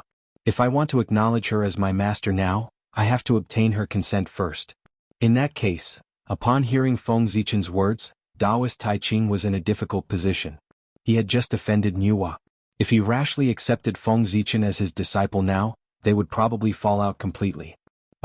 In that case, it seems that your fate with Poor Wei has yet to come. Let's talk about taking in disciples in the future. Taoist Tai Ching sighed and said regretfully.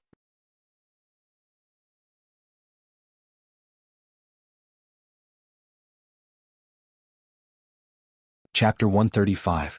Even though he said that, Taoist Tai Ching already had an idea. In the future, as the leader of the human race, Feng Zichen would definitely be the first to bear the brunt of the calamity of the human race and would be in danger of dying. At that time he would protect Feng Zichen's life and take him in as a disciple. Nuwa would not say anything either.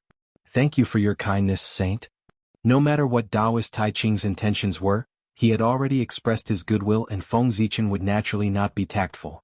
There's no need for that. Although you're not fated to be with poor Wei, you're still fated to be with her. Poor Wei will give you some benefits. After thinking for a moment, Taoist Tai Ching took out a pearl that was shrouded in flames and handed it to Feng Zichen.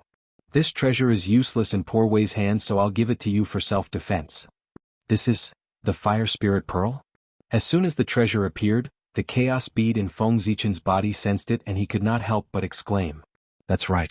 This treasure is the Khanate fire spirit pearl that contains the fire spirit of the heavens and can burn everything. It's a superior grade Khanate numinous treasure. Accept it? Taoist Tai Ching nodded with a smile and urged. I'll accept it shamelessly, Zichen.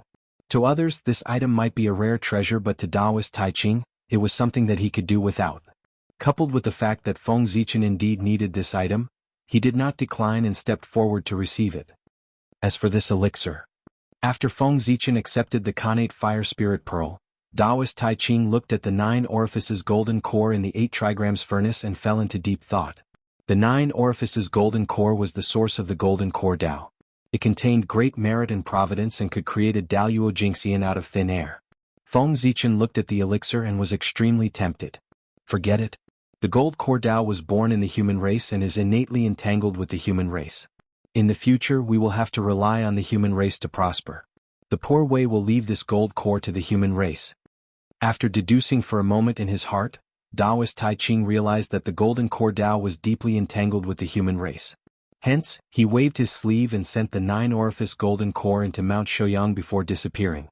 I'll leave the 9 orifice golden pill on Shouyang Mountain and await the fated one, Taoist Tai Ching said to everyone after he was done. Thank you, sage, for your kindness. Everyone bowed emotionally. That was a Daluo Tao fruit. If they obtained it, they would be able to reach the heavens in a single bound and become the Daluo Jingxian. How could they not be excited? This matter is over. The poor Wei should return to Kunlun Mountain. Taoist Tai Ching waved his hand and lifted everyone up. His figure slowly disappeared and he returned to Kunlun Mountain. Farewell, sage. The crowd dispersed after bowing in the direction where Taoist Tai Ching disappeared. Clan leader, that's a sage. He's the top existence of the primordial world and he wants to take you in as his disciple. How could you refuse? What are you thinking? After Taoist Tai Ching left for a while, Yang asked Feng Zichen with a puzzled expression. It was a great thing to have a sage as his master. He really could not understand why Feng Zichen would refuse. You don't understand. Feng Zichen shook his head and did not explain anything to Yang. Taoist Tai Ching had already angered Nuwa by coming to the human race to preach. If he became Taoist Tai Ching's disciple, what would Nuwa do? By then, Taoist Tai Ching might not be afraid of Nuwa's anger, but his position as the clan leader of the human race would be unstable. Moreover, Taoist Tai Ching's strength was unfathomable. If he became Taoist Tai Ching's disciple, he would have to stay under his nose for a long time. In that case, Feng Zichen was not confident that he could hide his secrets completely. Hence, Feng Zichen did not dare to acknowledge him as his master. However, the sage was almost omniscient and omnipotent. If he dared to say anything bad about them, he would definitely be sensed by the sage. By then there would be trouble. By the way, Yang, you're a Khanate human and you cultivate the cultivation technique passed down by Emperor Sui. It's similar to the golden core Tao. You can switch to this cultivation technique and go to Mount Shouyang to try your opportunity. Seeing that Yang still wanted to say something, Feng Zichen hurriedly changed the topic. In the current human race, most of the postnatal humans cultivated the God-Fiend Tao and gradually became the mainstream. They might not be interested in the golden core Tao. On the other hand, Khanate humans cultivated Qi refinement techniques that were similar to the golden core Tao. Hence, it was extremely easy to switch to this cultivation technique. It's not that simple. At my realm, I've basically determined my Tao path. How can I change it just like that? Besides, if I had a great opportunity, I wouldn't have been forced to abandon the city by the ferocious beasts. I'm afraid I'm not fated with this pill. Yang shook her head. She was not optimistic about her chances of obtaining the 9-hold golden pill. That's right. At your realm, you've already begun to look forward to Daluo. It's not easy to change your Tao foundation. However, if you have nothing to do, you can try to figure out the golden core Tao. After all, it's a sage's personal disciple. It contains the truth of the great Tao. Even if you don't cultivate it, you can still get a lot of benefits by looking at it every day. It can make up for the shortcomings of your cultivation technique.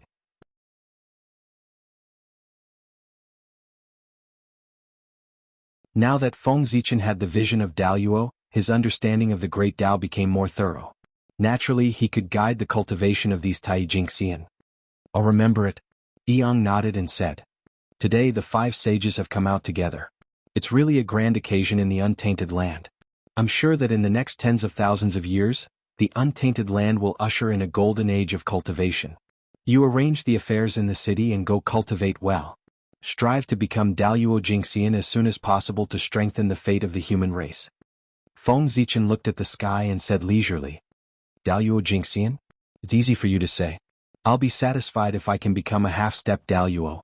I don't dare to dream of becoming a Daluo Jingxian. Hearing Feng Zichen's words, Yang was speechless. People always have dreams. What if it comes true? Feng Zichen's figure gradually faded. Well, I'll stop chatting with you. So many things have happened in the untainted land. I should go back and comfort my people. It's your own business. But remember, if you don't believe that you can become a Daluo Jingxian, then you definitely can't become a Daluo Jingxian. To become a Daluo Jingxian, the first condition is self-confidence. That's all I have to say. Think about it carefully. Self-confidence? Yang murmured and fell into silence. The world has really changed. Flying in the air, Feng Zichen could clearly feel that the world had changed with the birth of the sages. The Khanate Qi was gradually thickening, the void was more stable, and the laws of heaven and earth were perfected. They were incomparably active and easier for cultivators to perceive. The whole world presented a scene of prosperity. But Feng Zichen knew that this was only temporary. With the perfection of the heavenly Tao, it would be extremely difficult for people to perceive the laws of heaven and earth. The current activity of the laws of heaven and earth was the aftertaste of the sage's Tao. It would not last long.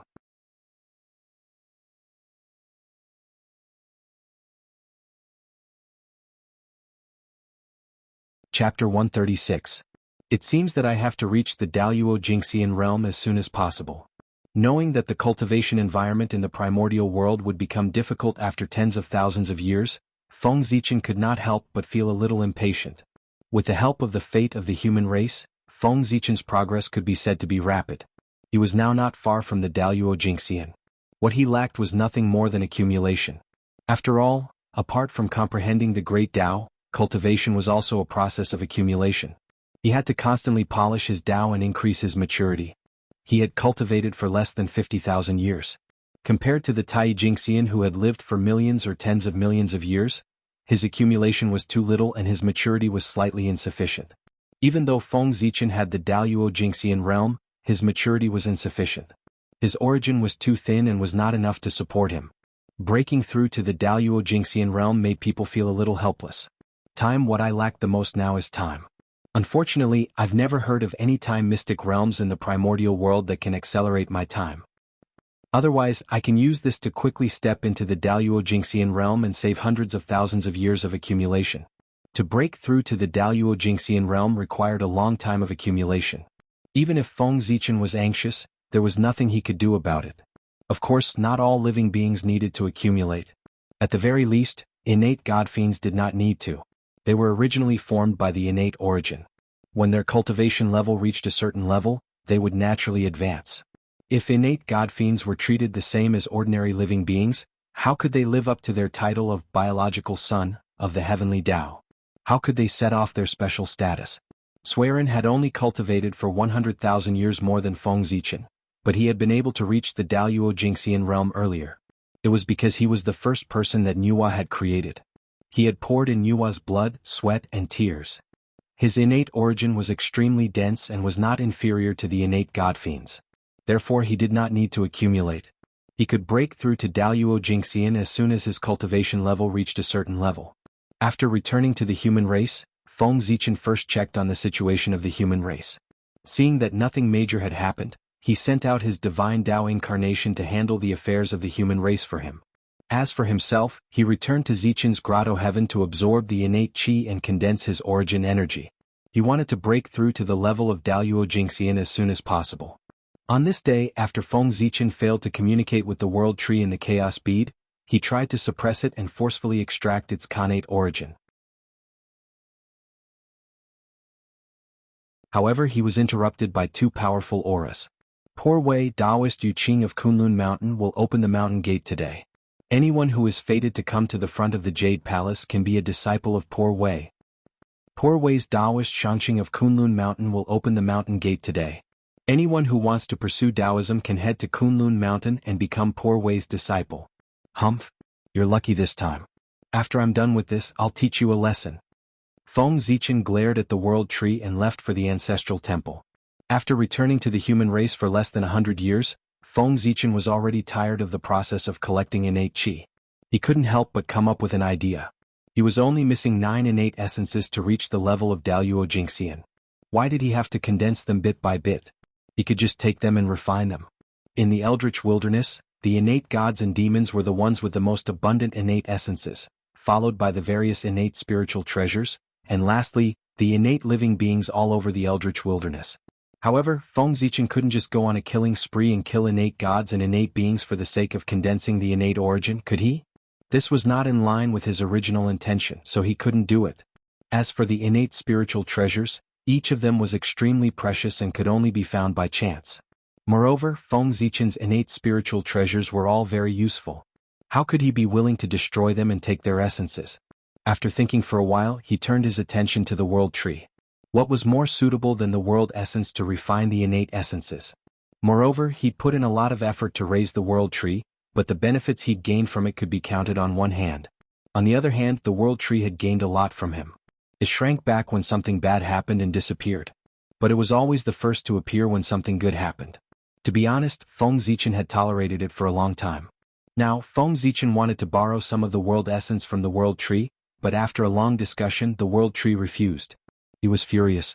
If he didn't teach it a lesson, it would really think he was the boss. All golden immortals of the human race, come to the ancestral temple at once. His voice was loud and spread throughout the human race, ringing in the ears of every human golden immortal and summoning them to the meeting hall. In the meeting hall, Feng Zichen sat on the main seat and looked at the immortals below. Everyone, now that the primeval Lord of Heaven and the primeval Lord of Numinous Treasure have opened their doors and are recruiting disciples from the primeval world, I want you to go to Kunlun Mountain to try your luck. What do you think? This, we have no objections. It's just that we humans are born weak. I'm afraid that even if we go to Kunlun Mountain, the saints won't take us seriously. Everyone looked at each other and hesitated for a moment before replying to Feng Zichen. They knew their own situation. As a race born after birth, even if they were personally created by the saints, they couldn't be compared to the other innate races except for their appearance that resembled the Khanate Dao aptitude. Moreover, many of those who went to Kunlun Mountain to seek a master were probably Khanate godfiends. If they went to seek a master, the saints wouldn't take them seriously. Don't worry about this. Didn't the primeval Lord of Numinous Treasure say that anyone who has the heart to seek the Tao can become his disciple? Even if you can't become his true disciple, it's your blessing to be an in-name disciple and listen to his teachings. Alright, if there are no objections, you should leave quickly so that you don't miss the time. The primeval Lord of Heaven valued his roots the most and probably looked down on the human race. Although it was said that he liked the human race, among his disciples except for Jianghu, no one had heard of the human race. It was obvious that the legend was not credible. The Grandmaster of Heaven taught everyone without discrimination. The chances of them joining the Jie sect were very high. It was not bad to be able to get the title of an outer sect disciple. Moreover, even if they failed to become his disciples, it didn't matter. Because in the end, the 3 pure ones would each preach the Tao. All living beings near Kunlun Mountain could hear it, so that those who failed to become his disciples would not make a wasted trip. After calculating, they would only benefit from going to Kunlun Mountain to become his disciples, regardless of whether they succeeded or not. Moreover, the journey to Kunlun Mountain was long, and it could also be used to train them. With so many benefits, how could they not want it? Well, why haven't you left yet? After coming back to his senses, Feng Zichen looked down and saw that everyone was still hesitating and standing there. He couldn't help but feel a little angry and sneered. Don't tell me that you don't even have the heart to seek the Tao. Seeing that he was angry, everyone hurriedly said, Patriarch, please calm down. We'll leave right away.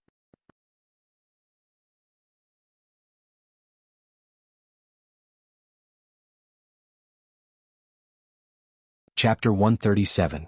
After everyone left, Feng Zichen's figure flashed, and he entered the chaos bead again. However, before he could do anything, layers of green light appeared on the Tree of World. Innate runes appeared, and the aura of the world origin flowed. It was mysterious and unpredictable. Then the green light shook and suddenly condensed into a ball of world origin, which flowed into Feng Zichen's body. Not bad. When I become Daluo Jingxian, I'll give you a lot of benefits. This time, the Tree of World was so tactful that Feng Zichen's mood improved a lot. His hatred for it also decreased a lot. Then, divine light surged in Feng Zichen's body. Runes flashed, and the heaven and earth furnace appeared on its own. It swallowed the world origin that flowed into his body and drew in the power of heaven and earth to refine it. There was a loud boom. Flames of the way appeared and burned fiercely. It carried the power to distort the void and burn toward the world origin. Traces of green light flowed out of the world origin, turning into the purest origin energy. It kept merging into Feng Zichen's origin. It continued to grow and shorten the gap between him and Daluo Jingxian. This method is indeed feasible.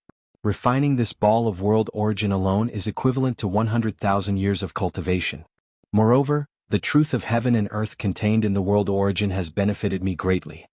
After 100 years, Feng Zichen completely absorbed the world origin and woke up from his meditation. He couldn't help but exclaim when he sensed the changes in his body.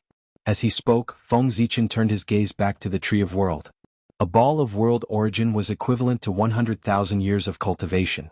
If he had a few more balls, he wouldn't be far away from becoming Daluo Jingxian.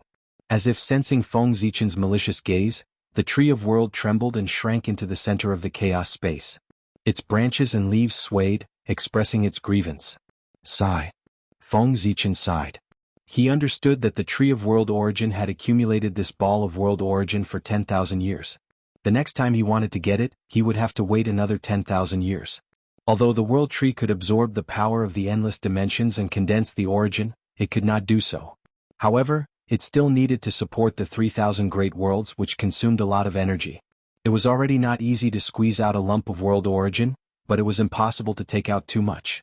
Looks like I'll have to find more chaos products in the future to accelerate the growth of the world tree. Only then will it be able to gather more world origin.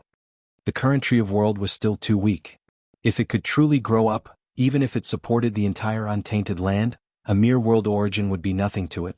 After sighing for a while, Feng Zichen returned to the Ziwei mountain and continued to breathe in Xiantian Qi.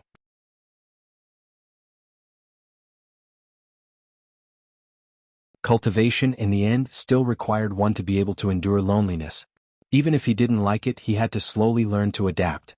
Just like that, in the thousands of years that followed, Feng Zichen stayed on Ziwei mountain, either teaching disciples, breathing in and out Xiantian Qi, or cultivating divine arts. Other than the fact that his days were a little boring, he could be considered to have lived a happy life. After all, due to the influence of the sage's Tao, the world was clear and bright. It was a great opportunity to cultivate. The experts of the various races of the untainted land were cultivating in seclusion and comprehending the great Tao. They had no time to fight again, so the untainted land once again welcomed the long-awaited peace. Roar. On this day, accompanied by an earth-shattering dragon roar, the river of destiny suddenly trembled. A ball of bright light, emitting the aura of the great Tao, slowly rose from the river of destiny and transcended it. Dragon race. This new Daluo Jingxian is actually a dragon? I didn't expect that after the ancient times, a new Daluo Jingxian would be born in the dragon race. Is the dragon race going to rise again? The change in the river of destiny attracted the attention of some mighty figures. When they saw that the person who had attained Tao was a dragon, they all revealed shocked expressions. The birth of a new Daluo Jingxian in the dragon race undoubtedly meant that the restrictions of the heavenly Tao on the dragon race had been lifted. As the former overlord of the world, would the dragon race really be willing to guard the four seas? This aura. It's Water Dragon King. He has attained Tao. On Ziwei Mountain, sensing the familiar aura, Feng Zichen naturally understood who the person who had attained Tao was. Speaking of which, Dragon Lord has comprehended the Tao of Daluo for so long. It's normal for him to attain Tao at this time. However, calculating the time, it's not far from Ao Shue's coming-of-age ceremony. It's time for me to leave for the East Sea. Thinking of Ao Shue, Feng Zichen's heart stirred. He instructed his 3 disciples and rushed to the East Sea. Feng Jie Jiangxiong Jianghui, I have something to do and will leave for a while. If you have anything, go to the ancestral temple and ask my incarnation. With that, without waiting for the 3 to answer, Feng Zichen's figure disappeared from Ziwei Mountain. Although Daluo Jingxian was not as great as a sage, He could travel the entire untainted land with a thought. That was no small matter. They could place themselves outside of time. No matter how much time had passed, the outside world would always be still. Using that to travel, they could achieve the effect of teleportation. Therefore, just a moment ago, Feng Zichen was still on Ziwei Mountain, but in the next moment he was outside of Three Immortal Island. As for why he came to Three Immortal Island first and not directly to the Dragon Palace, it was to prepare a gift for Ao Shui. The coming-of-age ceremony was a once-in-a-lifetime event. With the relationship between Feng Zichen and Ao Shui, it was not good for him to go empty-handed. However, he did not have anything good on hand that he could give.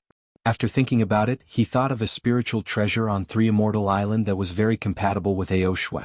As he took a step forward, his vision suddenly darkened and the void changed drastically. Innate Tao patterns intertwined and the chi of yin and yang was vast and mighty. An innate formation slowly unfolded and trapped Feng Zichen within. This was the innate yin and yang dust formation. In the formation, the yin and yang were constantly changing and the dust could turn into the universe. It was an innate formation that was personally set up by Taoist Changqing. Feng Zichen was one with Xian Qing. The innate tripartite formation on Three Immortal Island recognized him, but this formation did not. Therefore, as soon as he approached Three Immortal Island, this formation treated him as an intruder and trapped him within. Taoist Changqing had left a backup plan in this formation. Once Feng Zichen forced his way into this formation, he would definitely be sensed by it. If he were to be treated as an intruder and casually killed, it would be a joke. Therefore, if he wanted to enter the island, he could only use his wits. He took out the Hongming Daozhong and gently knocked it. Under the melodious sound of the bell, Feng Zichen's body distorted and immediately turned into a ball of innate yin and yang qi. He merged with the formation and rushed into the island. Back then, when the Hongming Daozhong was still an upper-grade innate spiritual treasure, it could silently pass through the innate tripartite formation. Now, it was already an innate spiritual treasure of the highest grade. In addition, Feng Zichen's strength was not inferior to Daluo Jingxian. No matter how strong the innate yin and yang dust formation was, it was not controlled by anyone and there was no main formation item. How could it stop Feng Zichen? After a few days he stepped onto Penglai Island.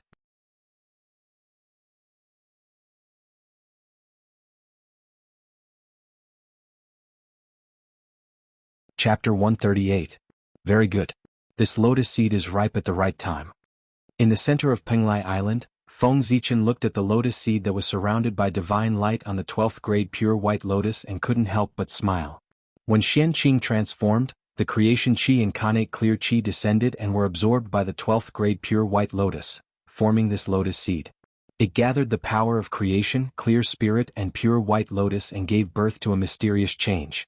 Its potential was sublimated and far surpassed the other lotus seeds. If nurtured properly, it could be a supreme-grade connate spiritual treasure in the future. Unfortunately, whether it was the Chaos Bead or the Tree of World, they were all treasures. Feng Zichen already had a hard time nurturing them, but he didn't have the energy to nurture this lotus seed. In his hands, it could only become a superior-grade connate spiritual treasure at most. But if he gave it to Ao Shui, it would be different. The Dragon Clan had dominated the untainted land for many years and had a deep foundation. They would definitely be able to nurture it into a supreme-grade connate spiritual treasure.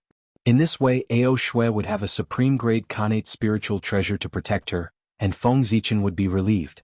Fortunately, when Xian Qing went to Kunlun Mountain, this lotus seed was not ripe yet. Therefore, he left the 12th grade creation white lotus behind. Otherwise, I wouldn't be able to find a suitable treasure to give to Ao Shui in a short time. It would be awkward if I went to the Dragon Palace in time. With that thought in mind, Feng Zichen didn't slow down. He walked to the front of the pure white lotus and reached out to pluck the lotus seed. However, after plucking the lotus seed, he didn't leave. Instead, he continued to walk forward and came to the bottom of the Chaos Spirit Pool. There was a Chaos Spirit Spring there that kept spewing out chaotic essence chi. The Chaos Spirit Spring played a huge role in the extraordinariness of the three-deity island. There were pieces of black jade around the Chaos Spirit Spring. They shone brightly and were surrounded by chaotic essence chi. Those were Chaos Essence Stones which were formed by chaotic essence chi. They were also the purpose of Feng Zichen's visit. The Water Dragon King had attained the Tao of Daluo Jingxian. As his good friend, Feng Zichen couldn't go to the Dragon Palace empty-handed. Furthermore, the ancestral dragon had been of great help to him. He had to pay him a visit when he went to the Dragon Palace. It would not be good to go empty-handed. Of course it was just a Chaos Origin stone. Although it was not bad, what kind of person was the ancestral dragon? How could this stone enter his eyes? Therefore, Feng Zichen took out the Hongmeng Daozhong and tapped it lightly. Clang. As the bell rang, Hongmeng Daozhong's Hongmeng Qi poured down from his body and swept out in all directions, drowning the entire spirit pool of chaos. It was like a surging purple ocean. Roar. An inexplicable roar sounded, and a terrifying aura filled the air. In the ocean formed by the Hongmeng Qi, huge figures appeared one after another. They were terrifying and mysterious. There were at least 3,000 figures in different shapes and sizes. They exuded the charm of the Great Path and were surrounded by chaotic evil Qi. They were like the masters of all things, the source of the Great Path. They were extremely noble. That was the mark of the Chaos Demon God, which was branded on the Hongmeng Daozhong. Now it was activated by Feng Zichen and manifested. Boom. The moment they appeared, there was a sudden throbbing in heaven and earth. The law seemed to be afraid. The void was trembling as if it was going to collapse and return to chaos. Condense. Feng Zichen formed a spell and pointed at the Hongmeng Qi. Rumble. The Hongmeng Qi boiled and rushed toward the mark of the Chaos Demon God. Soon, the marks of 10 Chaos Demon Gods became clear and powerful aura filled the air. Among the 10 Chaos Demon Gods, 5 of them were filled with the charm of the Great Path of the 5 Elements. They represented the highest achievement of the Great Path of the 5 Elements and corresponded to the Great Path of the 5 Elements sacred beasts. The other 5 Chaos Demon Gods were in the shape of a dragon, a phoenix, a Kylin, a tiger and a turtle respectively. They were the true Great Path bodies and corresponded to the 5 Elements sacred beasts. Refine. He waved his sleeve and 5 Chaos Vitality stones flew up. The shadows of the 10 Chaos Demon Gods were wrapped in the Qi of Hongmeng and branded on the Chaos Vitality stones in pairs. The Chaos Demon Gods were the children of the Great Path. The Great Path they practiced was extremely ancient and was the source of everything. It was completely different from the Great Path of heaven and earth in the untainted world. They were much more powerful. Feng Zichen planned to give the 5 Chaos Vitality stones that carried the marks of the Chaos Demon Gods to the 5 Elements sacred beasts. Although the ancestral dragons were extremely powerful, the Chaos Demon Gods were not weak either. They might be even stronger. To them, there were not many things in the untainted world that could move them except for primordial treasures such as the He-Tu, the Luo-Shu, the 4 Great Lotus Thrones and so on. But this item was different. The Great Path contained in the Chaos Demon Gods was something they had never come into contact with. It was different from the untainted world and could give them unlimited inspiration and expand their Great Path. Treasures that could expand their Great Path were extremely precious and could enhance their strength. Who would reject them? Moreover, for the ancestral dragons who had reached the peak, every small step forward was extremely difficult. They would not reject this item. After putting away the 5 Chaos Vitality stones, Feng Zichen called out the Water Demon God's imprint again and used the same method to create another Chaos Vitality stone with the Water Demon God's imprint. This was a gift for the Water Dragon King. Then, Feng Zichen took out the lotus seed of the White Lotus of Purification and branded the marks of the World Purifier Demon God, the Creation Demon God and the Clear Spirit Demon God on the lotus seed. Phew. It's finally done. Feng Zichen exhaled and said tiredly. After maintaining the mark of the Chaos Demon God for such a long time, even with his strength that was comparable to Daluo Jingxian, he could not help but feel exhausted. After meditating in the Chaos Spirit Pool for several years, Feng Zichen gradually recovered with the help of the Chaos Vitality Qi in it. Let's go. Feng Zichen opened his eyes and rushed from Penglai Island to Immortal Abode Island in a flash. There was a primordial red jujube forest here. He had long wanted to transplant it to Zichen's cave. In the past, Feng Zichen was too weak to transplant the primordial red jujube tree to Zichen's cave as he was afraid that something would happen when he did it and hurt the primordial red jujube tree's origin, which would greatly reduce its efficacy. Now it was different. Feng Zichen was no longer the same as before. Even if the primordial red jujube tree's origin was hurt, he had a way to repair it and no longer had to worry about it. After thinking for a while, Feng Zichen waved his sleeve and a gust of wind blew, uprooting half of the primordial red jujube tree and keeping it in the chaos bead. After all, the Three Immortals Island was the holy land of the itinerant immortals in the future, so there should be some treasures to serve as a facade. If all the primordial red jujube trees were taken away, it would be unsightly. Therefore, Feng Zichen left half of them on the island. After doing all this, Feng Zichen turned his gaze to the chaos bead to check the current situation of the primordial red jujube tree. Suddenly, the primordial red jujube tree had a trace of withering color after leaving the land where it had grown for many years. However, Feng Zichen had already dealt with it.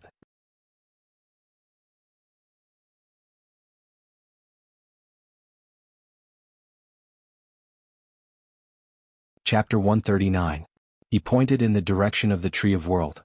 Below its roots, the colorful lake suddenly surged with huge waves, turning into rainbow-colored light rain that fell on the connate red date tree. The water was formed by pure connate chi. Because it had been in contact with the world tree for a long time, it had a trace of creation chi and contained a lot of vitality. After absorbing the rainbow-colored rain of light, the connate red date tree, which was originally withered, immediately straightened up and emitted a strong vitality. This world tree is still useful after all. Looking at the vigorous connate red date tree, Feng Zichen nodded happily, expressing his approval of the world tree. Let's go. With the gifts prepared, Feng Zichen had no need to stay here. He immediately took out the Hongmeng Daozhong, turned it into the connate yin and yang qi, and left the three immortal island. East Sea Dragon Palace, Water Dragon Palace. When Feng Zichen arrived, the Water Dragon King, the Water Dragon Sovereign, had been waiting for him for a long time. Now, both of them were great existences at the level of Daluo and were particularly sensitive to the qi between heaven and earth. As early as when Feng Zichen planned to come to the East Sea, the Water Dragon Sovereign sensed it and waited here in advance. Congratulations, Dragon Sovereign. With a leap, Feng Zichen came in front of the Water Dragon Sovereign and congratulated him with a smile. The Water Dragon Sovereign cupped his hands and said solemnly, "You're too polite. I can achieve what I have today thanks to you and the human race. If the human race is in trouble in the future, I will not shirk my duty." That day he was infected by Feng Zichen's fearless aura and realized his own shortcomings. He also felt the spirit of self-improvement from the human race, which led to his own sublimation. He completely understood the Tao of Daluo and proved the Tao of Daluo Jingxian. Because of this, the Water Dragon Sovereign and the human race formed a great karma. If he wanted to take a step forward in the future, he had to understand this karma. Therefore, after seeing Feng Zichen, he made such a promise. "Dragon Master, you don't need to do this. When the great calamity of the humankind breaks out in the future, I will be satisfied as long as Dragon Master can protect the Seven Lights province and leave some seeds for the humankind." Pondering for a while, Feng Zichen said, "Given the strength of the demon clan, if they were really determined to destroy the human clan, even the sages might not be able to do anything. One more Daluo Jingxian was just one more cannon fodder. It would not change anything. It would be better to let him protect the humans of the seven-planet state and reduce their losses, leaving a glimmer of hope for the humans in the future. Don't worry, fellow cultivator. As long as I'm still here, I won't let the Seven Lights province suffer the slightest bit of damage," Water Dragon King hurriedly guaranteed. Feng Zichen smiled bitterly and advised, "Revered dragon, you're being too serious. If you see that things aren't going well, you should prioritize your own life." Just half of the karma of achieving the Tao was enough to make the Water Dragon Revered Dragon pay with his life. That was too much. "May I ask what tribulation the human race is facing that gives you a bad premonition, fellow Taoist?" The Water Dragon Lord asked in a puzzled manner upon seeing how serious his words were. Feng Zichen's words were as if he was making arrangements for his death. It could be seen that he was not very confident that the humankind would survive the great calamity. However, if everything went according to plan, 2 more great overarching golden immortals would be born in the near future. At that time, including him and Feng Zichen, the humankind would have a total of 5 Daluo Jingxian. What kind of great calamity could cause 5 Daluo Jingxian to die at the same time? In the Water Dragon Revered Dragon's memory, the most recent collective death of the Daluo Jingxian was when the Eastern Emperor Tai destroyed the Purple Mansion state. Apart from that, it had been a long time since a Daluo Jingxian died in the primordial world. I don't know either, but every time I think about the future of the humankind, I feel that the future is dark and full of death, making me have ominous thoughts. Feng Zichen shook his head, indicating that he was not sure either. Now, the conflict between the Magi and the demon race had not intensified, and the humankind had not stepped onto the stage of the primordial world. The demons naturally did not take the humankind seriously, let alone discover the uniqueness of the humankind. How could he say that the calamity of the humankind came from the demons? Wouldn't that be looking for trouble? Moreover, I once communicated with the Grand Pure One. His words seemed to have revealed that the humankind would face a great calamity in the future. After thinking for a while, Feng Zichen continued to add. He was not talking nonsense. In order to take him in as a disciple, the Grand Pure One had once indicated that he would protect him in the calamity of the humankind. If the humankind was fine, why would he say that? Wasn't this indirectly indicating that the humankind would face a great calamity in the future? According to what you said, the calamity of the humankind is definitely not trivial. However, fellow Taoist, you don't have to be too worried. The humankind still has Goddess Nuwa behind it. Fellow Taoist, I think the goddess should have already expected something that you can sense. She must have made arrangements. The humankind should be safe this time. Fellow Taoist, don't worry. Hearing his words, the water dragon revered dragon was so shocked that he gasped. However, in the blink of an eye, he thought of the backing of the humankind and could not help but relax. I hope so. Unlike the water dragon revered dragon's optimism, Feng Zichen did not have any hope that Nuwa would help. The calamity of the humankind was related to the battle between the Magi and the demons. There was a saint behind it. Even if Nuwa wanted to help, her saint might not allow it. The outcome of being outnumbered was imaginable. Fellow Taoist, don't worry. After all, Goddess Nuwa is the holy mother of the humankind. There's no reason for her to not help when the humankind is in trouble.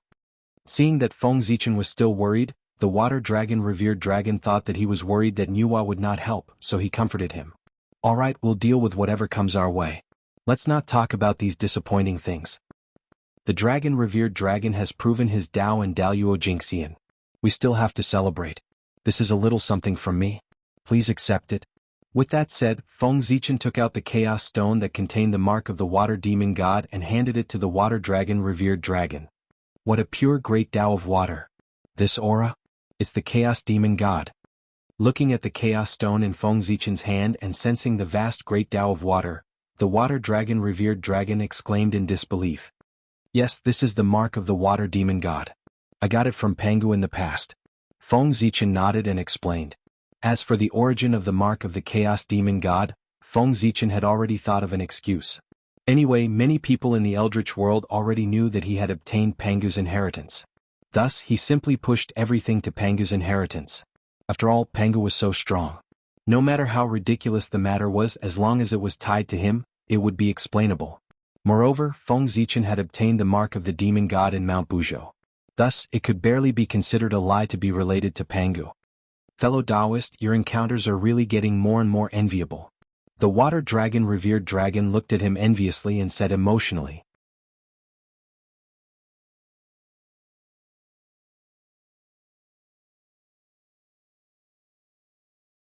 Chapter 140. He could not remember how many times he had said envious words to Feng Zichen. It seemed that every time they met, Feng Zichen would bring him a new shock, making him envious. That was Pangu's inheritance. Apart from being the top inheritance of the primordial world, it also represented the most orthodox identity of the primordial world. Obtaining Pangu's inheritance was equivalent to obtaining Pangu's approval and enjoying his legacy. What an amazing opportunity. However, although this item was precious, it was not a Khanate spirit treasure and was unique in the world. Thinking about it, since Feng Zichen could give this item away, he must have a backup. Therefore, the water dragon accepted it and did not refuse. Since it's a gift from you, I'll accept it shamelessly. I have to thank you, fellow Taoist. This item is very important to me. After accepting the Chaos Origin Stone, the revered water dragon thanked him. Revered dragon, you're being too courteous. If you really want to thank me, then help me take care of the 7 Luminaries Prefecture. I'll be very grateful. Thinking of the 7 Luminaries Prefecture, Feng Zichen couldn't help but plan for it. The 7 Planets Prefecture was located in the East Sea and was adjacent to the Water Clan. As a race that came from the land, the humans would inevitably be ostracized by the Water Clan. If a Daluo Jingxian of the Dragon Clan appeared to take care of the humans, the Water Clan would not dare to make things difficult for the humans no matter how arrogant they were. What are you talking about, fellow Taoist? The Dragon Clan and the humans are allies. Even without this item, we will still protect the 7 Planets Prefecture. Fellow Taoist, don't worry. His Majesty the Ancestral Dragon once ordered that the humans will be treated the same as the Water Clan in the East Sea. There will be no difference. Feng Zichen repeatedly mentioned the 7 Planets Prefecture. The Water Dragon Sovereign thought that he was worried that the people of the Seven Planets Prefecture would be wronged in the East Sea, so he hurriedly guaranteed. It's good if that's the case. Feng Zichen only smiled and did not say anything. If Yu had not returned to the human clan to complain, he would not have known that the human clan's situation in the East Sea was so difficult. Feng Zichen had always thought that with the Ancestral Dragon's orders, the people of the Seven Planets Prefecture would live peacefully in the East Sea. Unfortunately, he was wrong. With the Ancestor Dragon's order, although the Waterkind people were pushing out the humankind, they didn't dare to go too far. But it was different for the Dragon Clan was different. The Dragon Whelps came to the Seven Lights continent for fun or out of curiosity. They didn't need to do anything and a storm would come, causing everyone to suffer. Was not only that, their actions had caused trouble for the human clan was the humans was too weak. In the end, the human race was still too weak. They could only rely on the name of the dragon race to stand above the East Sea. Living under someone else's roof and relying on someone else's breath, how could the human experts attack these young dragons? They could only endure it. Of course, Feng Zichen believed that the Water Dragon Sovereign might not know about this. After all, he was a high-ranking member of the Dragon Clan. Why would he pay attention to the small Seven Planets Prefecture? Seeing that Feng Zichen did not relax after hearing his words and instead revealed an inexplicable expression, how could the Water Dragon revered dragon not understand that there was a problem in the Seven Luminaries province and that someone had come to complain? Fellow Taoist, is there something wrong with the Seven Planets Prefecture? Fellow Taoist, please tell us. No matter who dares to cause trouble, we will not tolerate it. The Water Dragon Sovereign said immediately, afraid of hurting the harmony between the two clans. It's just a small matter. Dragon Sovereign, you don't have to worry too much about it. Just keep an eye on it when you have nothing to do. I still have something to see His Majesty the Ancestral Dragon, so I'll take my leave first. With that, Feng Zichen bowed and flew toward the Ancestral Dragon Shrine. Sigh, fellow Taoist. The Water Dragon Sovereign wanted to say something, but seeing that Feng Zichen had left without looking back, he could only sigh helplessly and swallow his words. After waiting quietly for a moment, the Water Dragon Sovereign released his divine sense and looked toward the Seven Planets Prefecture. Since he had said so, it was obvious that there was a problem with the Seven Planets Prefecture. If he did not go and take a look, it would hurt their relationship. Near the Seven Planets Prefecture, a few young dragons were surrounding dozens of fishing boats and swimming around. From time to time they would spit out violent winds and rain, blowing the fishing boats around. Seeing that everyone on the boat was in a mess, these young dragons seemed to be very satisfied with what they had done. They all looked excited and did not care about the life and death of the people on the boat. Bastards! Who gave you the guts to cause trouble here? At this moment, the Water Dragon Sovereign's divine sense happened to sweep over and saw this scene. He could not help but be furious. He immediately roared and stretched out a dragon claw to grab the young dragons below. No wonder Feng Zichen could not say it directly. This matter involved his own juniors, so it was not appropriate to say anything. Instead, it was better to let him come over personally and make a decision on how to deal with it. Ah, yes, Supreme One. Supreme One, please calm down. We were wrong.